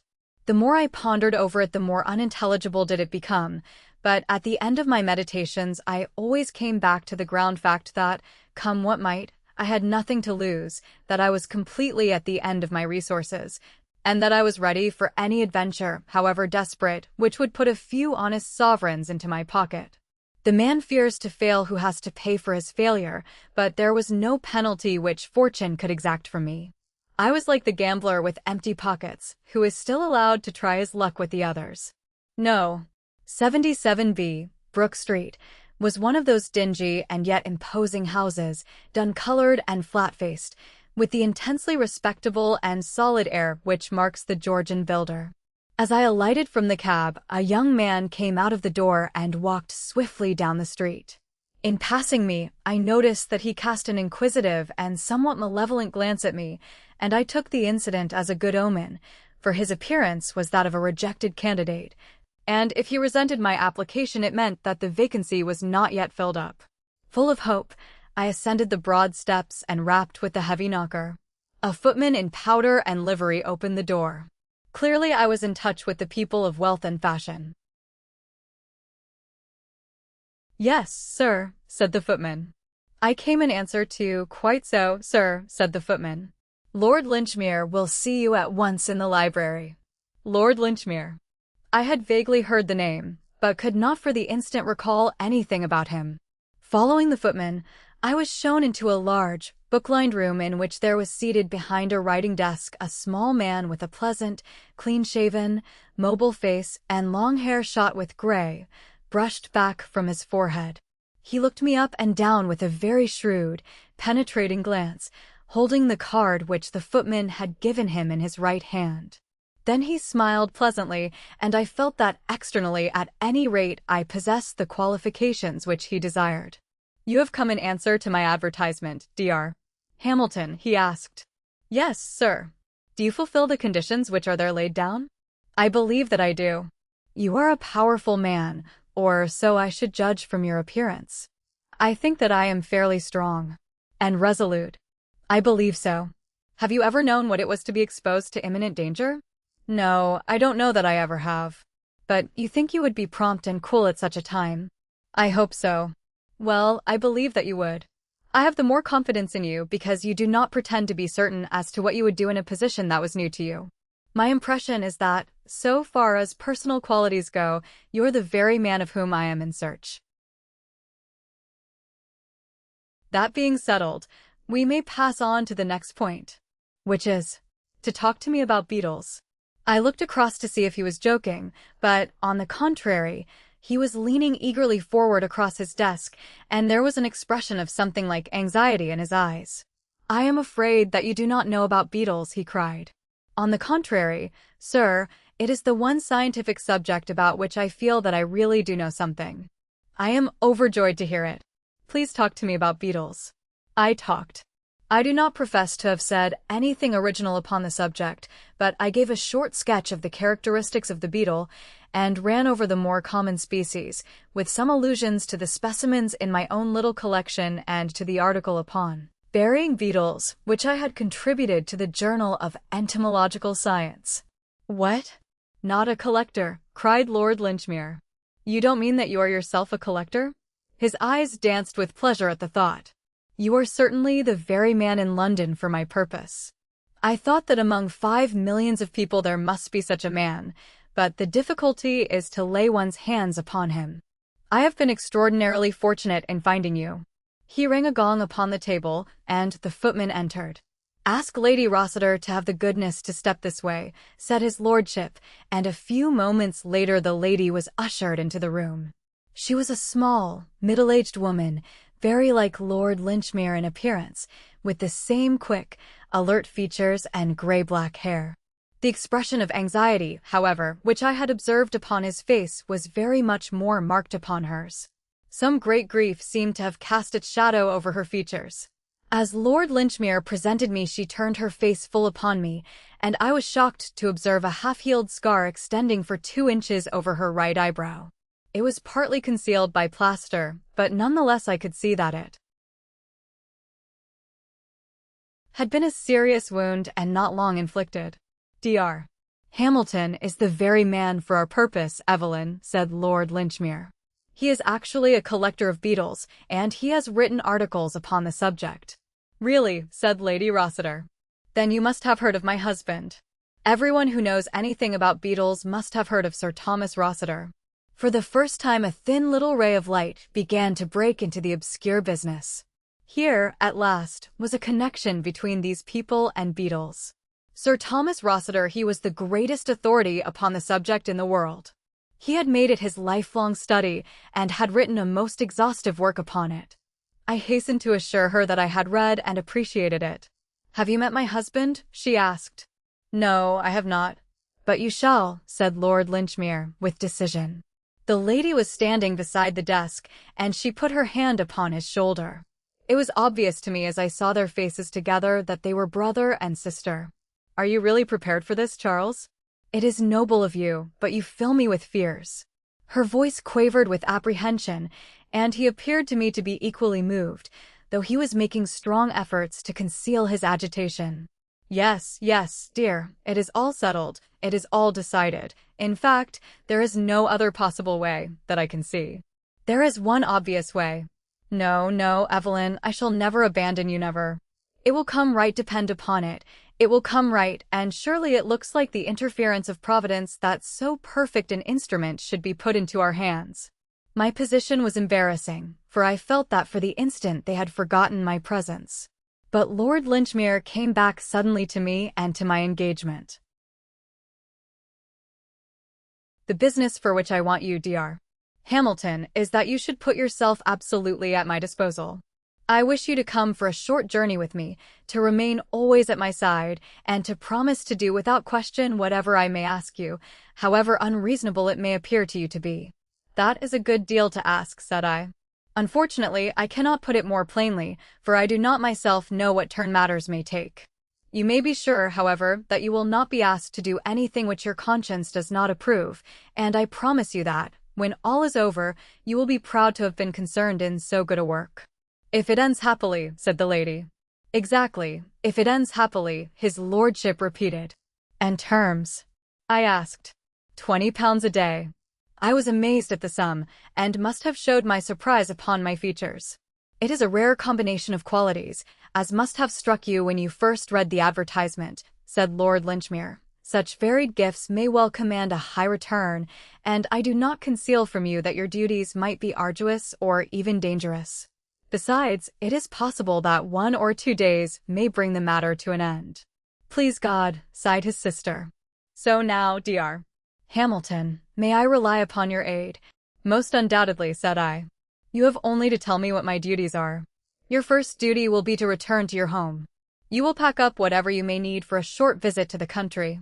We start together from Paddington Station at this afternoon. Do we go far?" "As far as Pangbourne. Meet me at the bookstall at. I shall have the tickets. Goodbye, Dr. Hamilton. And, by the way, there are 2 things which I should be very glad if you would bring with you, in case you have them. One is your case for collecting beetles, and the other is a stick, and the thicker and heavier the better."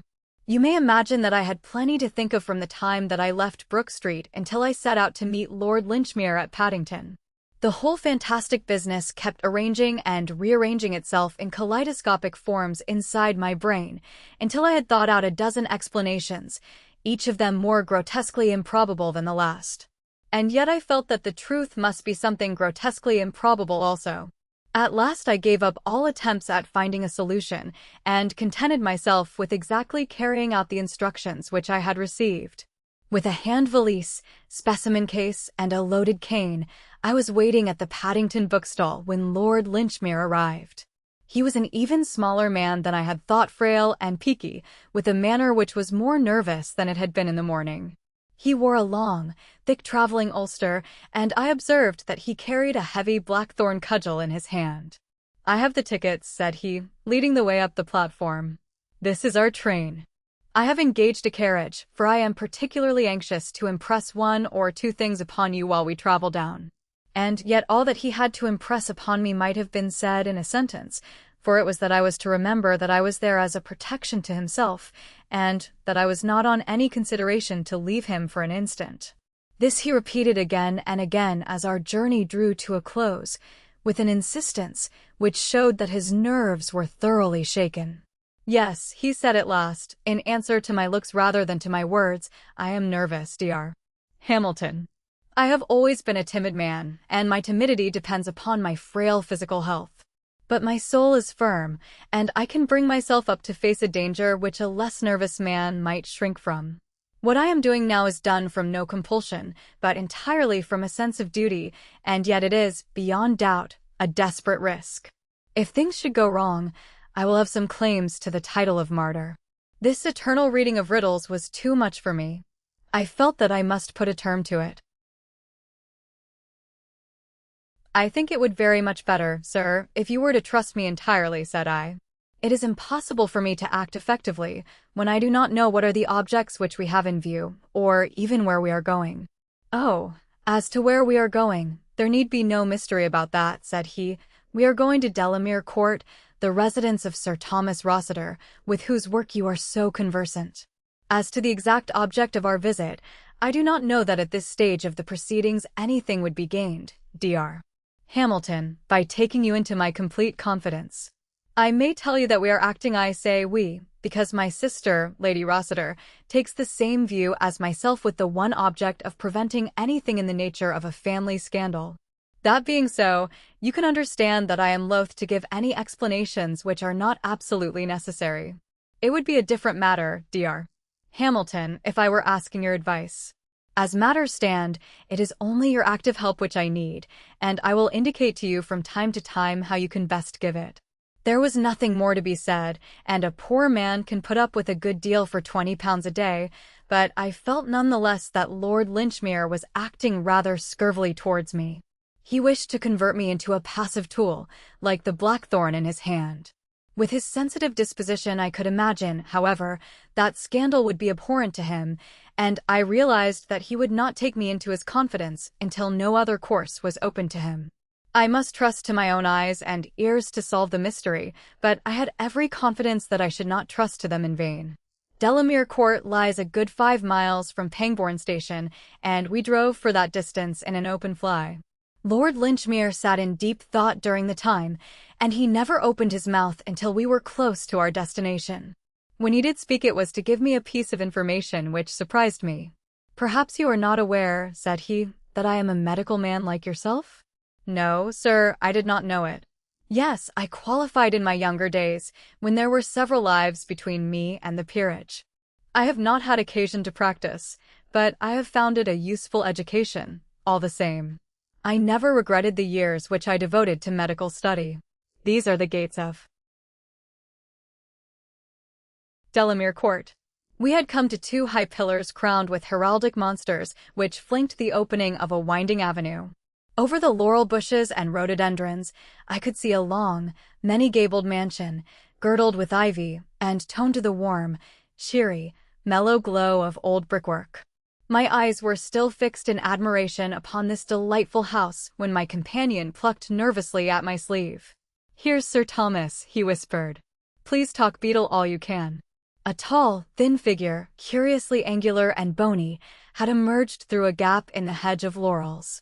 In his hand he held a spud, and he wore gauntlet gardener's gloves. A broad-brimmed, grey hat cast his face into shadow, but it struck me as exceedingly austere, with an ill-nourished beard and harsh, irregular features. The fly pulled up and Lord Linchmere sprang out. "My dear Thomas, how are you?" said he heartily. But the heartiness was by no means reciprocal. The owner of the grounds glared at me over his brother-in-law's shoulder, and I caught broken scraps of sentences, well-known wishes, hatred of strangers, unjustifiable intrusion, perfectly inexcusable. Then there was a muttered explanation, and the two of them came over together to the side of the fly. "Let me present you to Sir Thomas Rossiter, Dr. Hamilton," said Lord Linchmere. "You will find that you have a strong community of tastes." I bowed. Sir Thomas stood very stiffly, looking at me severely from under the broad brim of his hat. "Lord Linchmere tells me that you know something about beetles," said he. "What do you know about beetles?" "I know what I have learned from your work upon the Coleoptera, Sir Thomas," I answered. "Give me the names of the better-known species of the British Scarabaei," said he. I had not expected an examination, but fortunately I was ready for one. My answers seemed to please him, for his stern features relaxed. "You appear to have read my book with some profit, sir," said he. "It is a rare thing for me to meet anyone who takes an intelligent interest in such matters. People can find time for such trivialities as sport or society, and yet the beetles are overlooked. I can assure you that the greater part of the idiots in this part of the country are unaware that I have ever written a book at all. I, the first man who ever described the true function of the elytra. I am glad to see you, sir, and I have no doubt that I can show you some specimens which will interest you." He stepped into the fly and drove up with us to the house, expounding to me as we went some recent researches which he had made into the anatomy of the ladybird. I have said that Sir Thomas Rossiter wore a large hat drawn down over his brows. As he entered the hall he uncovered himself, and I was at once aware of a singular characteristic which the hat had concealed. His forehead, which was naturally high, and higher still on account of receding hair, was in a continual state of movement. Some nervous weakness kept the muscles in a constant spasm, which sometimes produced a mere twitching and sometimes a curious rotary movement unlike anything which I had ever seen before. It was strikingly visible as he turned towards us after entering the study, and seemed the more singular from the contrast with the hard, steady, gray eyes which looked out from underneath those palpitating brows. "I am sorry," said he, "that Lady Rossiter is not here to help me to welcome you. By the way, Charles, did Evelyn say anything about the date of her return?" "She wished to stay in town for a few more days," said Lord Linchmere. "You know how ladies' social duties accumulate if they have been for some time in the country. My sister has many old friends in London at present. Well, she is her own mistress, and I should not wish to alter her plans, but I shall be glad when I see her again. It is very lonely here without her company. I was afraid that you might find it so, and that was partly why I ran down. My young friend, Dr. Hamilton, is so much interested in the subject which you have made your own, that I thought you would not mind his accompanying me. I lead a retired life, Dr. Hamilton, and my aversion to strangers grows upon me," said our host. "I have sometimes thought that my nerves are not so good as they were. My travels in search of beetles in my younger days took me into many malarious and unhealthy places. But a brother coleopterist like yourself is always a welcome guest, and I shall be delighted if you will look over my collection, which I think that I may without exaggeration describe as the best in Europe." And so no doubt it was. He had a huge, oaken cabinet arranged in shallow drawers, and here, neatly ticketed and classified, were beetles from every corner of the earth, black, brown, blue, green, and mottled. Every now and then as he swept his hand over the lines and lines of impaled insects, he would catch up some rare specimen, and, handling it with as much delicacy and reverence as if it were a precious relic, he would hold forth upon its peculiarities and the circumstances under which it came into his possession. It was evidently an unusual thing for him to meet with a sympathetic listener, and he talked and talked until the spring evening had deepened into night, and the gong announced that it was time to dress for dinner. All the time Lord Linchmere said nothing, but he stood at his brother-in-law's elbow, and I caught him continually shooting curious little, questioning glances into his face. And his own features expressed some strong emotion, apprehension, sympathy, expectation. I seemed to read them all. I was sure that Lord Linchmere was fearing something and awaiting something, but what that something might be I could not imagine. The evening passed quietly but pleasantly, and I should have been entirely at my ease if it had not been for that continual sense of tension upon the part of Lord Linchmere. As to our host, I found that he improved upon acquaintance. He spoke constantly with affection of his absent wife, and also of his little son, who had recently been sent to school. The house, he said, was not the same without them. If it were not for his scientific studies, he did not know how he could get through the days. After dinner we smoked for some time in the billiard room, and finally went early to bed. And then it was that, for the first time, the suspicion that Lord Linchmere was a lunatic crossed my mind. He followed me into my bedroom, when our host had retired. "Doctor," said he, speaking in a low, hurried voice, "you must come with me. You must spend the night in my bedroom." "What do you mean?" "I prefer not to explain. But this is part of your duties. My room is close by, and you can return to your own before the servant calls you in the morning." "But why?" I asked. "Because I am nervous of being alone," said he. "That's the reason, since you must have a reason." It seemed rank lunacy, but the argument of those £20 would overcome many objections. I followed him to his room.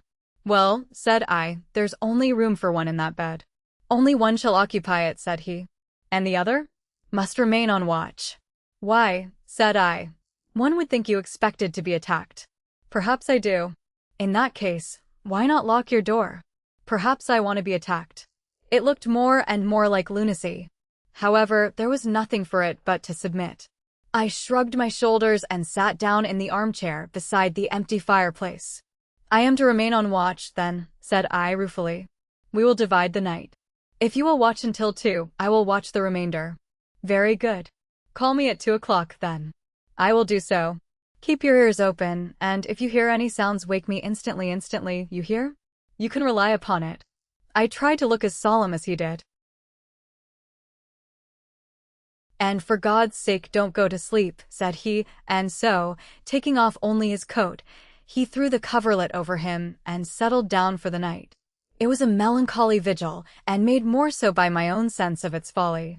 Supposing that by any chance Lord Linchmere had cause to suspect that he was subject to danger in the house of Sir Thomas Rossiter, why on earth could he not lock his door and so protect himself?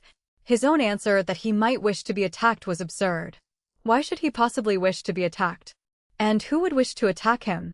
Clearly, Lord Linchmere was suffering from some singular delusion, and the result was that on an imbecile pretext I was to be deprived of my night's rest. Still, however absurd, I was determined to carry out his injunctions to the letter as long as I was in his employment. I sat, therefore, beside the empty fireplace and listened to a sonorous chiming clock somewhere down the passage which gurgled and struck every quarter of an hour.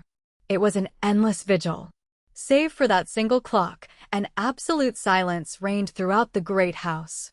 A small lamp stood on the table at my elbow, throwing a circle of light round my chair, but leaving the corners of the room draped in shadow. On the bed Lord Linchmere was breathing peacefully. I envied him his quiet sleep, and again my own eyelids drooped, but every time my sense of duty came to my help, and I sat up, rubbing my eyes and pinching myself with the determination to see my irrational watch to an end. And I did so. From down the passage came the chimes of 2 o'clock, and I laid my hand upon the shoulder of the sleeper. Instantly he was sitting up, with an expression of the keenest interest upon his face. "You have heard something?" "No, sir." "It is 2 o'clock. "Very good. I will watch. You can go to sleep." I lay down under the coverlet as he had done and was soon unconscious. My last recollection was of that circle of lamplight and of the small, hunched-up figure and strained, anxious face of Lord Linchmere in the center of it. How long I slept I do not know, but I was suddenly aroused by a sharp tug at my sleeve. The room was in darkness, but a hot smell of oil told me that the lamp had only that instant been extinguished. "Quick, quick," said Lord Linchmere's voice in my ear. I sprang out of bed, he still dragging at my arm. "Over here," he whispered, and pulled me into a corner of the room. "Hush! Listen." In the silence of the night I could distinctly hear that someone was coming down the corridor. It was a stealthy step, faint and intermittent, as of a man who paused cautiously after every stride. Sometimes for half a minute there was no sound, and then came the shuffle and creak which told of a fresh advance. My companion was trembling with excitement. His hand, which still held my sleeve, twitched like a branch in the wind. "What is it?" I whispered. "It's he, Sir Thomas." "Yes. What does he want?" "Hush. Do nothing until I tell you." I was conscious now that someone was trying the door. There was the faintest little rattle from the handle, and then I dimly saw a thin slit of subdued light. There was a lamp burning somewhere far down the passage, and it just sufficed to make the outside visible from the darkness of our room. The grayish slit grew broader and broader, very gradually, very gently, and then outlined against it I saw the dark figure of a man. He was squat and crouching, with the silhouette of a bulky and misshapen dwarf. Slowly the door swung open with this ominous shape framed in the center of it. And then, in an instant, the crouching figure shot up. There was a tiger spring across the room, and thud, thud, thud, came 3 tremendous blows from some heavy object upon the bed. I was so paralyzed with amazement that I stood motionless and staring until I was aroused by a yell for help from my companion. The open door shed enough light for me to see the outline of things, and there was little Lord Linchmere with his arms round the neck of his brother-in-law, holding bravely on to him like a game bull terrier with its teeth into a gaunt deerhound. The tall, bony man dashed himself about, writhing round and round to get a grip upon his assailant, but the other, clutching on from behind, still kept his hold, though his shrill, frightened cries showed how unequal he felt the contest to be. I sprang to the rescue, and the 2 of us managed to throw Sir Thomas to the ground, though he made his teeth meet in my shoulder. With all my youth and weight and strength, it was a desperate struggle before we could master his frenzied struggles, but at last we secured his arms with the waist cord of the dressing gown which he was wearing. I was holding his legs while Lord Linchmere was endeavoring to relight the lamp, when there came the pattering of many feet in the passage, and the butler and 2 footmen, who had been alarmed by the cries, rushed into the room.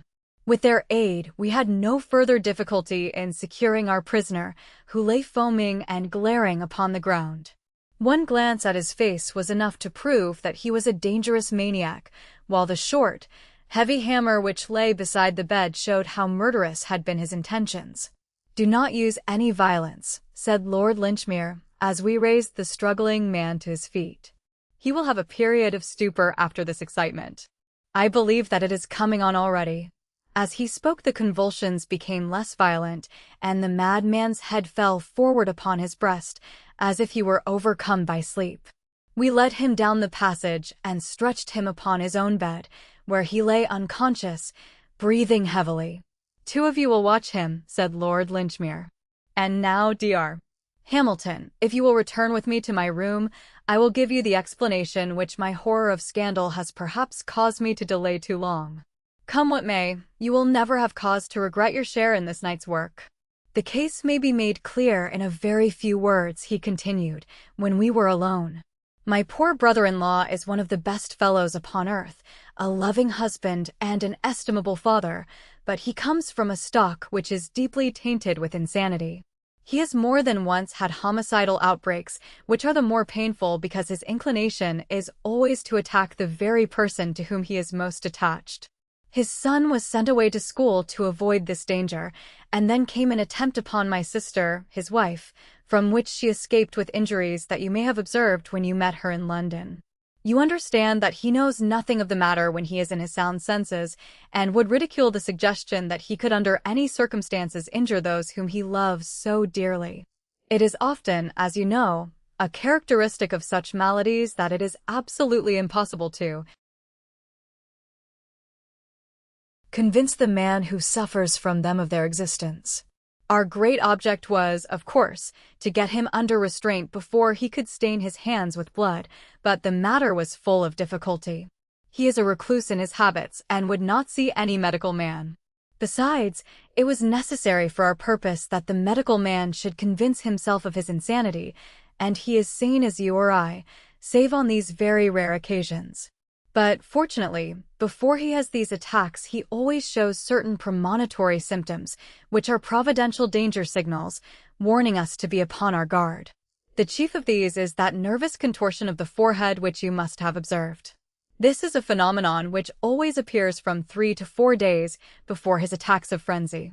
The moment it showed itself, his wife came into town on some pretext and took refuge in my house in Brook Street.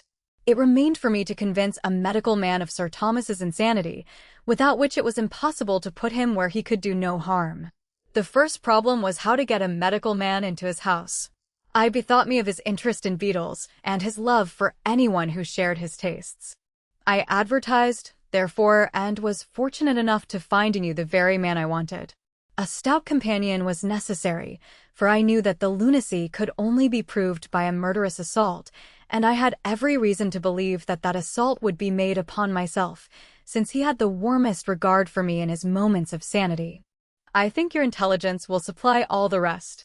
I did not know that the attack would come by night, but I thought it very probable, for the crises of such cases usually do occur in the early hours of the morning. I am a very nervous man myself, but I saw no other way in which I could remove this terrible danger from my sister's life. I need not ask you whether you are willing to sign the lunacy papers. Undoubtedly. But 2 signatures are necessary. You forget that I am myself a holder of a medical degree. I have the papers on a side table here, so if you will be good enough to sign them now, we can have the patient removed in the morning. So that was my visit to Sir Thomas Rossiter, the famous beetle hunter, and that was also my first step upon the ladder of success, for Lady Rossiter and Lord Linchmere have proved to be staunch friends, and they have never forgotten my association with them in the time of their need. Sir Thomas is out and said to be cured, but I still think that if I spent another night at Delamere Court, I should be inclined to lock my door upon the inside. The man with the watches, there are many who will still bear in mind the singular circumstances which, under the heading of the Rugby mystery, filled many columns of the daily press in the spring of the year 1892. Coming as it did at a period of exceptional dullness, it attracted perhaps rather more attention than it deserved, but it offered to the public that mixture of the whimsical and the tragic which is most stimulating to the popular imagination. Interest drooped, however, when, after weeks of fruitless investigation, it was found that no final explanation of the facts was forthcoming, and the tragedy seemed from that time to the present to have finally taken its place in the dark catalogue of inexplicable and unexpiated crimes. A recent communication, the authenticity of which appears to be above question, has, however, thrown some new and clear light upon the matter. Before laying it before the public, it would be as well, perhaps, that I should refresh their memories as to the singular facts upon which this commentary is founded. These facts were briefly as follows. At 5 o'clock on the evening of the 18th of March in the year already mentioned, a train left Euston Station for Manchester. It was a rainy, squally day, which grew wilder as it progressed, so it was by no means the weather in which anyone would travel who was not driven to do so by necessity. The train, however, is a favorite one among Manchester business men who are returning from town, for it does the journey in 4 hours and 20 minutes, with only 3 stoppages upon the way. In spite of the inclement evening, it was, therefore, fairly well filled upon the occasion of which I speak. The guard of the train was a tried servant of the Company A man who had worked for 22 years without a blemish or complaint. His name was John Palmer. The station clock was upon the stroke of 5, and the guard was about to give the customary signal to the engine driver when he observed 2 belated passengers hurrying down the platform. The one was an exceptionally tall man, dressed in a long black overcoat with astrakhan collar and cuffs. I have already said that the evening was an inclement one, and the tall traveler had the high, warm collar turned up to protect his throat against the bitter March wind. He appeared, as far as the guard could judge by so hurried an inspection, to be a man between 50 and 60 years of age, who had retained a good deal of the vigor and activity of his youth. In one hand he carried a brown leather Gladstone bag. His companion was a lady, tall and erect, walking with a vigorous step which outpaced the gentleman beside her. She wore a long, fawn-colored dust cloak, a black, close-fitting toque, and a dark veil which concealed the greater part of her face. The two might very well have passed as father and daughter. They walked swiftly down the line of carriages, glancing in at the windows, until the guard, John Palmer, overtook them. "Now then, sir, look sharp, the train is going," said he. "First class," the man answered. The guard turned the handle of the nearest door. In the carriage which he had opened, there sat a small man with a cigar in his mouth. His appearance seems to have impressed itself upon the guard's memory, for he was prepared, afterwards, to describe or to identify him. He was a man of 34 or 35 years of age, dressed in some gray material, sharp-nosed, alert, with a ruddy, weather-beaten face and a small, closely cropped, black beard. He glanced up as the door was opened. The tall man paused with his foot upon the step. "This is a smoking compartment. The lady dislikes smoke," said he, looking round at the guard. "All right. Here you are, sir," said John Palmer. He slammed the door of the smoking carriage, opened that of the next one, which was empty, and thrust the two travelers in. At the same moment he sounded his whistle and the wheels of the train began to move. The man with the cigar was at the window of his carriage, and said something to the guard as he rolled past him, but the words were lost in the bustle of the departure. Palmer stepped into the guard's van, as it came up to him, and thought no more of the incident. 12 minutes after its departure the train reached Willesden Junction, where it stopped for a very short interval. An examination of the tickets has made it certain that no one either joined or left it at this time, and no passenger was seen to alight upon the platform. The journey to Manchester was resumed, and Rugby was reached at, the express being 5 minutes late. At Rugby, the attention of the station officials was drawn to the fact that the door of one of the first-class carriages was open. An examination of that compartment, and of its neighbor, disclosed a remarkable state of affairs.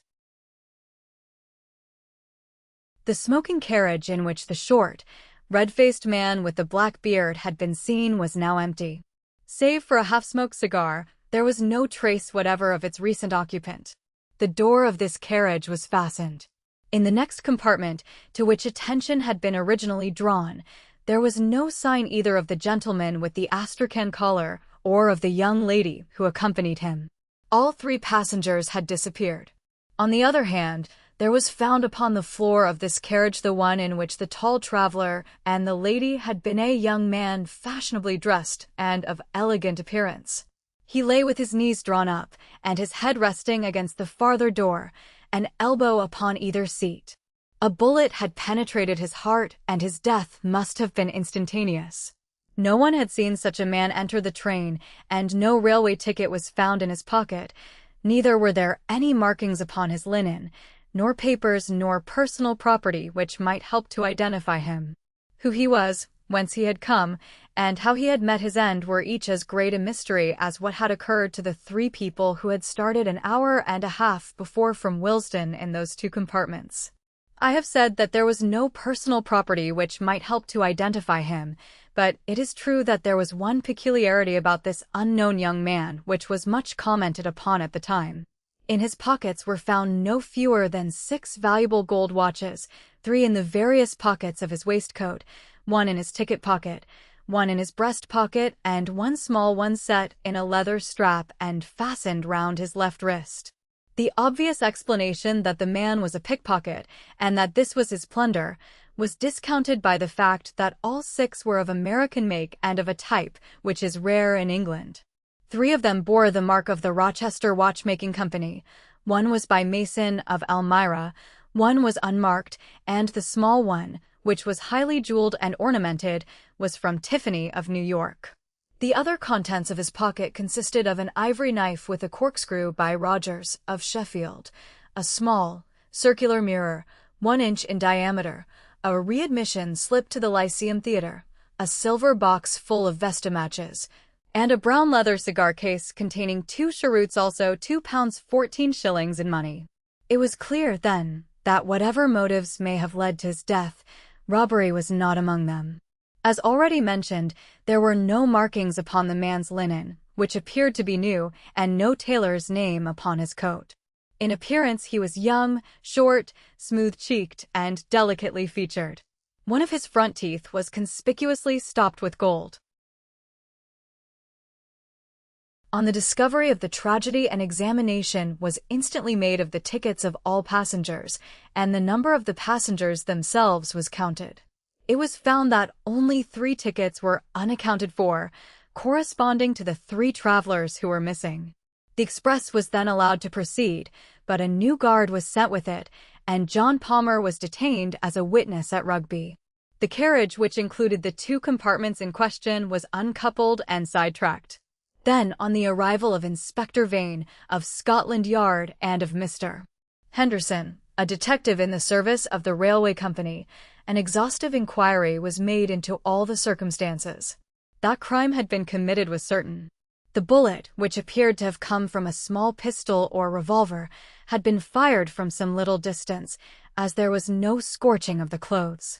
No weapon was found in the compartment, which finally disposed of the theory of suicide, nor was there any sign of the brown leather bag which the guard had seen in the hand of the tall gentleman. A lady's parasol was found upon the rack, but no other trace was to be seen of the travelers in either of the sections. Apart from the crime, the question of how or why 3 passengers, one of them a lady, could get out of the train and one other get in during the unbroken run between Willesden and Rugby was one which excited the utmost curiosity among the general public and gave rise to much speculation in the London press. John Palmer, the guard, was able at the inquest to give some evidence which threw a little light upon the matter. There was a spot between Traying and Cheddington, according to his statement, where, on account of some repairs to the line, the train had for a few minutes slowed down to a pace not exceeding 8 or 10 miles an hour. At that place it might be possible for a man, or even for an exceptionally active woman, to have left the train without serious injury. It was true that a gang of platelayers was there, and that they had seen nothing, but it was their custom to stand in the middle between the metals, and the open carriage door was upon the far side, so that it was conceivable that someone might have alighted unseen, as the darkness would by that time be drawing in. A steep embankment would instantly screen anyone who sprang out from the observation of the navvies. The guard also deposed that there was a good deal of movement upon the platform at Willesden Junction, and that though it was certain that no one had either joined or left the train there, it was still quite possible that some of the passengers might have changed unseen from one compartment to another.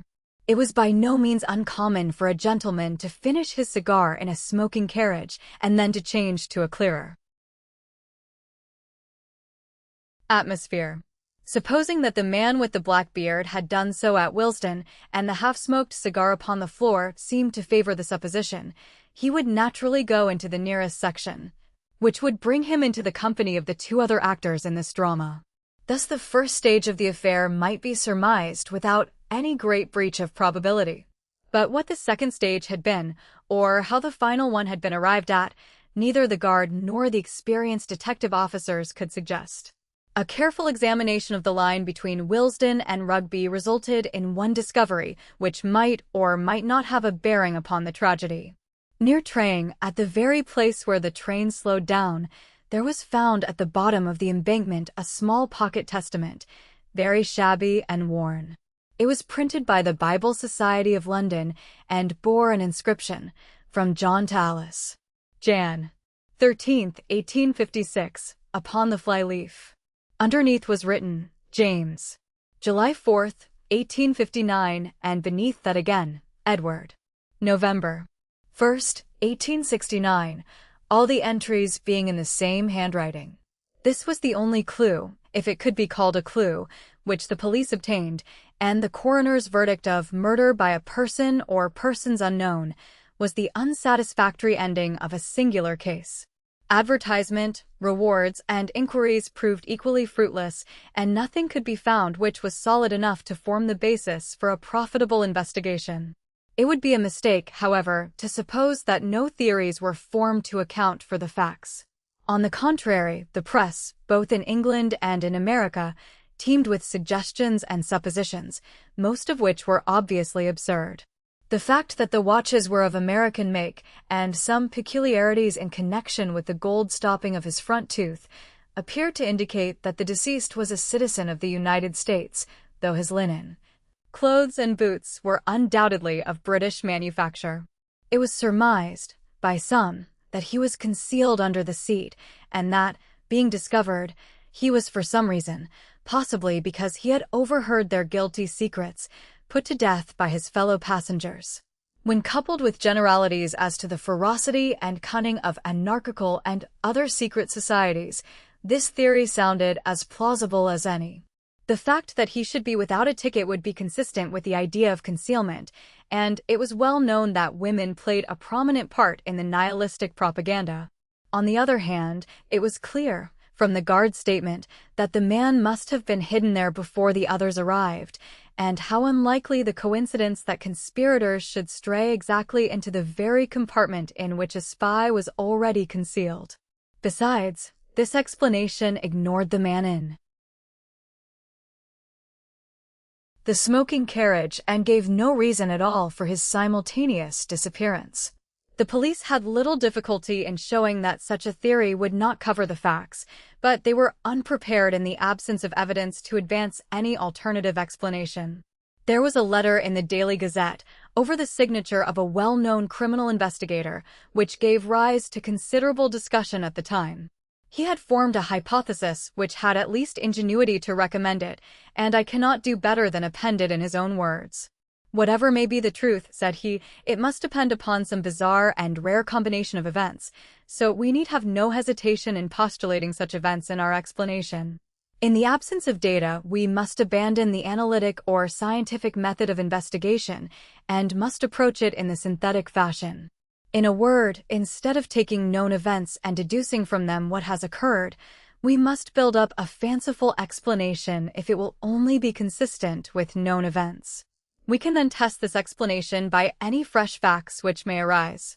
If they all fit into their places, the probability is that we are upon the right track, and with each fresh fact this probability increases in a geometrical progression until the evidence becomes final and convincing. Now, there is one most remarkable and suggestive fact which has not met with the attention which it deserves.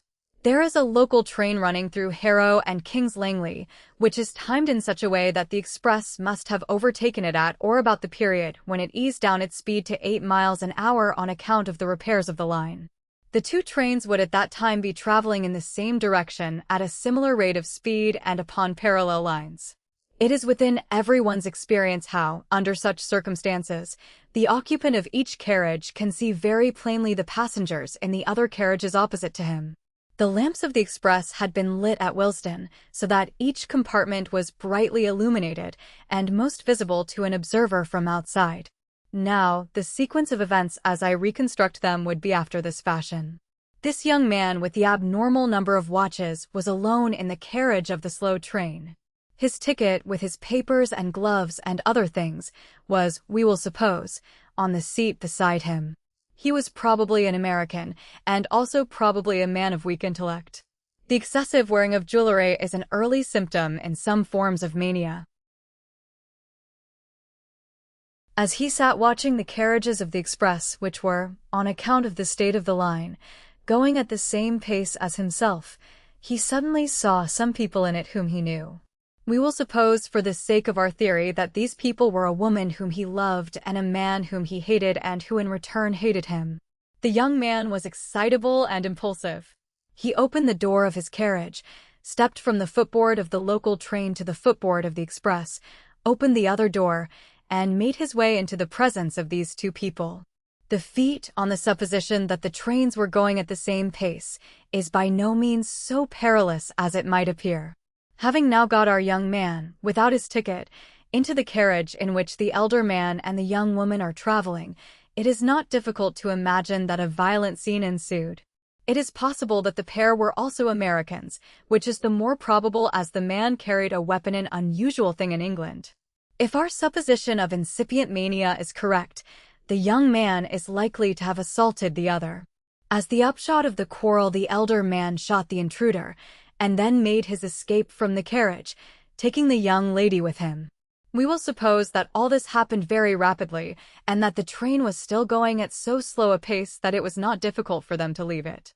A woman might leave a train going at 8 miles an hour. As a matter of fact, we know that this woman did do so.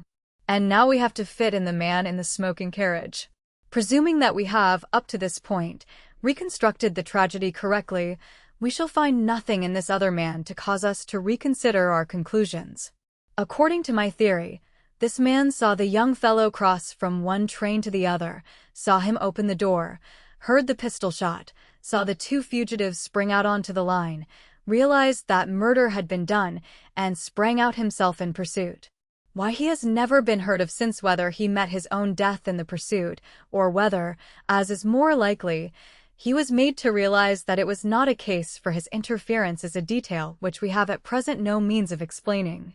I acknowledge that there are some difficulties in the way. At first sight, it might seem improbable that at such a moment a murderer would burden himself in his flight with a brown leather bag. My answer is that he was well aware that if the bag were found, his identity would be established. It was absolutely necessary for him to take it with him. My theory stands or falls upon one point, and I call upon the railway company to make strict inquiry as to whether a ticket was found unclaimed in the local train through Harrow and King's Langley upon the 18th of March. If such a ticket were found, my case is proved. If not, my theory may still be the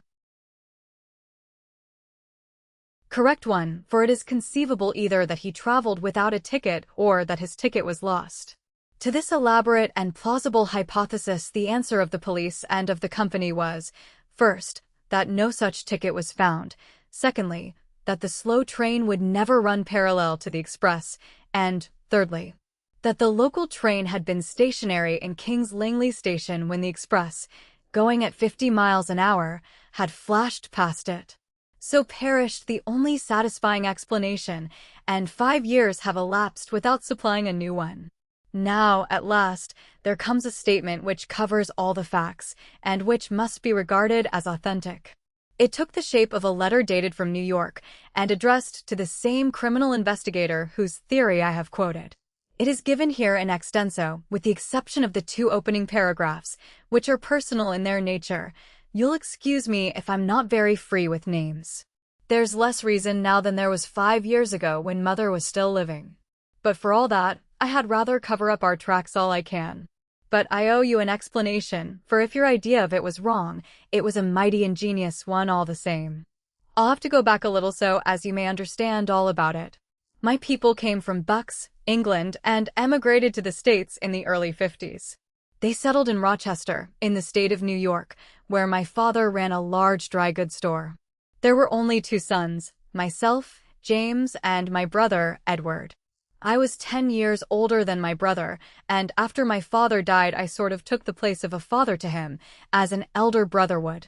He was a bright, spirited boy and just one of the most beautiful creatures that ever lived.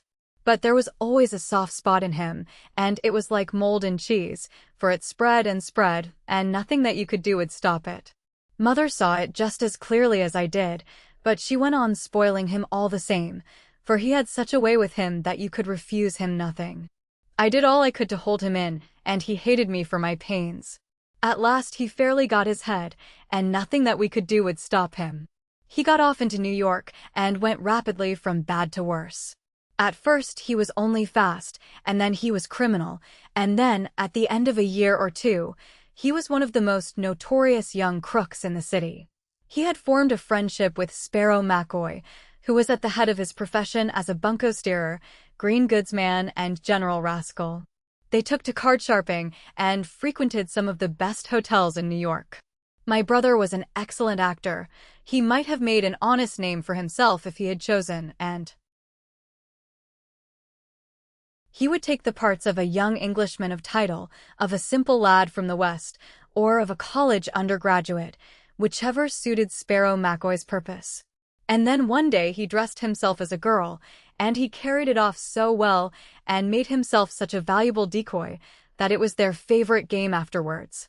They had made it right with Tammany and with the police, so it seemed as if nothing could ever stop them, for those were in the days before the Lexow Commission, and if you only had a pull, you could do pretty nearly everything you wanted. And nothing would have stopped them if they had only stuck to cards and New York, but they must needs come up Rochester way and forge a name upon a check. It was my brother that did it, though everyone knew that it was under the influence of Sparrow McCoy. I bought up that check, and a pretty sum it cost me. Then I went to my brother, laid it before him on the table, and swore to him that I would prosecute if he did not clear out of the country. At first, he simply laughed. I could not prosecute, he said, without breaking our mother's heart, and he knew that I would not do that. I made him understand, however, that our mother's heart was being broken in any case, and that I had set firm on the point that I would rather see him in Rochester jail than in a New York hotel. So at last he gave in, and he made me a solemn promise that he would see Sparrow McCoy no more, that he would go to Europe, and that he would turn his hand to any honest trade that I helped him to get. I took him down right away to an old family friend, Joe Wilson, who is an exporter of American watches and clocks, and I got him to give Edward an agency in London, with a small salary and a 15% commission on all business. His manner and appearance were so good that he won the old man over at once, and within a week he was sent off to London with a case full of samples. It seemed to me that this business of the check had really given my brother a fright, and that there was some chance of his settling down into an honest line of life. My mother had spoken with him, and what she said had touched him, for she had always been the best of mothers to him, and he had been the great sorrow of her life. But I knew that this man Sparrow McCoy had a great influence over Edward, and my chance of keeping the lad straight lay in breaking the connection between them. I had a friend in the New York detective force, and through him I kept a watch upon McCoy. When, within a fortnight of my brother's sailing, I heard that McCoy had taken a berth in the Etruria, I was as certain as if he had told me that he was going over to England for the purpose of coaxing Edward back again into the ways that he had left. In an instant I had resolved to go also, and to pit my influence against McCoy's. I knew it was a losing fight, but I thought, and my mother thought, that it was my duty. We passed the last night together in prayer for my success, and she gave me her own testament that my father had given her on the day of their marriage in the old country, so that I might always wear it next my heart. I was a fellow traveler on the steamship with Sparrow McCoy, and at least I had the satisfaction of spoiling his little game for the voyage. The very first night I went into the smoking room and found him at the head of a card table with half a dozen young fellows who were carrying their full purses and their empty skulls over to Europe. He was settling down for his harvest, and a rich one it would have been. But I soon changed all that. "Gentlemen," said I, "are you aware whom you are playing with?" "What's that to you?" "You mind your own business," said he with an oath. "Who is it, anyway?" asked one of the dudes. "He's Sparrow McCoy, the most notorious card sharper in the States." Up he jumped with a bottle in his hand, but he remembered that he was under the flag of the effete old country, where law and order run, and Tammany has no pull. Jail and the gallows wait for violence and murder, and there's no slipping out by the back door on board an ocean liner. "Prove your words, you," said he. "I will," said I. "If you will turn up your right shirt sleeve to the shoulder, I will either prove my words or I will eat them." He turned white and said not a word. You see, I knew something of his ways, and I was aware of that part of the mechanism which he and all such sharpers use consists of an elastic down the arm with a clip just above the wrist.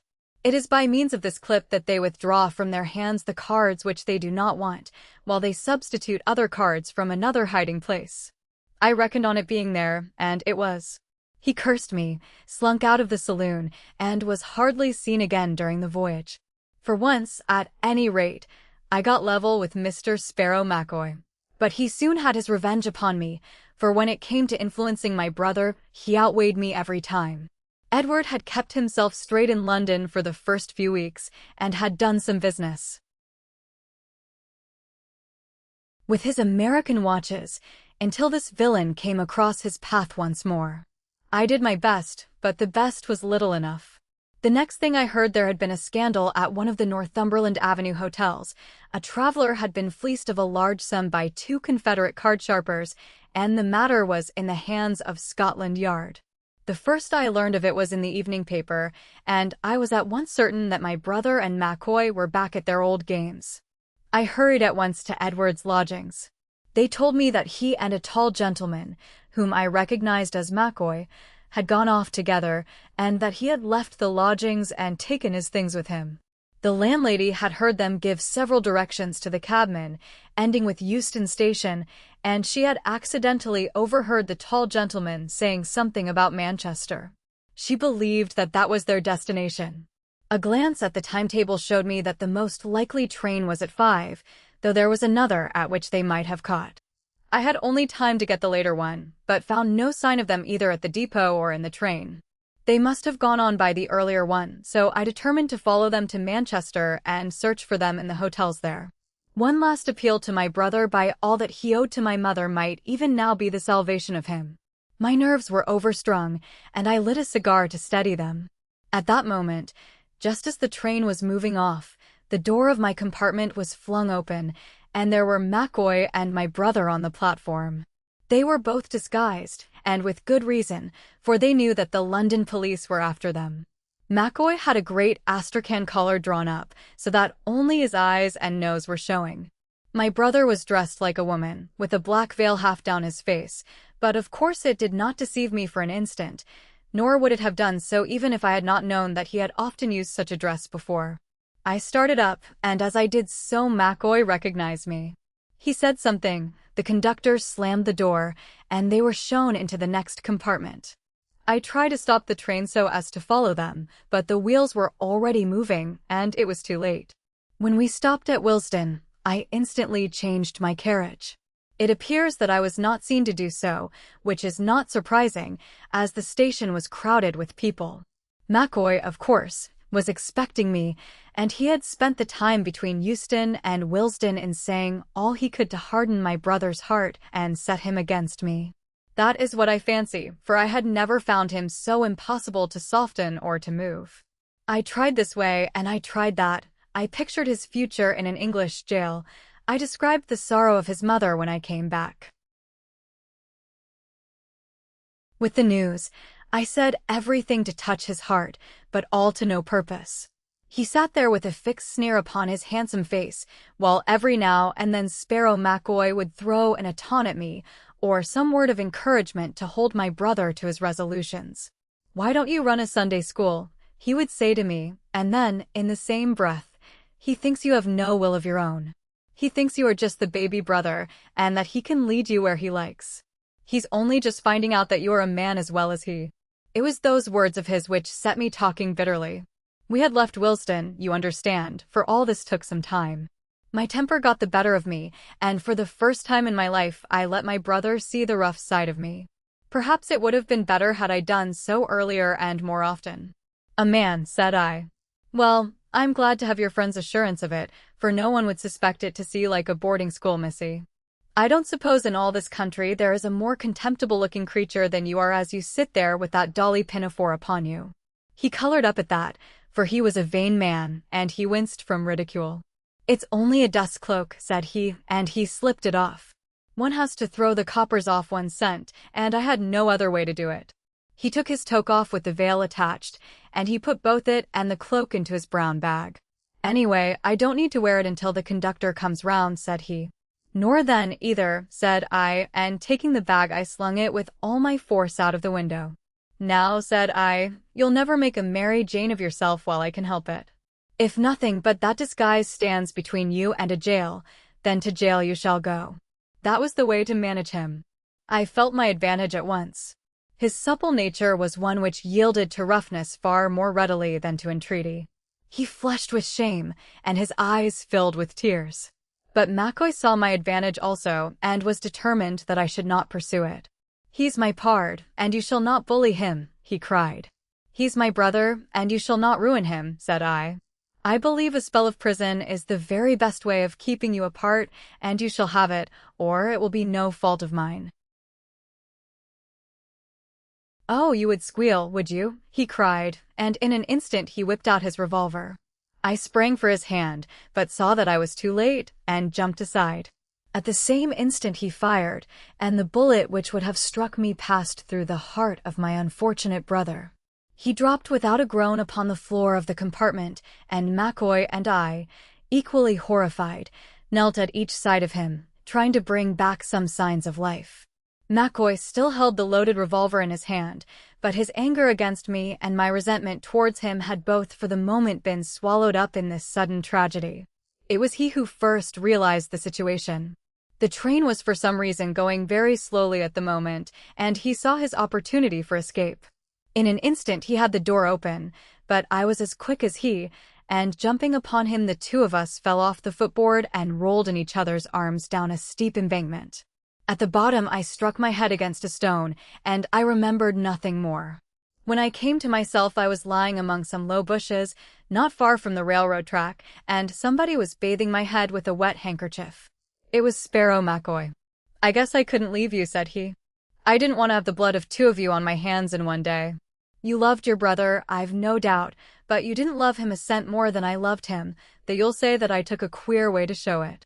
Anyhow, it seems a mighty empty world now that he is gone, and I don't care a continental whether you give me over to the hangman or not." He had turned his ankle in the fall, and there we sat, he with his useless foot, and I with my throbbing head, and we talked and talked until gradually my bitterness began to soften and to turn into something like sympathy. What was the use of revenging his death upon a man who was as much stricken by that death as I was? And then, as my wits gradually returned, I began to realize also that I could do nothing against McCoy, which would not recoil upon my mother and myself. How could we convict him without a full account of my brother's career being made public, the very thing which of all others we wished to avoid? It was really as much our interest as his to cover the matter up, and from being an avenger of crime I found myself changed to a conspirator against justice. The place in which we found ourselves was one of those pheasant preserves which are so common in the old country, and as we groped our way through it I found myself consulting the slayer of my brother as to how far it would be possible to hush it up. I soon realized from what he said that unless there were some papers of which we knew nothing in my brother's pockets, there was really no possible means by which the police could identify him or learn how he had got there. His ticket was in McCoy's pocket, and so was the ticket for some baggage which they had left at the depot. Like most Americans, he had found it cheaper and easier to buy an outfit in London than to bring one from New York, so that all his linen and clothes were new and unmarked. The bag, containing the dust cloak which I had thrown out of the window, may have fallen among some bramble patch where it is still concealed, or may have been carried off by some tramp, or may have come into the possession of the police, who kept the incident to themselves. Anyhow, I have seen nothing about it in the London papers. As to the watches, they were a selection from those which had been entrusted to him for business purposes. It may have been for the same business purposes that he was taking them to Manchester, but well, it's too late to enter into that. I don't blame the police for being at fault. I don't see how it could have been otherwise. There was just one little clue that they might have followed up, but it was a small one. I mean that small, circular mirror which was found in my brother's pocket. It isn't a very common thing for a young man to carry about with him, is it? But a gambler might have told you what such a mirror may mean to a card sharper. If you sit back a little from the table and lay the mirror, face upwards, upon your lap, you can see, as you deal, every card that you give to your adversary. It is not hard to say whether you see a man or raise him when you know his cards as well as your own. It was as much a part of a sharper's outfit as the elastic clip upon Sparrow McCoy's arm. Taking that, in connection with the recent frauds at the hotels, the police might have got hold of one end of the string. I don't think there is much more for me to explain. We got to a village called Amersham that night in the character of two gentlemen upon a walking tour, and afterwards we made our way quietly to London, whence McCoy went on to Cairo and I returned to New York. My mother died 6 months afterwards, and I am glad to say that to the day of her death she never knew what happened. She was always under the delusion that Edward was earning an honest living in London, and I never had the heart to tell her the truth. He never wrote, but then he never did write at any time, so that made no difference. His name was the last upon her lips. There's just one other thing that I have to ask you, sir, and I should take it as a kind return for all this explanation if you could do it. For me. You remember that testament that was picked up? I always carried it in my inside pocket, and it must have come out in my fall. I value it very highly, for it was the family book with my birth and my brother's marked by my father in the beginning of it. I wish you would apply at the proper place and have it sent to me. It can be of no possible value to anyone else. If you address it to X, Bassano's Library, Broadway, New York, it is sure to come to hand. The Japan box, it was a curious thing, said the private tutor, one of those grotesque and whimsical incidents which occur to one as one goes through life. I lost the best situation which I am ever likely to have through it. But I am glad that I went to Thorpe Place, for I gained well. As I tell you the story, you will learn what I gained. I don't know whether you are familiar with that part of the Midlands which is drained by the Avon. It is the most English part of England. Shakespeare, the flower of the whole race, was born right in the middle of it. It is a land of rolling pastures, rising in higher folds to the westwards, until they swell into the Malvern Hills. There are no towns, but numerous villages, each with its grey Norman church. You have left the brick of the southern and eastern counties behind you, and everything is stone for the walls, and lichen slabs of stone for the roofs. It is all grim and solid and massive, as befits the heart of a great nation. It was in the middle of this country, not very far from Evesham, that Sir John Bollamore lived in the old ancestral home of Thorpe Place, and thither it was that I came to teach his two little sons. Sir John was a widower. His wife had died 3 years before, and he had been left with these two lads aged 8 and 10, and one dear little girl of 7. Miss Witherton, who is now my wife, was governess to this little girl. I was tutor to the 2 boys. Could there be a more obvious prelude to an engagement? She governs me now, and I tutor 2 little boys of our own.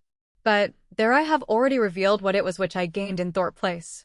It was a very, very old house, incredibly old pre-Norman. Some of it and the Bollamores claim to have lived in that situation since long before the Conquest. It struck a chill to my heart when first I came there. Those enormously thick grey walls, the rude crumbling stones, the smell as from a sick animal which exhaled from the rotting plaster of the aged building. But the modern wing was bright and the garden was well kept. No house could be dismal which had a pretty girl inside it and such a show of roses in front. Apart from a very complete staff of servants, there were only 4 of us in the household. These were Miss Witherton, who was at that time 24 and as pretty as Mrs. Colmore is now myself, Frank Colmore, aged 30, Mrs. Stevens, the housekeeper, a dry, silent woman, and Mr. Richards, a tall military-looking man, who acted as steward to the Bollamore estates. We 4 always had our meals together, but Sir John had his usually alone in the library. Sometimes he joined us at dinner, but on the whole we were just as glad when he did not. For he was a very formidable person. Imagine a man 6 feet 3 inches in height, majestically built, with a high-nosed, aristocratic face, brindled hair, shaggy eyebrows, a small, pointed Mephistophelian beard, and lines upon his brow and round his eyes as deep as if they had been carved with a penknife. He had grey eyes, weary, hopeless-looking eyes, proud and yet pathetic, eyes which claimed your pity and yet dared you to show it. His back was rounded with study, but otherwise he was as fine a looking man of his age 55 perhaps as any woman would wish to look upon. But his presence was not a cheerful one. He was always courteous, always refined, but singularly silent and retiring. I have never lived so long with any man and known so little of him. If he were indoors, he spent his time either in his own small study in the eastern tower, or in the library in the modern wing. So regular was his routine that one could always say at any hour exactly where he would be. Twice in the day he would visit his study, once after breakfast, and once about 10 at night. You might set your watch by the slam of the heavy door. For the rest of the day he would be in his library, save that for an hour or 2 in the afternoon he would take a walk or a ride, which was solitary like the rest of his existence. He loved his children and was keenly interested in the progress of their studies, but they were a little awed by the silent, shaggy-browed figure, and they avoided him as much as they could. Indeed, we all did that. It was some time before I came to know anything about the circumstances of Sir John Bollamore's life, for Mrs. Stevens, the housekeeper, and Mr. Richards, the land steward, were too loyal to talk easily of their employer's affairs. As to the governess, she knew no more than I did, and our common interest was one of the causes which drew us together. At last, however, an incident occurred which led to a closer acquaintance with Mr. Richards and a fuller knowledge of the life of the man whom I served. The immediate cause of this was no less than the falling of Master Percy, the youngest of my pupils, into the mill race, with imminent danger both to his life and to mine, since I had to risk myself in order to save him. Dripping and exhausted, for I was far more spent than the child, I was making for my room when Sir John, who had heard the hubbub, opened the door of his little study and asked me what was the matter. I told him of the accident, but assured him that his child was in no danger, while he listened with a rugged, immobile face, which expressed in its intense eyes and tightened lips all the emotion which he tried to conceal. "One moment. Step in here. Let me have the details," said he, turning back through the open door. And so I found myself within that little sanctum, inside which, as I afterwards learned, no other foot had for 3 years been set save that of the old servant who cleaned it out. It was a round room, conforming to the shape of the tower in which it was situated, with a low ceiling, a single narrow, ivy-wreathed window, and the simplest of furniture. An old carpet, a single chair, a deal table, and a small shelf of books made up the whole contents. On the table stood a full-length photograph of a woman. I took no particular notice of the features, but I remember that a certain gracious gentleness was the prevailing impression. Beside it were a large black Japan box and 1 or 2 bundles of letters or papers fastened together with elastic bands. Our interview was a short one, for Sir John Bollamore perceived that I was soaked and that I should change without delay. The incident led, however, to an instructive talk with Richards, the agent, who had never penetrated into the chamber which chance had opened to me. That very afternoon he came to me, all curiosity, and walked up and down the garden path with me, while my 2 charges played tennis upon the lawn beside us. "You hardly realize the exception which has been made in your favor," said he. "That room has been kept such a mystery, and Sir John's visits to it have been so regular and consistent, that an almost superstitious feeling has arisen about it in the household. I assure you that if I were to repeat to you the tales which are flying about, tales of mysterious visitors there, and of voices overheard by the servants, you might suspect that Sir John had relapsed into his old ways." "Why do you say relapsed?" I asked. He looked at me in surprise. "Is it possible," said he, "that Sir John Bollamore's previous history is unknown to you?" "Absolutely." "You astound me. I thought that every man in England knew something of his antecedents. I should not mention the matter if it were not that you are now one of ourselves, and that the facts might come to your ears in some harsher form if I were silent upon them. I always took it for granted that you knew that you were in the service of Devil Bollamore." "But why Devil?" I asked. You are young and the world moves fast, but 20 years ago the name of Devil Bollamore was one of the best known in London. He was the leader of the fastest set, bruiser, driver, gambler, drunkard, a survival of the old type, and as bad as the worst of them. I stared at him in amazement. "What?" I cried, "that quiet, studious, sad-faced man? The greatest rip and debauchee in England. All between ourselves, Colmore. But you understand now what I mean when I say that a woman's voice in his room might even now give rise to suspicions. But what can have changed him so? Little Beryl Clare, when she took the risk of becoming his wife. That was the turning point. He had got so far that his own fast set had thrown him over. There is a world of difference, you know, between a man who drinks and a drunkard. They all drink, but they taboo a drunkard.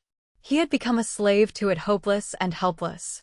Then she stepped in, saw the possibilities of a fine man in the wreck, took her chance in marrying him though she might have had the pick of a dozen, and, by devoting her life to it, brought him back to manhood and decency.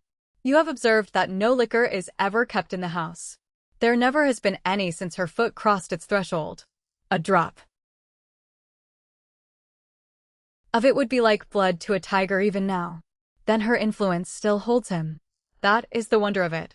When she died 3 years ago, we all expected and feared that he would fall back into his old ways. She feared it herself, and the thought gave a terror to death, for she was like a guardian angel to that man, and lived only for the one purpose.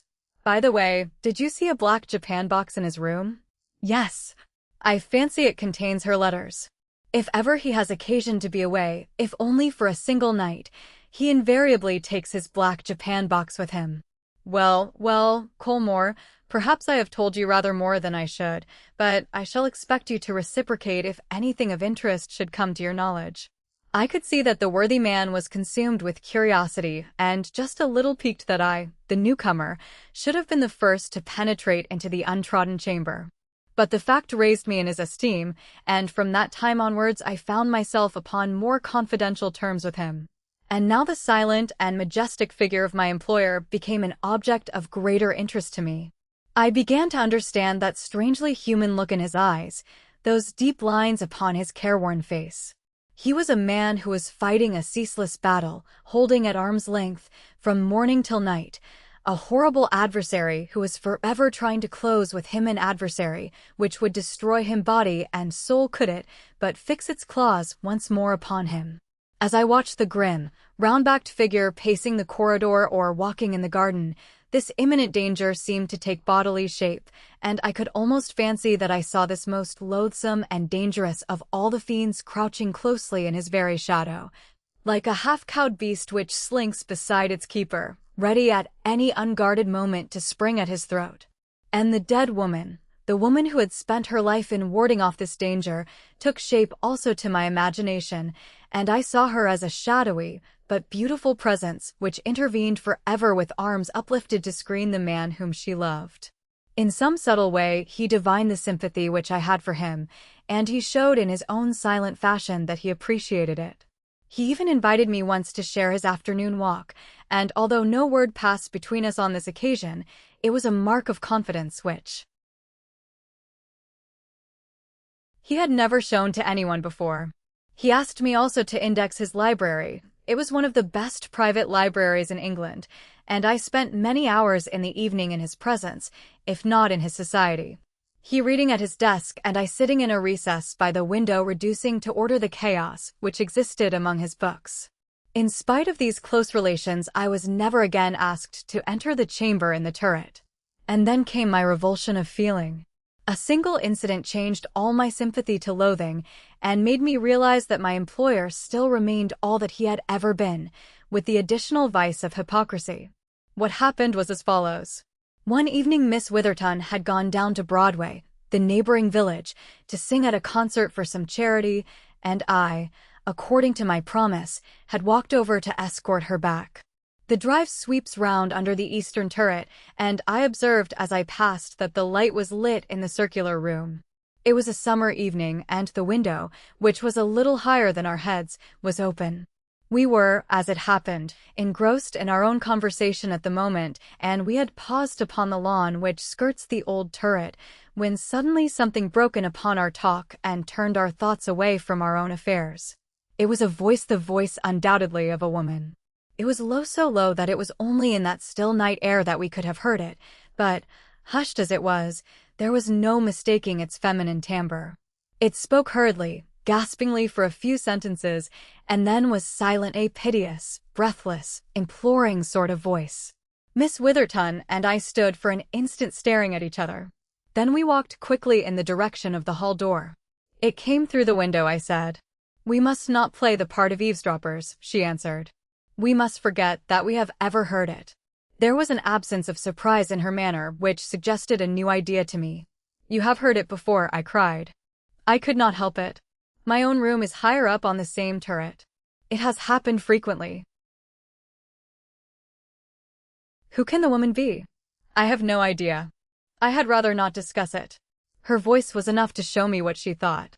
But granting that our employer led a double and dubious life, who could she be, this mysterious woman who kept him company in the old tower? I knew from my own inspection how bleak and bare a room it was. She certainly did not live there. But in that case, where did she come from? It could not be anyone of the household. They were all under the vigilant eyes of Mrs. Stevens.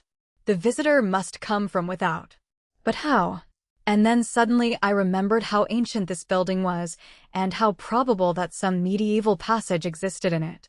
There is hardly an old castle without one. The mysterious room was the basement of the turret, so that if there were anything of the sort it would open through the floor. There were numerous cottages in the immediate vicinity. The other end of the secret passage might lie among some tangle of bramble in the neighboring copse. I said nothing to anyone, but I felt that the secret of my employer lay within my power. And the more convinced I was of this, the more I marveled at the manner in which he concealed his true nature. Often as I watched his austere figure, I asked myself if it were indeed possible that such a man should be living this double life, and I tried to persuade myself that my suspicions might after all prove to be ill-founded. But there was the female voice, there was the secret nightly rendezvous in the turret chamber. How could such facts admit of an innocent interpretation? I conceived a horror of the man. I was filled with loathing at his deep, consistent hypocrisy. Only once during all those months did I ever see him without that sad but impassive mask which he usually presented towards his fellow man. For an instant I caught a glimpse of those volcanic fires which he had damped down so long. The occasion was an unworthy one, for the object of his wrath was none other than the aged charwoman whom I have already mentioned as being the one person who was allowed within his mysterious chamber. I was passing the corridor which led to the turret, for my own room lay in that direction, when I heard a sudden, startled scream, and merged in it the husky, growling note of a man who is inarticulate with passion. It was the snarl of a furious wild beast. Then I heard his voice thrilling with anger. "You would dare," he cried. "You would dare to disobey my directions." An instant later the charwoman passed me, flying down the passage, white-faced and tremulous, while the terrible voice thundered behind her. "Go to Mrs. Stevens for your money.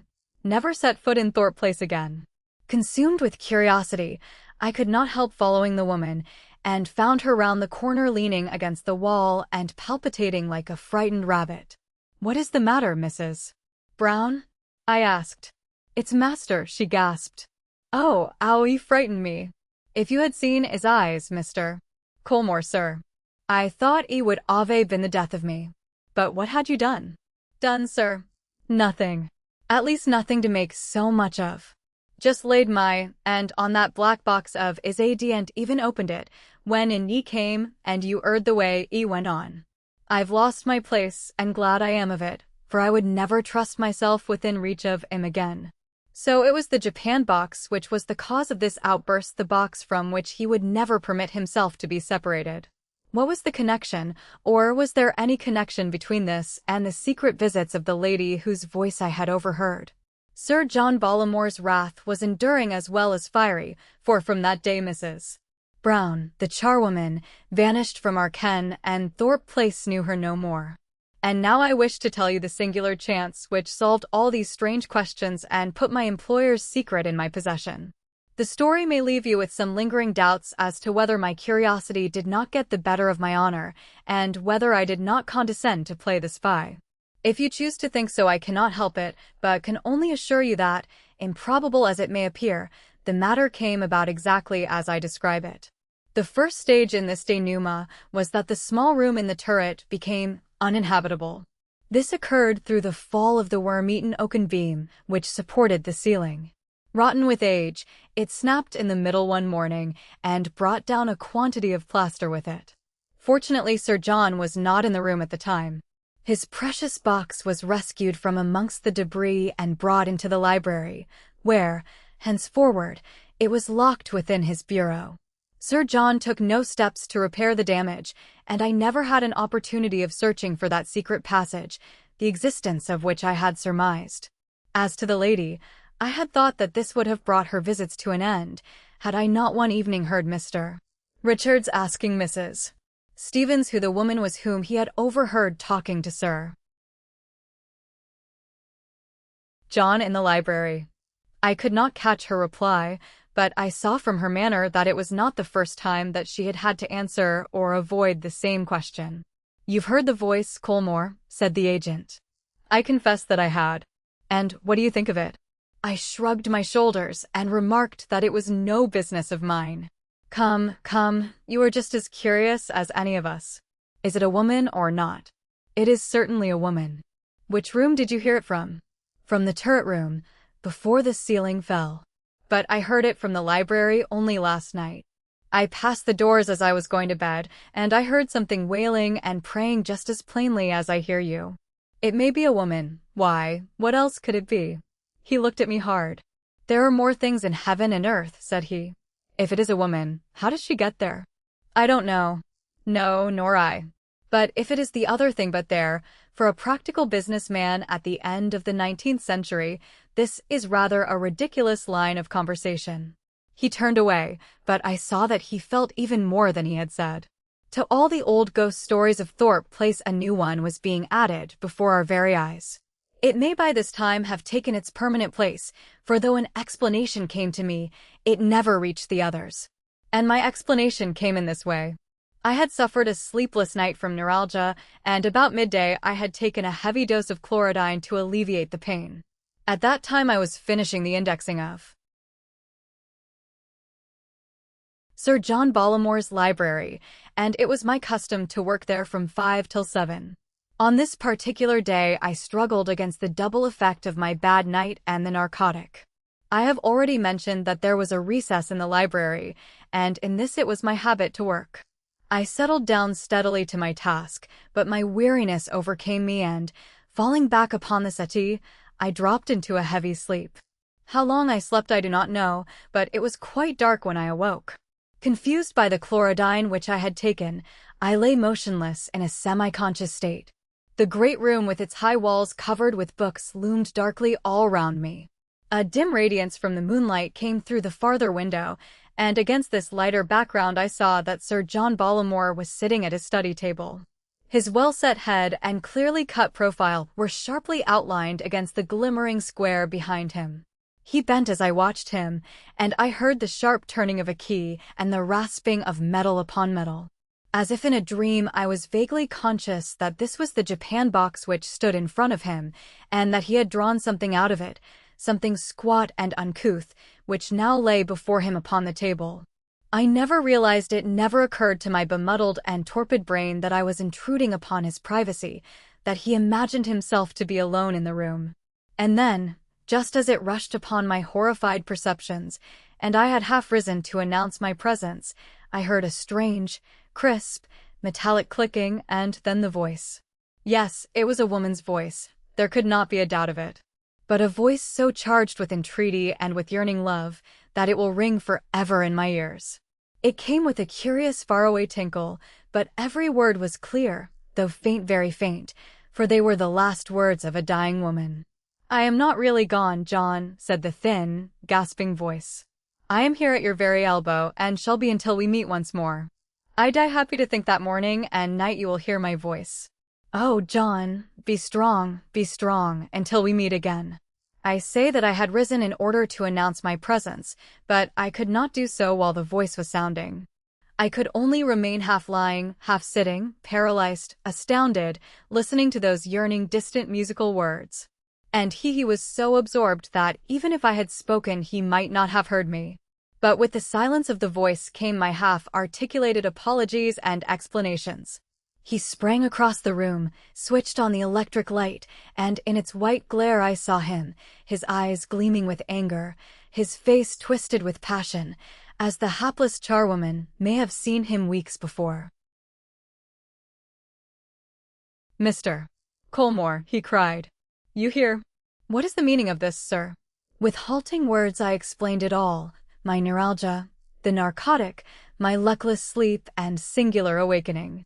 As he listened, the glow of anger faded from his face, and the sad, impassive mask closed once more over his features. "My secret is yours, Mr. Colmore," said he. "I have only myself to blame for relaxing my precautions. Half-confidences are worse than no confidences, and so you may know all since you know so much. The story may go where you will when I have passed away, but until then I rely upon your sense of honor that no human soul shall hear it from your lips. I am proud still, God help me, or, at least, I am proud enough to resent that pity which this story would draw upon me. I have smiled at envy and disregarded hatred, but pity is more than I can tolerate. You have heard the source from which the voice comes, that voice which has, as I understand, excited so much curiosity in my household. I am aware of the rumors to which it has given rise. These speculations, whether scandalous or superstitious, are such as I can disregard and forgive. What I should never forgive would be a disloyal spying and eavesdropping in order to satisfy an illicit curiosity. But of that, Mr. Colmore, I acquit you. When I was a young man, sir, many years younger than you are now, I was launched upon town without a friend or adviser, and with a purse which brought only too many false friends and false advisers to my side. I drank deeply of the wine of life. If there is a man living who has drunk more deeply, he is not a man whom I envy. My purse suffered, my character suffered, my constitution suffered, stimulants became a necessity to me. I was a creature from whom my memory recoils. And it was at that time, the time of my blackest degradation, that God sent into my life the gentlest, sweetest spirit that ever descended as a ministering angel from above. She loved me, broken as I was, loved me, and spent her life in making a man once more of that which had degraded itself to the level of the beasts. But a fell disease struck her, and she withered away before my eyes. In the hour of her agony, it was never of herself, of her own sufferings and her own death that she thought. It was all of me. The one pang which her fate brought to her was the fear that when her influence was removed I should revert to that which I had been. It was in vain that I made oath to her that no drop of wine would ever cross my lips. She knew only too well the hold that the devil had upon me, she who had striven so to loosen it, and it haunted her night and day the thought that my soul might again be within his grip. It was from some friend's gossip of the sick room that she heard of this invention, this phonograph, and with the quick insight of a loving woman, she saw how she might use it for her ends. She sent me to London to procure the best which money could buy. With her dying breath, she gasped into it the words which have held me straight ever since. Lonely and broken, what else have I in all the world to uphold me? But it is enough. Please God, I shall face her without shame when he is pleased to reunite us. That is my secret, Mr. Colmore, and whilst I live I leave it in your keeping. The Black Doctor Bishop's Crossing is a small village lying 10 miles in a southwesterly direction from Liverpool. Here in the early 70s there settled a doctor named Aloysius Lana. Nothing was known locally either of his antecedents or of the reasons which had prompted him to come to this Lancashire hamlet. Two facts only were certain about him. The one that he had gained his medical qualification with some distinction at Glasgow, the other that he came undoubtedly of a tropical race, and was so dark that he might almost have had a strain of the Indian in his composition. His predominant features were, however, European, and he possessed a stately courtesy and carriage which suggested a Spanish extraction. A swarthy skin, raven-black hair, and dark, sparkling eyes under a pair of heavily tufted brows made a strange contrast to the flaxen or chestnut rustics of England, and the newcomer was soon known as the Black Doctor of Bishop's Crossing. At first it was a term of ridicule and reproach. As the years went on it became a title of honor which was familiar to the whole countryside, and extended far beyond the narrow confines of the village. For the newcomer proved himself to be a capable surgeon and an accomplished physician. The practice of that district had been in the hands of Edward Roe, the son of Sir William Roe, the Liverpool consultant, but he had not inherited the talents of his father, and Dr. Lana, with his advantages of presence and of manner, soon beat him out of the field. Dr. Lana's social success was as rapid as his professional. A remarkable surgical cure in the case of the Hon. James Lowry, the second son of Lord Belton, was the means of introducing him to county society, where he became a favorite through the charm of his conversation and the elegance of his manners. An absence of antecedents and of relatives is sometimes an aid rather than an impediment to social advancement, and the distinguished individuality of the handsome doctor was its own recommendation. His patients had one fault and one fault only to find with him. He appeared to be a confirmed bachelor. This was the more remarkable since the house which he occupied was a large one, and it was known that his success in practice had enabled him to save considerable sums. At first the local matchmakers were continually coupling his name with one or other of the eligible ladies, but as years passed and Dr. Lana remained unmarried, it came to be generally understood that for some reason he must remain a bachelor. Some even went so far as to assert that he was already married, and that it was in order to escape the consequence of an early misalliance that he had buried himself at Bishop's Crossing. And then, just as the matchmakers had finally given him up in despair, his engagement was suddenly announced to Miss Frances Morton of Lea Hall. Miss Morton was a young lady who was well known upon the countryside, her father, James Haldane Morton, having been the squire of Bishop's Crossing. Both her parents were, however, dead, and she lived with her only brother, Arthur Morton, who had inherited the family estate. In person, Miss Morton was tall and stately, and she was famous for her quick, impetuous nature and for her strength of character. She met Dr. Lana at a garden party, and a friendship, which quickly ripened into love, sprang up between them. Nothing could exceed their devotion to each other. There was some discrepancy in age, he being 37 and she 24, but, save in that one respect, there was no possible objection to be found with the match. The engagement was in February, and it was arranged that the marriage should take place in August. Upon the 3rd of June, Dr. Lana received a letter from abroad. In a small village, the postmaster is also in a position to be the gossip master, and Mr. Bankley of Bishop's Crossing had many of the secrets of his neighbors in his possession. Of this particular letter he remarked only that it was in a curious envelope, that it was in a man's handwriting, that the postscript was Buenos Aires, and the stamp of the Argentine Republic. It was the first letter which he had ever known Dr. Lana to have from abroad, and this was the reason why his attention was particularly called to it before he handed it to the local postman. It was delivered by the evening delivery of that date. Next morning, that is, upon the 4th of June, Dr. Lana called upon Miss Morton, and a long interview followed, from which he was observed to return in a state of great agitation. Miss Morton remained in her room all that day, and her maid found her several times in tears. In the course of a week it was an open secret to the whole village that the engagement was at an end, that Dr. Lana had behaved shamefully to the young lady, and that Arthur Morton, her brother, was talking of horsewhipping him. In what particular respect the doctor had behaved badly was unknown. Some surmised one thing and some another, but it was observed, and taken as the obvious sign of a guilty conscience, that he would go for miles round rather than pass the windows of Lea Hall, and that he gave up attending morning service upon Sundays where he might have met the young lady. There was an advertisement also in the Lancet as to the sale of a practice, which mentioned no names, but which was thought by some to refer to Bishop's Crossing, and to mean that Dr. Lana was thinking of abandoning the scene of his success. Such was the position of affairs when, upon the evening of Monday, June 21st, there came a fresh development which changed what had been a mere village scandal into a tragedy which arrested the attention of the whole nation. Some detail is necessary to cause the facts of that evening to present their full significance. The sole occupants of the doctor's house were his housekeeper, an elderly and most respectable woman, named Martha Woods, and a young servant, Mary Pilling.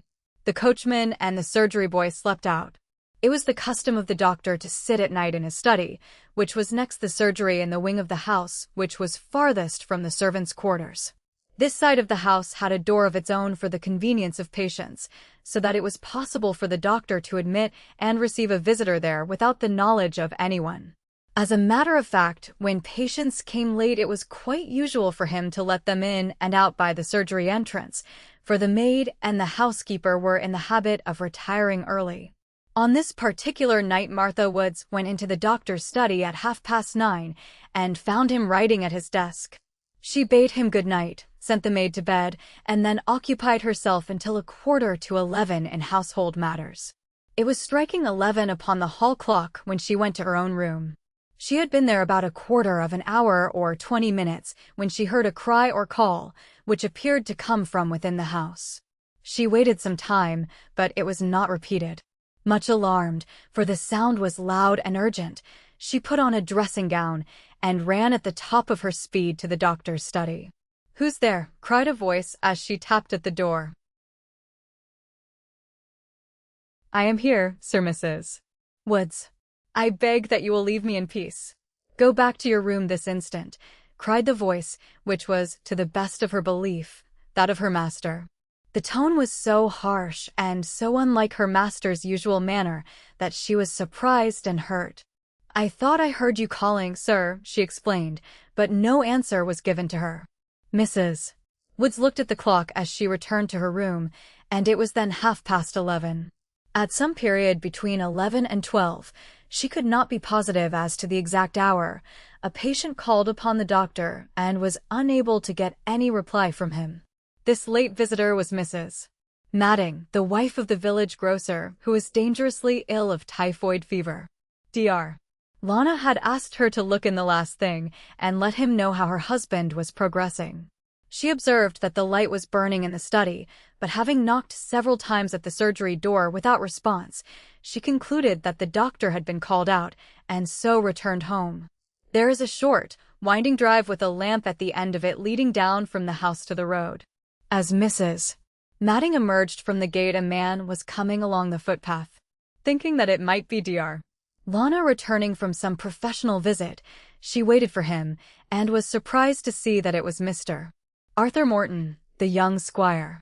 In the light of the lamp she observed that his manner was excited and that he carried in his hand a heavy hunting crop.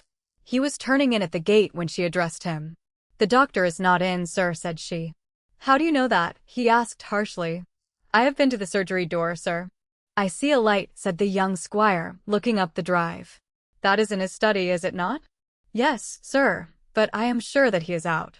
"Well, he must come in again," said young Morton, and passed through the gate while Mrs.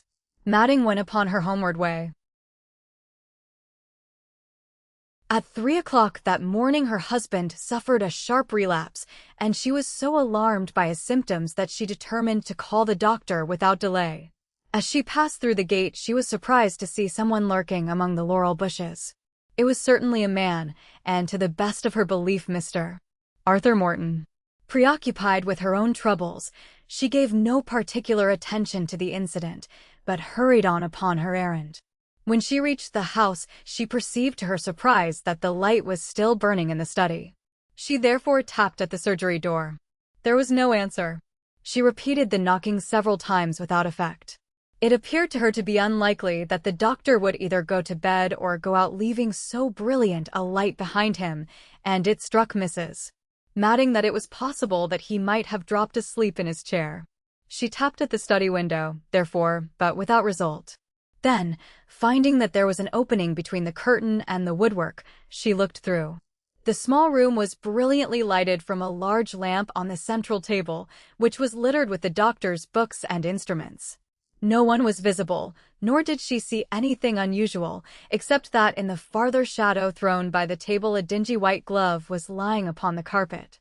And then suddenly, as her eyes became more accustomed to the light, a boot emerged from the other end of the shadow, and she realized, with a thrill of horror, that what she had taken to be a glove was the hand of a man, who was prostrate upon the floor. Understanding that something terrible had occurred, she rang at the front door, roused Mrs. Woods, the housekeeper, and the two women made their way into the study, having first dispatched the maidservant to the police station. At the side of the table, away from the window, Dr. Lana was discovered stretched upon his back and quite dead. It was evident that he had been subjected to violence, for one of his eyes was blackened and there were marks of bruises about his face and neck. A slight thickening and swelling of his features appeared to suggest that the cause of his death had been strangulation. He was dressed in his usual professional clothes, but wore cloth slippers, the soles of which were perfectly clean. The carpet was marked all over, especially on the side of the door, with traces of dirty boots, which were presumably left by the murderer. It was evident that someone had entered by the surgery door, had killed the doctor, and had then made his escape unseen. That the assailant was a man was certain, from the size of the footprints and from the nature of the injuries. But beyond that point the police found it very difficult to go. There were no signs of robbery, and the doctor's gold watch was safe in his pocket. He kept a heavy cash box in the room, and this was discovered to be locked but empty. Mrs. Woods had an impression that a large sum was usually kept there, but the doctor had paid a heavy corn bill in cash only that very day, and it was conjectured that it was to this, and not to a robber, that the emptiness of the box was due. One thing in the room was missing, but that one thing was suggestive. The portrait of Miss Morton, which had always stood upon the side table, had been taken from its frame and carried off. Mrs. Woods had observed it there when she waited upon her employer that evening, and now it was gone. On the other hand, there was picked up from the floor a green eye patch, which the housekeeper could not remember to have seen before. Such a patch might, however, be in the possession of a doctor, and there was nothing to indicate that it was in any way connected with the crime. Suspicion could only turn in one direction, and Arthur Morton, the young squire, was immediately arrested. The evidence against him was circumstantial, but damning. He was devoted to his sister, and it was shown that since the rupture between her and Dr. Lana he had been heard again and again to express himself in the most vindictive terms towards her former lover. He had, as stated, been seen somewhere about 11 o'clock entering the doctor's drive with a hunting crop in his hand. He had then, according to the theory of the police, broken in upon the doctor, whose exclamation of fear or of anger had been loud enough to attract the attention of Mrs. Woods. When Mrs. Woods descended, Dr. Lana had made up his mind to talk it over with his visitor, and had, therefore, sent his housekeeper back to her room. This conversation had lasted a long time, had become more and more fiery, and had ended by a personal struggle in which the doctor lost his life. The fact, revealed by a post-mortem, that his heart was much diseased, an ailment quite unsuspected during his life, would make it possible that death might in his case ensue from injuries which would not be fatal to a healthy man. Arthur Morton had then removed his sister's photograph and had made his way homeward, stepping aside into the laurel bushes to avoid Mrs. Madding at the gate. This was the theory of the prosecution, and the case which they presented was a formidable one. On the other hand, there were some strong points for the defense. Morton was high-spirited and impetuous, like his sister, but he was respected and liked by everyone, and his frank and honest nature seemed to be incapable of such a crime. His own explanation was that he was anxious to have a conversation with Dr. Lana about some urgent family matters. From first to last he refused even to mention the name of his sister. He did not attempt to deny that this conversation would probably have been of an unpleasant nature. He had heard from a patient that the doctor was out, and he therefore waited until about 3 in the morning for his return, but as he had seen nothing of him up to that hour, he had given it up and had returned home. As to his death, he knew no more about it than the constable who arrested him. He had formerly been an intimate friend of the deceased man, but circumstances, which he would prefer not to mention, had brought about a change in his sentiments. There were several facts which supported his innocence. It was certain that Dr. Lana was alive and in his study at 11:30 o'clock. Mrs. Woods was prepared to swear that it was at that hour that she had heard his voice. The friends of the prisoner contended that it was probable that at that time Dr. Lana was not alone. The sound which had originally attracted the attention of the housekeeper, and her master's unusual impatience that she should leave him in peace, seemed to point to that. If this were so, then it appeared to be probable that he had met his end between the moment when the housekeeper heard his voice and the time when Mrs. Madding made her first call and found it impossible to attract his attention. But if this were the time of his death, then it was certain that Mr. Arthur Morton could not be guilty, as it was after this that she had met the young squire at the gate. If this hypothesis were correct, and someone was with Dr. Lana before Mrs. Madding met Mr. Arthur Morton, then who was this someone, and what motives had he for wishing evil to the doctor? It was universally admitted that if the friends of the accused could throw light upon this, they would have gone a long way towards establishing his innocence.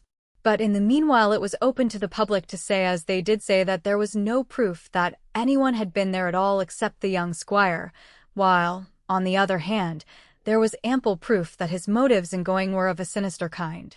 When Mrs. Madding called, the doctor might have retired to his room, or he might, as she thought at the time, have gone out and returned afterwards to find Mr. Arthur Morton waiting for him. Some of the supporters of the accused laid stress upon the fact that the photograph of his sister Frances, which had been removed from the doctor's room, had not been found in her brother's possession. This argument, however, did not count for much, as he had ample time before his arrest to burn it or to destroy it. As to the only positive evidence in the case, the muddy footmarks upon the floor, they were so blurred by the softness of the carpet that it was impossible to make any trustworthy deduction from them. The most that could be said was that their appearance was not inconsistent with the theory that they were made by the accused, and it was further shown that his boots were very muddy upon that night. There had been a heavy shower in the afternoon, and all boots were probably in the same condition. Such is a bald statement of the singular and romantic series of events which centered public attention upon this Lancashire tragedy. The unknown origin of the doctor, his curious and distinguished personality, the position of the man who was accused of the murder, and the love affair which had preceded the crimes all combined to make the affair one of those dramas which absorbed the whole interest of a nation. Throughout the Three Kingdoms, men discussed the case of the Black Doctor of Bishop's Crossing, and many were the theories put forward to explain the facts. But it may safely be said that among them all there was not one which prepared the minds of the public for the extraordinary sequel, which caused so much excitement upon the first day of the trial, and came to a climax upon the second. The long files of the Lancaster Weekly with their report of the case lie before me as I write, but I must content myself with a synopsis of the case up to the point when, upon the evening of the first day, the evidence of Miss Frances Morton threw a singular light upon the case. Mr. Porlock Carr, the counsel for the prosecution, had marshalled his facts with his usual skill, and as the day wore on, it became more and more evident how difficult was the task which Mr.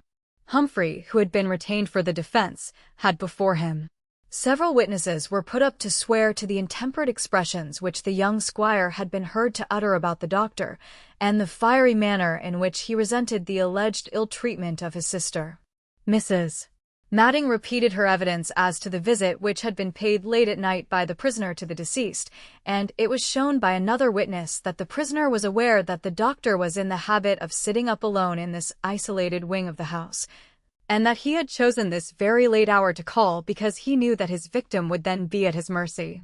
A servant at the squire's house was compelled to admit that he had heard his master return about 3 that morning, which corroborated Mrs. Madding's statement that she had seen him among the laurel bushes near the gate upon the occasion of her second visit. The muddy boots and an alleged similarity in the footprints were duly dwelt upon, and it was felt when the case for the prosecution had been presented that, however circumstantial it might be, it was none the less so complete and so convincing that the fate of the prisoner was sealed, unless something quite unexpected should be disclosed by the defense.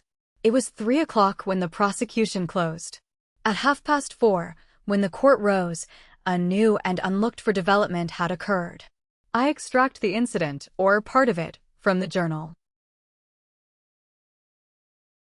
which I have already mentioned, omitting the preliminary observations of the counsel.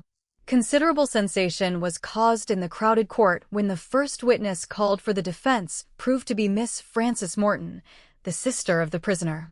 Our readers will remember that the young lady had been engaged to Dr.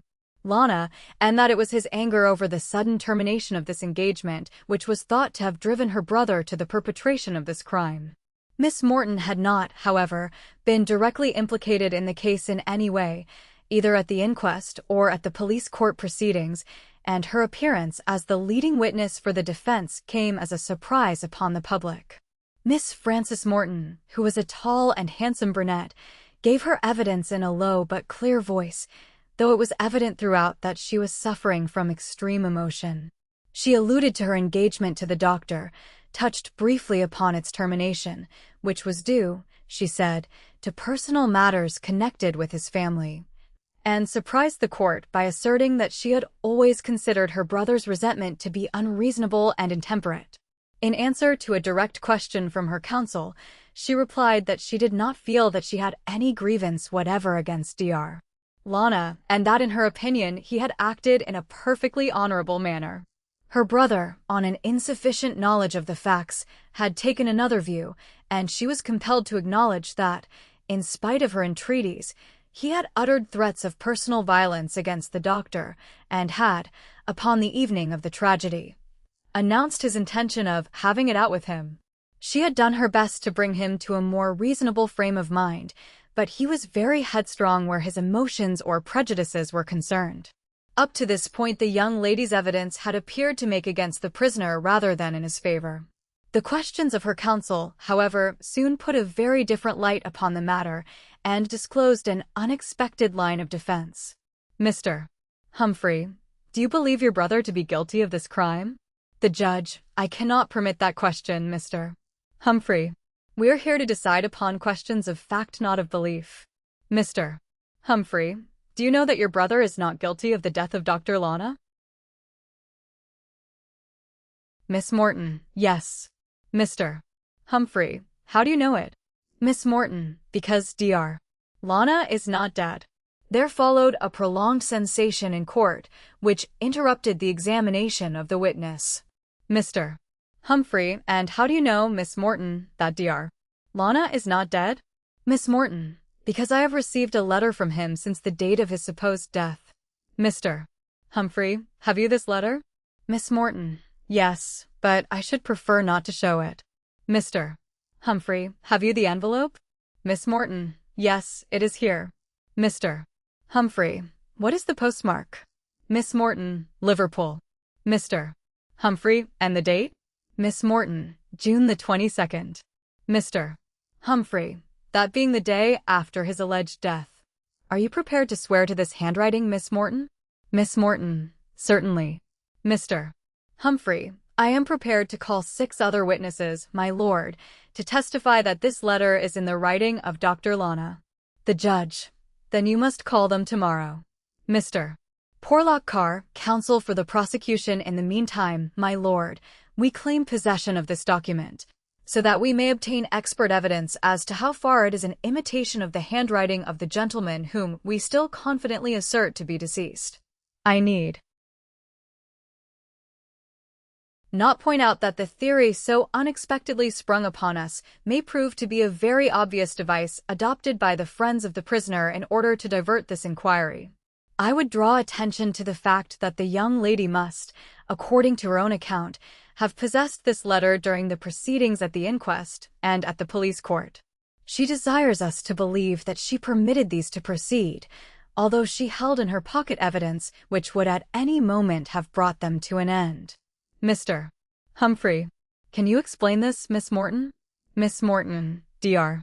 Lana desired his secret to be preserved. Mr. Porlock Carr, then why have you made this public? Miss Morton, to save my brother. A murmur of sympathy broke out in court, which was instantly suppressed by the judge. The judge, admitting this line of defense, it lies with you, Mr. Humphrey, to throw a light upon who this man is whose body has been recognized by so many friends and patients of Dr. Lana as being that of the doctor himself. A juryman, has anyone up to now expressed any doubt about the matter? Mr. Porlock Carr, not to my knowledge. Mr. Humphrey, we hope to make the matter clear. The judge, then the court adjourns until tomorrow. This new development of the case excited the utmost interest among the general public. Press comment was prevented by the fact that the trial was still undecided, but the question was everywhere argued as to how far there could be truth in Miss Morton's declaration and how far it might be a daring ruse for the purpose of saving her brother. The obvious dilemma in which the missing doctor stood was that if by any extraordinary chance he was not dead, then he must be held responsible for the death of this unknown man, who resembled him so exactly, and who was found in his study. This letter, which Miss Morton refused to produce, was possibly a confession of guilt, and she might find herself in the terrible position of only being able to save her brother from the gallows by the sacrifice of her former lover. The court next morning was crammed to overflowing, and a murmur of excitement passed over it when Mr. Humphrey was observed to enter in a state of emotion, which even his trained nerves could not conceal, and to confer with the opposing counsel.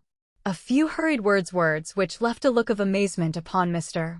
Porlock Carr's face passed between them, and then the counsel for the defense, addressing the judge, announced that, with the consent of the prosecution, the young lady who had given evidence upon the sitting before would not be recalled.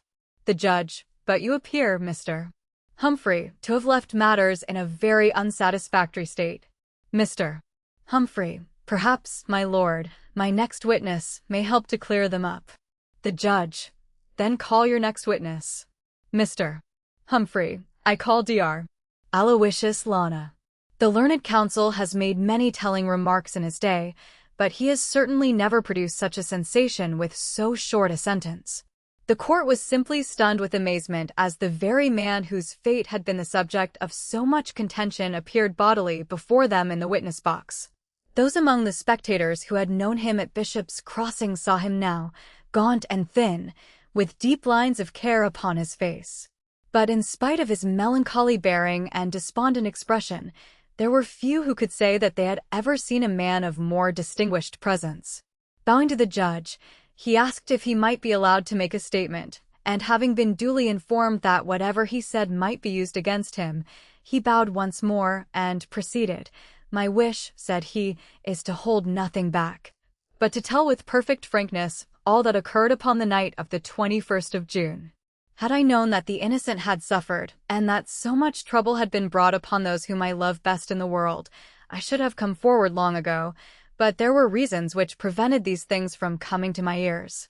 It was my desire that an unhappy man should vanish from the world which had known him, but I had not foreseen that others would be affected by my actions. Let me to the best of my ability repair the evil which I have done. To anyone who is acquainted with the history of the Argentine Republic, the name of Lana is well known. My father, who came of the best blood of old Spain, filled all the highest offices of the state, and would have been president but for his death in the riots of San Juan. A brilliant career might have been open to my twin brother Ernest and myself had it not been for financial losses which made it necessary that we should earn our own living. I apologize, sir, if these details appear to be irrelevant, but they are a necessary introduction to that which is to follow. I had, as I have said, a twin brother named Ernest, whose resemblance to me was so great that even when we were together people could see no difference between us. Down to the smallest detail we were exactly the same. As we grew older, this likeness became less marked because our expression was not the same, but with our features in repose the points of difference were very slight. It does not become me to say too much of one who is dead, the more so as he is my only brother, but I leave his character to those who knew him best. I will only say, for I have to say it, that in my early manhood I conceived a horror of him, and that I had good reason for the aversion which filled me. My own reputation suffered from his actions, for our close resemblance caused me to be credited with many of them. Eventually, in a peculiarly disgraceful business, he contrived to throw the whole odium upon me in such a way that I was forced to leave the Argentine forever and to seek a career in Europe. The freedom from his hated presence more than compensated me for the loss of my native land. I had enough money to defray my medical studies at Glasgow, and I finally settled in practice at Bishop's Crossing, in the firm conviction that in that remote Lancashire hamlet I should never hear of him again. For years my hopes were fulfilled, and then at last he discovered me. Some Liverpool man who visited Buenos Aires put him upon my track. He had lost all his money, and he thought that he would come over and share mine. Knowing my horror of him, he rightly thought that I would be willing to buy him off. I received a letter from him saying that he was coming. It was at a crisis in my own affairs, and his arrival might conceivably bring trouble, and even disgrace, upon some whom I was especially bound to shield from anything of the kind. I took steps to ensure that any evil which might come should fall on me only, and that here he turned and looked at the prisoner, was the cause of conduct upon my part which has been too harshly judged. My only motive was to screen those who were dear to me from any possible connection with scandal or disgrace. That scandal and disgrace would come with my brother was only to say that what had been would be again. My brother arrived himself one night not very long after my receipt of the letter. I was sitting in my study after the servants had gone to bed, when I heard a footstep upon the gravel outside, and an instant later I saw his face looking in at me through the window. He was a clean-shaven man like myself, and the resemblance between us was still so great that, for an instant, I thought it was my own reflection in the glass. He had a dark patch over his eye, but our features were absolutely the same. Then he smiled in a sardonic way, which had been a trick of his from his boyhood, and I knew that he was the same brother who had driven me from my native land and brought disgrace upon what had been an honorable name. I went to the door and I admitted him. That would be about 10 o'clock that night. When he came into the glare of the lamp, I saw at once that he had fallen upon very evil days. He had walked from Liverpool, and he was tired and ill. I was quite shocked by the expression upon his face. My medical knowledge told me that there was some serious internal malady. He had been drinking also, and his face was bruised as the result of a scuffle which he had had with some sailors. It was to cover his injured eye that he wore this patch, which he removed when he entered the room. He was himself dressed in a pea jacket and flannel shirt, and his feet were bursting through his boots. But his poverty had only made him more savagely vindictive towards me. His hatred rose to the height of a mania. I had been rolling in money in England, according to his account, while he had been starving in South America. I cannot describe to you the threats which he uttered or the insults which he poured upon me. My impression is that hardships and debauchery had unhinged his reason. He paced about the room like a wild beast, demanding drink, demanding money, and all in the foulest language. I am a hot-tempered man, but I thank God that I am able to say that I remained master of myself, and that I never raised a hand against him. My coolness only irritated him the more. He raved, he cursed, he shook his fists in my face, and then suddenly a horrible spasm passed over his features. He clapped his hand to his side, and with a loud cry he fell in a heap at my feet. I raised him up and stretched him upon the sofa, but no answer came to my exclamations, and the hand which I held in mine was cold and clammy. His diseased heart had broken down. His own violence had killed him. For a long time I sat as if I were in some dreadful dream, staring at the body of my brother. I was aroused by the knocking of Mrs. Woods, who had been disturbed by that dying cry. I sent her away to bed. Shortly afterwards a patient tapped at the surgery door, but as I took no notice, he or she went off again. Slowly and gradually as I sat, there a plan was forming itself in my head in the curious automatic way in which plans do form. When I rose from my chair, my future movements were finally decided upon without my having been conscious of any process of thought. It was an instinct which irresistibly inclined me towards one course. Ever since that change in my affairs to which I have alluded, Bishop's Crossing had become hateful to me. My plans of life had been ruined, and I had met with hasty judgments and unkind treatment where I had expected sympathy. It is true that any danger of scandal from my brother had passed away with his life, but still, I was sore about the past, and felt that things could never be as they had been. It may be that I was unduly sensitive, and that I had not made sufficient allowance for others, but my feelings were as I describe. Any chance of getting away from Bishop's Crossing and of everyone in it would be most welcome to me. And here was such a chance as I could never have dared to hope for, a chance which would enable me to make a clean break with the past. There was this dead man lying upon the sofa, so like me that save for some little thickness and coarseness of the features there was no difference at all. No one had seen him come, and no one would miss him. We were both clean-shaven, and his hair was about the same length as my own. If I changed clothes with him, then Dr. Aloysius Lana would be found lying dead in his study, and there would be an end of an unfortunate fellow and of a blighted career.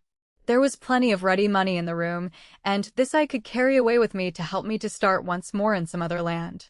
In my brother's clothes I could walk by night unobserved as far as Liverpool, and in that great seaport I would soon find some means of leaving the country.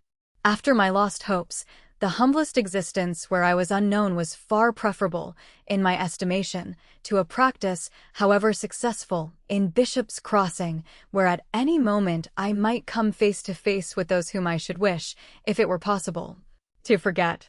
I determined to effect the change. And I did so. I will not go into particulars, for the recollection is as painful as the experience, but in an hour my brother lay, dressed down to the smallest detail in my clothes, while I slunk out by the surgery door. And taking the back path which led across some fields, I started off to make the best of my way to Liverpool, where I arrived the same night. My bag of money and a certain portrait were all I carried out of the house, and I left behind me in my hurry the shade which my brother had been wearing over his eye. Everything else of his I took with me. I give you my word, sir, that never for one instant did the idea occur to me that people might think that I had been murdered. Nor did I imagine that anyone might be caused serious danger through this stratagem by which I endeavored to gain a fresh start in the world. On the contrary, it was the thought of relieving others from the burden of my presence which was always uppermost in my mind. A sailing vessel was leaving Liverpool that very day for Corunna, and in this I took my passage, thinking that the voyage would give me time to recover my balance and to consider the future. But before I left, my resolution softened. I bethought me that there was one person in the world to whom I would not cause an hour of sadness. She would mourn me in her heart, however harsh and unsympathetic her relatives might be. She understood and appreciated the motives upon which I had acted, and if the rest of her family condemned me, she, at least, would not forget. And so I sent her a note under the seal of secrecy to save her from a baseless grief. If under the pressure of events she broke that seal, she has my entire sympathy and forgiveness. It was only last night that I returned to England, and during all this time I have heard nothing of the sensation which my supposed death had caused, nor of the accusation that Mr. Arthur Morton had been concerned in it. It was in a late evening paper that I read an account of the proceedings of yesterday, and I have come this morning as fast as an express train could bring me to testify to the truth. Such was the remarkable statement of Dr. Aloysius Lana which brought the trial to a sudden termination. A subsequent investigation corroborated it to the extent of finding out the vessel in which his brother Ernest Lana had come over from South America.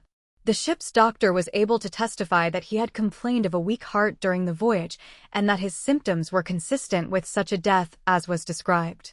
As to Dr. Aloysius Lana, he returned to the village from which he had made so dramatic a disappearance, and a complete reconciliation was effected between him and the young squire, the latter having acknowledged that he had entirely misunderstood the other's motives in withdrawing from his engagement. That another reconciliation followed may be judged from a notice extracted from a prominent column in the Morning Post. A marriage was solemnized upon September 19th by the Rev. Stephen Johnson at the parish church of Bishop's Crossing, between Aloysius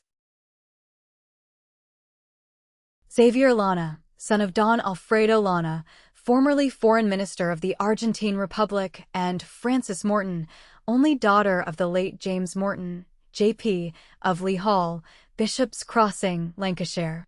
The Jew's breastplate. My particular friend, Ward Mortimer, was one of the best men of his day at everything connected with Oriental archaeology.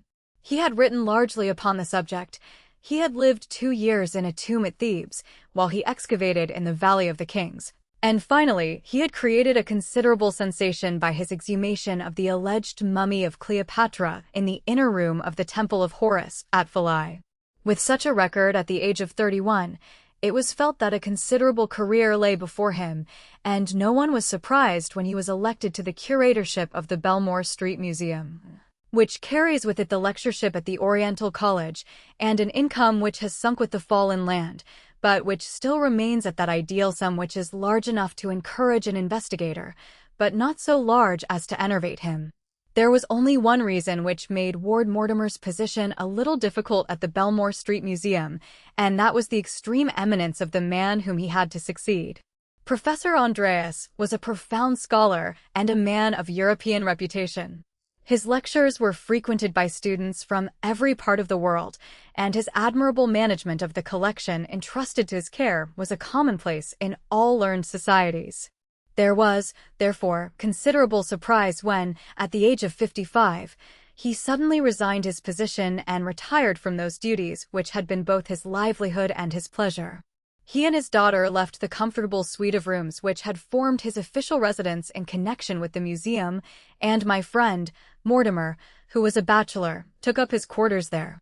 On hearing of Mortimer's appointment, Professor Andreas had written him a very kindly and flattering congratulatory letter. I was actually present at their first meeting, and I went with Mortimer round the museum when the professor showed us the admirable collection which he had cherished so long. The professor's beautiful daughter and a young man, Captain Wilson, who was, as I understood, soon to be her husband, accompanied us in our inspection. There were 15 rooms, but the Babylonian, the Syrian, and the Central Hall, which contained the Jewish and Egyptian collection, were the finest of all.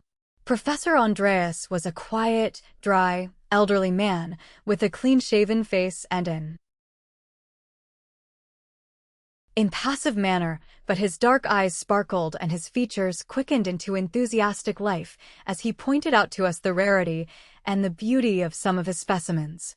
His hand lingered so fondly over them that one could read his pride in them and the grief in his heart now that they were passing from his care into that of another.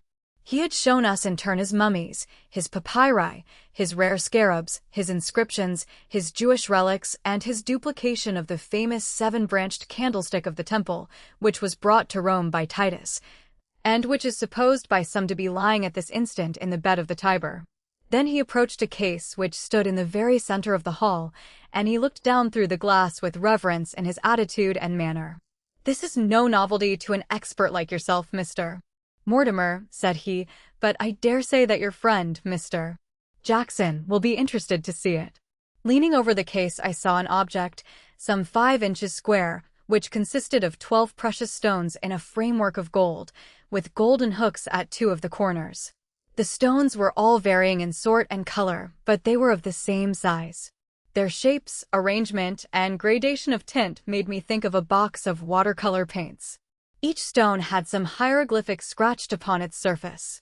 "You have heard, Mr. Jackson, of the Urim and Thummim." I had heard the term, but my idea of its meaning was exceedingly vague. The Urim and Thummim was a name given to the jeweled plate which lay upon the breast of the high priest of the Jews. They had a very special feeling of reverence for it, something of the feeling which an ancient Roman might have for the Sibylline books in the Capitol. There are, as you see, 12 magnificent stones, inscribed with mystical characters. Counting from the left-hand top corner, the stones are carnelian, peridot, emerald, ruby, lapis lazuli, onyx, sapphire, agate, amethyst, topaz, beryl, and jasper. I was amazed at the variety and beauty of the stones. "Has the breastplate any particular history?" I asked. "It is of great age and of immense value," said Professor Andreas. "Without being able to make an absolute assertion, we have many reasons to think that it is possible that it may be the original Urim and Thummim of Solomon's Temple. There is certainly nothing so fine in any collection in Europe. My friend, Captain Wilson, here, is a practical authority upon precious stones, and he would tell you how pure these are." Captain Wilson, a man with a dark, hard, incisive face, was standing beside his fiancée at the other side of the case. "Yes," said he curtly, "I have never seen finer stones. And the gold work is also worthy of attention. The ancients excelled in—" He was apparently about to indicate the setting of the stones, when Captain Wilson interrupted him. "You will see a finer example of their gold work in this candlestick," said he, turning to another table, and we all joined him in his admiration of its embossed stem and delicately ornamented branches. Altogether, it was an interesting and a novel experience to have objects of such rarity explained by so great an expert, and when, finally, Professor Andreas finished our inspection by formally handing over the precious collection to the care of my friend, I could not help pitying him and envying his successor, whose life was to pass in so pleasant a duty. Within a week, Ward Mortimer was duly installed in his new set of rooms and had become the autocrat of the Belmore Street Museum. About a fortnight afterwards, my friend gave a small dinner to half a dozen bachelor friends to celebrate his promotion. When his guests were departing, he pulled my sleeve and signaled to me that he wished me to remain. "You have only a few hundred yards to go," said he. "I was living in chambers in the Albany. You may as well stay and have a quiet cigar with me. I very much want your advice." I relapsed into an armchair and lit one of his excellent Matronas. When he had returned from seeing the last of his guests out, He drew a letter from his dress jacket and sat down opposite to me. "This is an anonymous letter which I received this morning," said he. "I want to read it to you and to have your advice. You are very welcome to it for what it is worth. This is how the note runs. Sir, I should strongly advise you to keep a very careful watch over the many valuable things which are committed to your charge. I do not think that the present system of a single watchman is sufficient. Be upon your guard, or an irreparable misfortune may occur." "Is that all?" "Yes, that is all." "Well," said I, "it is at least obvious that it was written by one of the limited number of people who are aware that you have only one watchman at night." Ward Mortimer handed me the note with a curious smile. "Have you an eye for handwriting?" said he. "Now, look at this." He put another letter in front of me. "Look at the C in congratulate and the C in committed. Look at the capital I. Look at the trick of putting in a dash instead of a stop.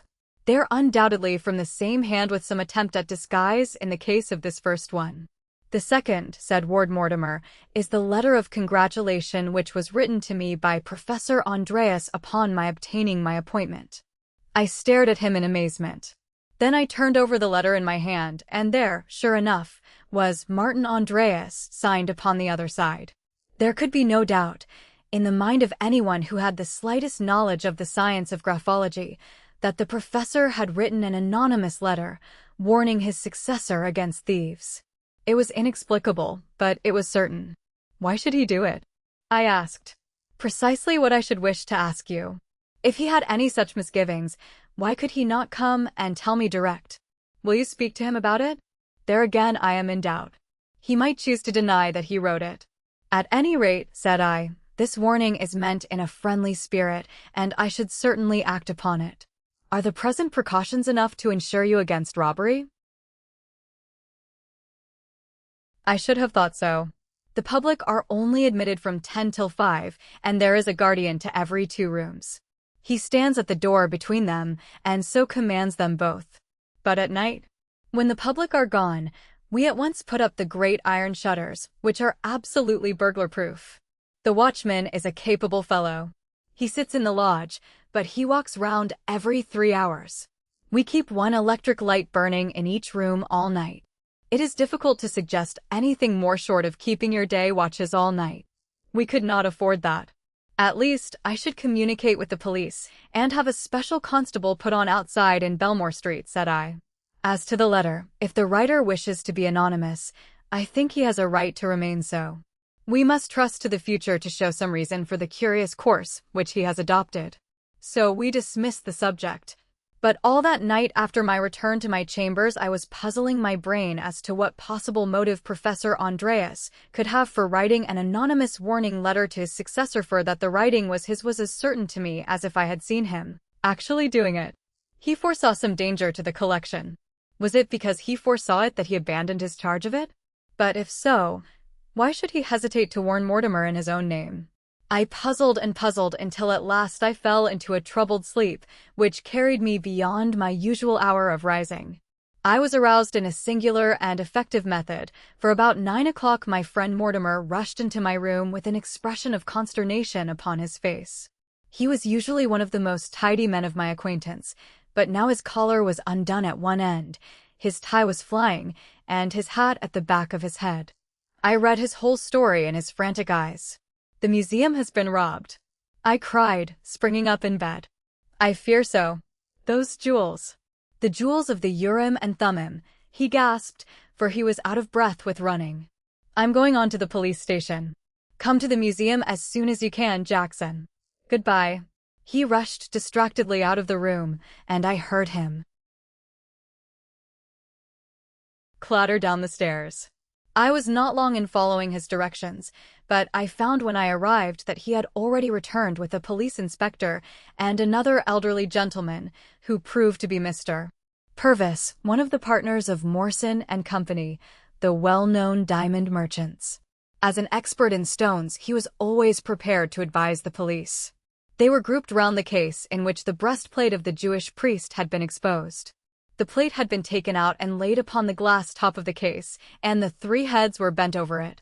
"It is obvious that it has been tampered with," said Mortimer. "It caught my eye the moment that I passed through the room this morning. I examined it yesterday evening, so that it is certain that this has happened during the night.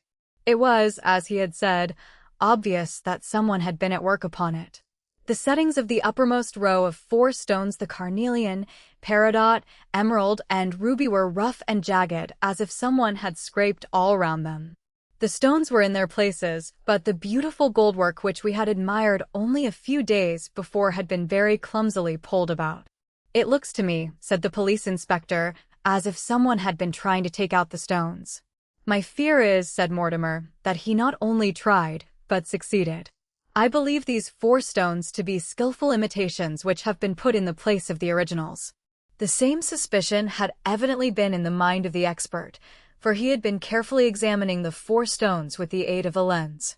He now submitted them to several tests and finally turned cheerfully to Mortimer. "I congratulate you, sir," said he heartily. "I will pledge my reputation that all 4 of these stones are genuine and of a most unusual degree of purity." The color began to come back to my poor friend's frightened face, and he drew a long breath of relief. "Thank God," he cried. Then what in the world did the thief want? Probably he meant to take the stones, but was interrupted. In that case, one would expect him to take them out one at a time, but the setting of each of these has been loosened, and yet the stones are all here. "It is certainly most extraordinary," said the inspector. "I never remember a case like it. Let us see the watchman." The commissionaire was called a soldierly, honest-faced man, who seemed as concerned as Ward Mortimer at the incident. "No, sir, I never heard a sound," he answered, in reply to the questions of the inspector. "I made my rounds 4 times as usual, but I saw nothing suspicious. I've been in my position 10 years, but nothing of the kind has ever occurred before." "No thief could have come through the windows?" "Impossible, sir." "Or passed you at the door?" "No, sir, I never left my post except when I walked my rounds." "What other openings are there in the museum?" "There is the door into Mr. Ward Mortimer's private rooms. That is locked at night," my friend explained, "and in order to reach it, anyone from the street would have to open the outside door as well." "Your servants?" "Their quarters are entirely separate." "Well, well," said the inspector, "this is certainly very obscure. However, there has been no harm done, according to Mr. Purvis. I will swear that those stones are genuine, so that the case appears to be merely one of malicious damage. But nonetheless, I should be very glad to go carefully round the premises and to see if we can find any trace to show us here visitor may have been." His investigation, which lasted all the morning, was careful and intelligent, but it led in the end to nothing. He pointed out to us that there were 2 possible entrances to the museum, which we had not considered. The one was from the cellars by a trapdoor opening in the passage. The other through a skylight from the lumber room, overlooking that very chamber to which the intruder had penetrated. As neither the cellar nor the lumber room could be entered unless the thief was already within the locked doors, the matter was not of any practical importance, and the dust of cellar and attic assured us that no one had used either one or the other. Finally, we ended as we began, without the slightest clue as to how, why, or by whom the setting of these 4 jewels had been tampered with. There remained one course for Mortimer to take, and he took it. Leaving the police to continue their fruitless researches, he asked me to accompany him that afternoon in a visit to Professor Andreas. He took with him the 2 letters, and it was his intention to openly tax his predecessor with having written the anonymous warning, and to ask him to explain the fact that he should have anticipated so exactly that which had actually occurred. The professor was living in a small villa in Upper Norwood, but we were informed by the servant that he was away from home. Seeing our disappointment, she asked us if we should like to see Miss Andreas, and showed us into the modest drawing room. I have mentioned incidentally that the professor's daughter was a very beautiful girl. She was a blonde, tall and graceful, with a skin of that delicate tint which the French call matte, the color of old ivory, or of the lighter petals of the sulphur rose. I was shocked, however, as she entered the room to see how much she had changed in the last fortnight. Her young face was haggard and her bright eyes heavy with trouble. "Father has gone to Scotland," she said. "He seems to be tired, and has had a good deal to worry him. He only left us yesterday." "You look a little tired yourself, Miss Andreas," said my friend. I have been so anxious about father.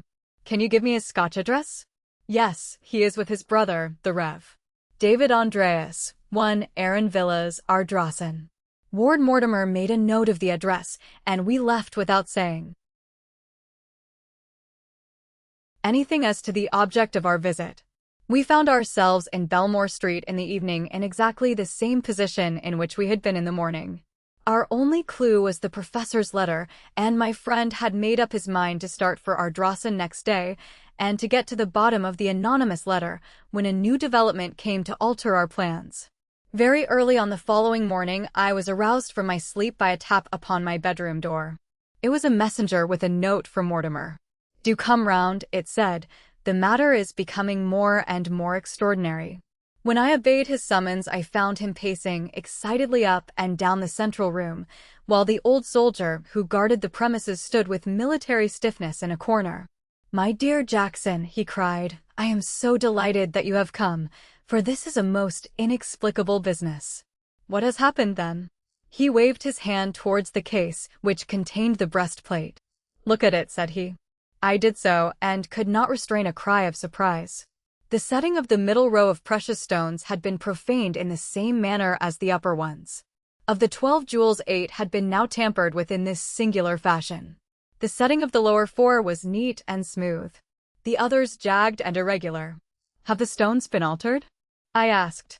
"No, I am certain that these upper 4 are the same which the expert pronounced to be genuine, for I observed yesterday that little discoloration on the edge of the emerald. Since they have not extracted the upper stones, there is no reason to think the lower have been transposed." "You say that you heard nothing, Simpson?" "No, sir," the commissioner answered. "But when I made my round after daylight, I had a special look at these stones, and I saw at once that someone had been meddling with them. Then I called you, sir, and told you.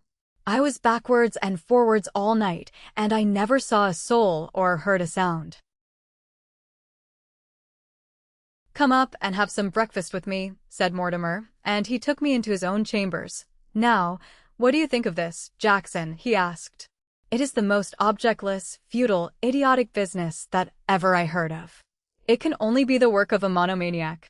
Can you put forward any theory?" A curious idea came into my head. "This object is a Jewish relic of great antiquity and sanctity," said I. "How about the anti-Semitic movement? Could one conceive that a fanatic of that way of thinking might desecrate—" "No, no, no," cried Mortimer. "That will never do. Such a man might push his lunacy to the length of destroying a Jewish relic, but why on earth should he nibble round every stone so carefully that he can only do 4 stones in a night? We must have a better solution than that, and we must find it for ourselves, for I do not think that our inspector is likely to help us. First of all, what do you think of Simpson, the porter? Have you any reason to suspect him?" "Only that he is the one person on the premises." "But why should he indulge in such wanton destruction?" "Nothing has been taken away. He has no motive." "Mania?" "No, I will swear to his sanity." "Have you any other theory?" "Well, yourself, for example." "You are not a somnambulist, by any chance?" "Nothing of the sort, I assure you." "Then I give it up. But I don't, and I have a plan by which we will make it all clear." "To visit Professor Andreas?" "No, we shall find our solution nearer than Scotland. I will tell you what we shall do. You know that skylight which overlooks the central hall? We will leave the electric lights in the hall, and we will keep watch in the lumber room, you and I, and solve the mystery for ourselves. If our mysterious visitor is doing 4 stones at a time, he has 4 still to do, and there is every reason to think that he will return tonight and complete the job." "Excellent," I cried. "We will keep our own secret, and say nothing either to the police or to Simpson. Will you join me?" "With the utmost pleasure," said I, and so it was agreed. It was 10 o'clock that night when I returned to the Belmore Street Museum. Mortimer was, as I could see, in a state of suppressed nervous excitement, but it was still too early to begin our vigil, so we remained for an hour or so in his chambers, discussing all the possibilities of the singular business which we had met to solve. At last the roaring stream of hansom cabs and the rush of hurrying feet became lower and more intermittent as the pleasure-seekers passed on their way to their stations or their homes. It was nearly 12 when Mortimer led the way to the lumber room, which overlooked the central hall of the museum. He had visited it during the day and had spread some sacking so that we could lie at our ease and look straight down into the museum. The skylight was of unfrosted glass, but was so covered with dust that it would be impossible for anyone looking up from below to detect that he was overlooked. We cleared a small piece at each corner, which gave us a complete view of the room beneath us. In the cold white light of the electric lamps, everything stood out hard and clear, and I could see the smallest detail of the contents of the various cases. Such a vigil is an excellent lesson, since one has no choice but to look hard at those objects which we usually pass with such half-hearted interest. Through my little peephole I employed the hours in studying every specimen, from the huge mummy case, which leaned against the wall, to those very jewels which had brought us there, gleaming and sparkling in their glass case immediately beneath us. There was much precious gold work and many valuable stones scattered through the numerous cases, but those wonderful 12 which made up the Urim and Thummim glowed and burned with a radiance which far eclipsed the others.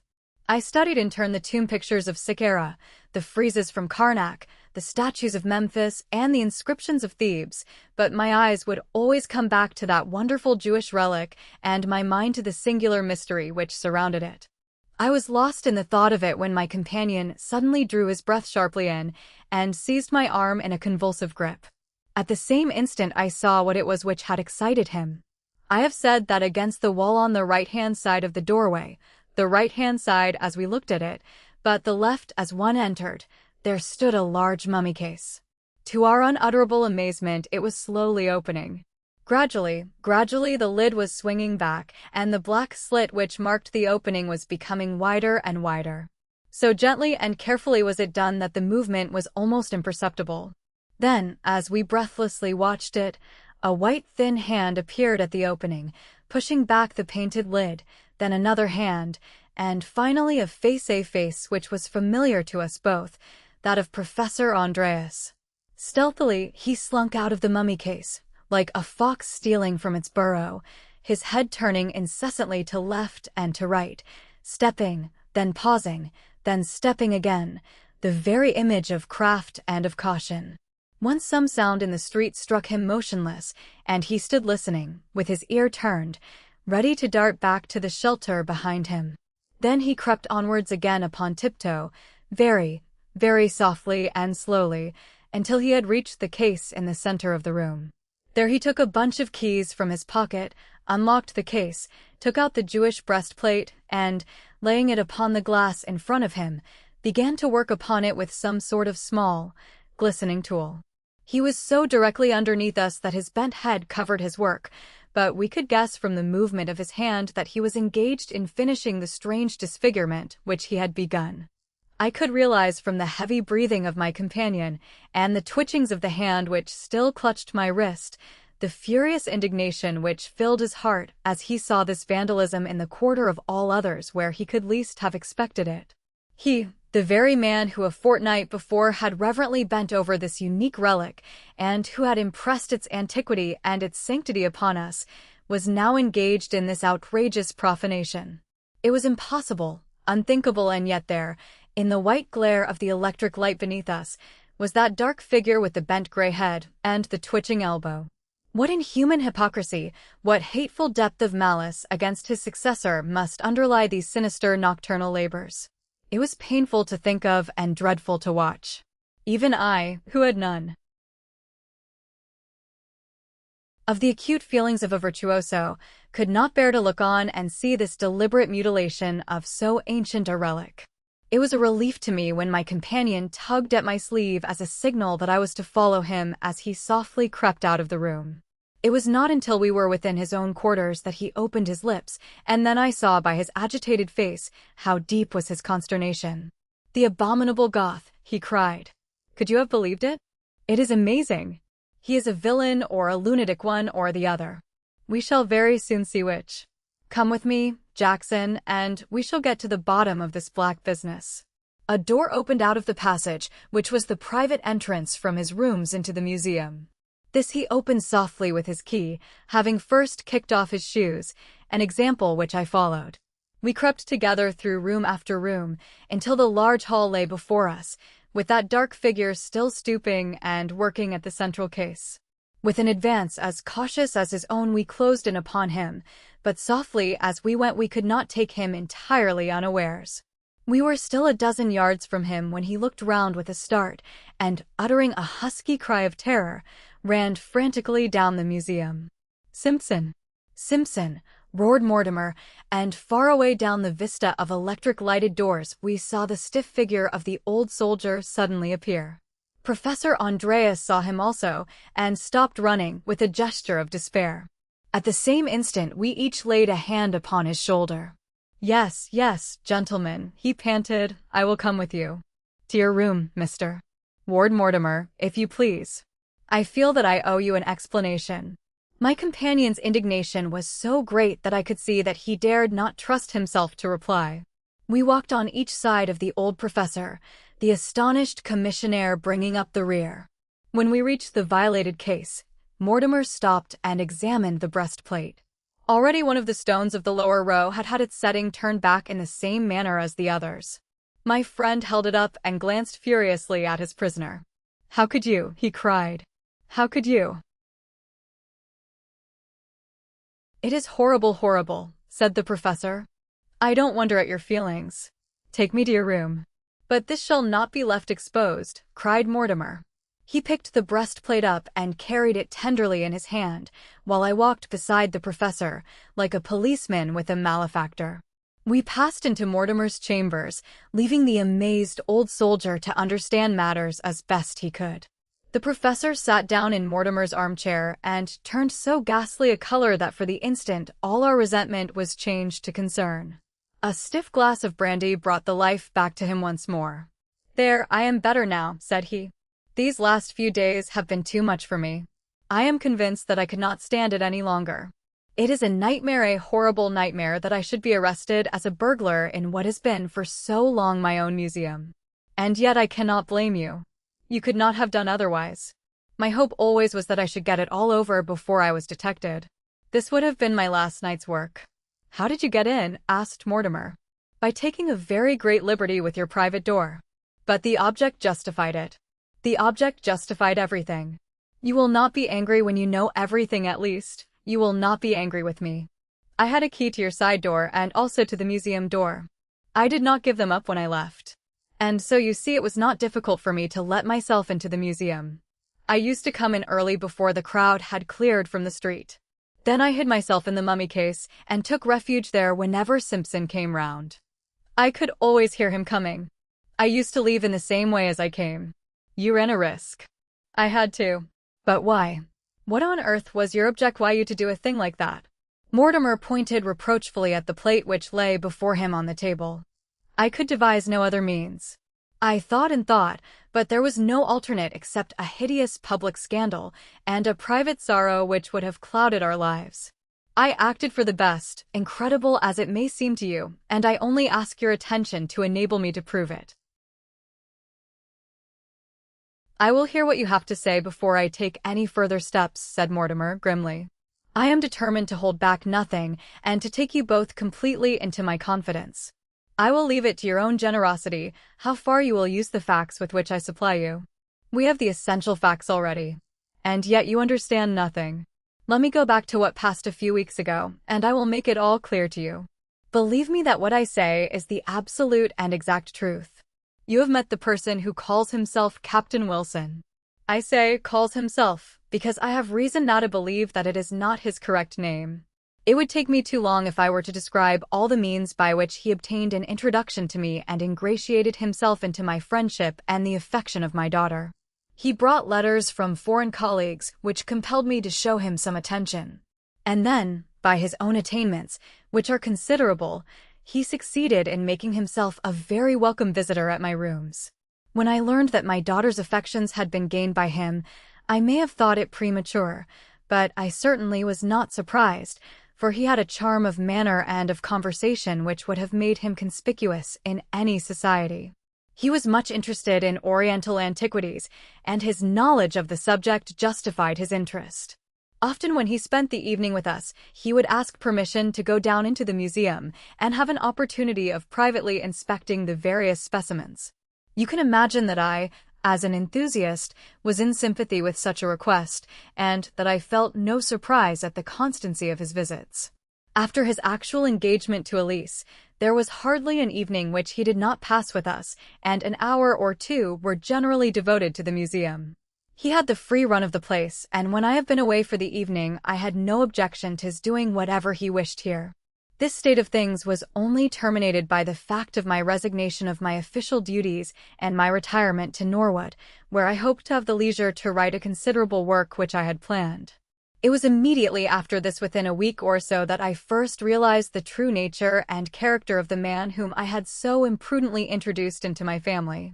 The discovery came to me through letters from my friends abroad, which showed me that his introductions to me had been forgeries. Aghast at the revelation, I asked myself what motive this man could originally have had in practicing this elaborate deception upon me. I was too poor a man for any fortune hunter to have marked me down. Why then had he come? I remembered that some of the most precious gems in Europe had been under my charge, and I remembered also the ingenious excuses by which this man had made himself familiar with the cases in which they were kept. He was a rascal who was planning some gigantic robbery. How could I, without striking my own daughter, who was infatuated about him, prevent him from carrying out any plan which he might have formed? My device was a clumsy one, and yet I could think of nothing more effective. If I had written a letter under my own name, you would naturally have turned to me for details which I did not wish to give. I resorted to an anonymous letter, begging you to be upon your guard. I may tell you that my change from Belmore Street to Norwood had not affected the visits of this man, who had, I believe, a real and overpowering affection for my daughter. As to her, I could not have believed that any woman could be so completely under the influence of a man as she was. His stronger nature seemed to entirely dominate her. I had not realized how far this was the case, or the extent of the confidence which existed between them, until that very evening when his true character for the first time was made clear to me. I had given orders that when he called he should be shown into my study instead of to the drawing-room. There I told him bluntly that I knew all about him, that I had taken steps to defeat his designs, and that neither I nor my daughter desired ever to see him again. I added that I thanked God that I had found him out before he had time to harm those precious objects which it had been the work of my lifetime to protect. He was certainly a man of iron nerve. He took my remarks without a sign either of surprise or of defiance, but listened gravely and attentively until I had finished. Then he walked across the room without a word and struck the bell. "Ask Miss Andreas to be so kind as to step this way," said he to the servant. My daughter entered, and the man closed the door behind her. Then he took her hand in his. "Elise," said he, "your father has just discovered that I am a villain. He knows now what you knew before." She stood in silence, listening. "He says that we are to part forever," said he. She did not withdraw her hand. "Will you be true to me, or will you remove the last good influence which is ever likely to come into my life?" "John," she cried, passionately, "I will never abandon you. Never, never, not if the whole world were against you." In vain I argued and pleaded with her. It was absolutely useless. Her whole life was bound up in this man before me. My daughter, gentlemen, is all that I have left to love, and it filled me with agony when I saw how powerless I was to save her from her ruin. My helplessness seemed to touch this man who was the cause of my trouble. "It may not be as bad as you think, sir," said he in his quiet, inflexible way. "I love Elise with a love which is strong enough to rescue even one who has such a record as I have. It was but yesterday that I promised her that never again in my whole life would I do a thing of which she should be ashamed. I have made up my mind to it, and never yet did I make up my mind to a thing which I did not do." He spoke with an air which carried conviction with it. As he concluded, he put his hand into his pocket, and he drew out a small cardboard box. "I am about to give you a proof of my determination," said he. "This, Elise, shall be the first fruits of your redeeming influence over me. You are right, sir, in thinking that I had designs upon the jewels in your possession. Such ventures have had a charm for me, which depended as much upon the risk run as upon the value of the prize. Those famous and antique stones of the Jewish priest were a challenge to my daring and my ingenuity. I determined to get them. I guessed as much. there was only one thing that you did not guess. And what is that? That I got them. They are in this box. He opened the box and tilted out the contents upon the corner of my desk. My hair rose and my flesh grew cold as I looked. There were 12 magnificent square stones engraved with mystical characters. There could be no doubt that they were the jewels of the Urim and Thummim. Good God! I cried. How have you escaped discovery? By the substitution of 12 others, made especially to my order, in which the originals are so carefully imitated that I defy the eye to detect the difference. Then the present stones are false. I cried. They have been for some weeks. We all stood in silence, my daughter white with emotion, but still holding this man by the hand. You see what I am capable of, Elise, said he. I see that you are capable of repentance and restitution, she answered. Yes, thanks to your influence. I leave the stones in your hands, sir. Do what you like about it. But remember that whatever you do against me is done against the future husband of your only daughter. You will hear from me soon again, Elise. It is the last time that I will ever cause pain to your tender heart, and with these words he left both the room and the house. My position was a dreadful one. Here I was with these precious relics in my possession, and how could I return them without a scandal and an exposure? I knew the depth of my daughter's nature too well to suppose that I would ever be able to detach her from this man now that she had entirely given him her heart. I was not even sure how far it was right to detach her if she had such an ameliorating influence over him. How could I expose him without injuring her, and how far was I justified in exposing him when he had voluntarily put himself into my power? I thought and thought until at last I formed a resolution which may seem to you to be a foolish one, and yet, if I had to do it again, I believe it would be the best course open to me. My idea was to return the stones without anyone being the wiser. With my keys I could get into the museum at any time, and I was confident that I could avoid Simpson, whose hours and methods were familiar to me. I determined to take no one into my confidence, not even my daughter, whom I told that I was about to visit my brother in Scotland. I wanted a free hand for a few nights, without inquiry as to my comings and goings. To this end I took a room in Harding Street that very night, with an intimation that I was a pressman, and that I should keep very late hours. That night I made my way into the museum, and I replaced 4 of the stones. It was hard work, and took me all night. When Simpson came round, I always heard his footsteps, and concealed myself in the mummy case. I had some knowledge of goldwork, but was far less skillful than the thief had been. He had replaced the settings so exactly that I defy anyone to see the difference. My work was rude and clumsy. However, I hoped that the plate might not be carefully examined, or the roughness of the setting observed, until my task was done. Next night, I replaced 4 more stones. And tonight I should have finished my task had it not been for the unfortunate circumstance which has caused me to reveal so much which I should have wished to keep concealed. I appeal to you, gentlemen, to your sense of honor and of compassion, whether what I have told you should go any farther or not. My own happiness, my daughter's future, the hopes of this man's regeneration, all depend upon your decision. Which is, said my friend, that all is well that ends well, and that the whole matter ends here and at once.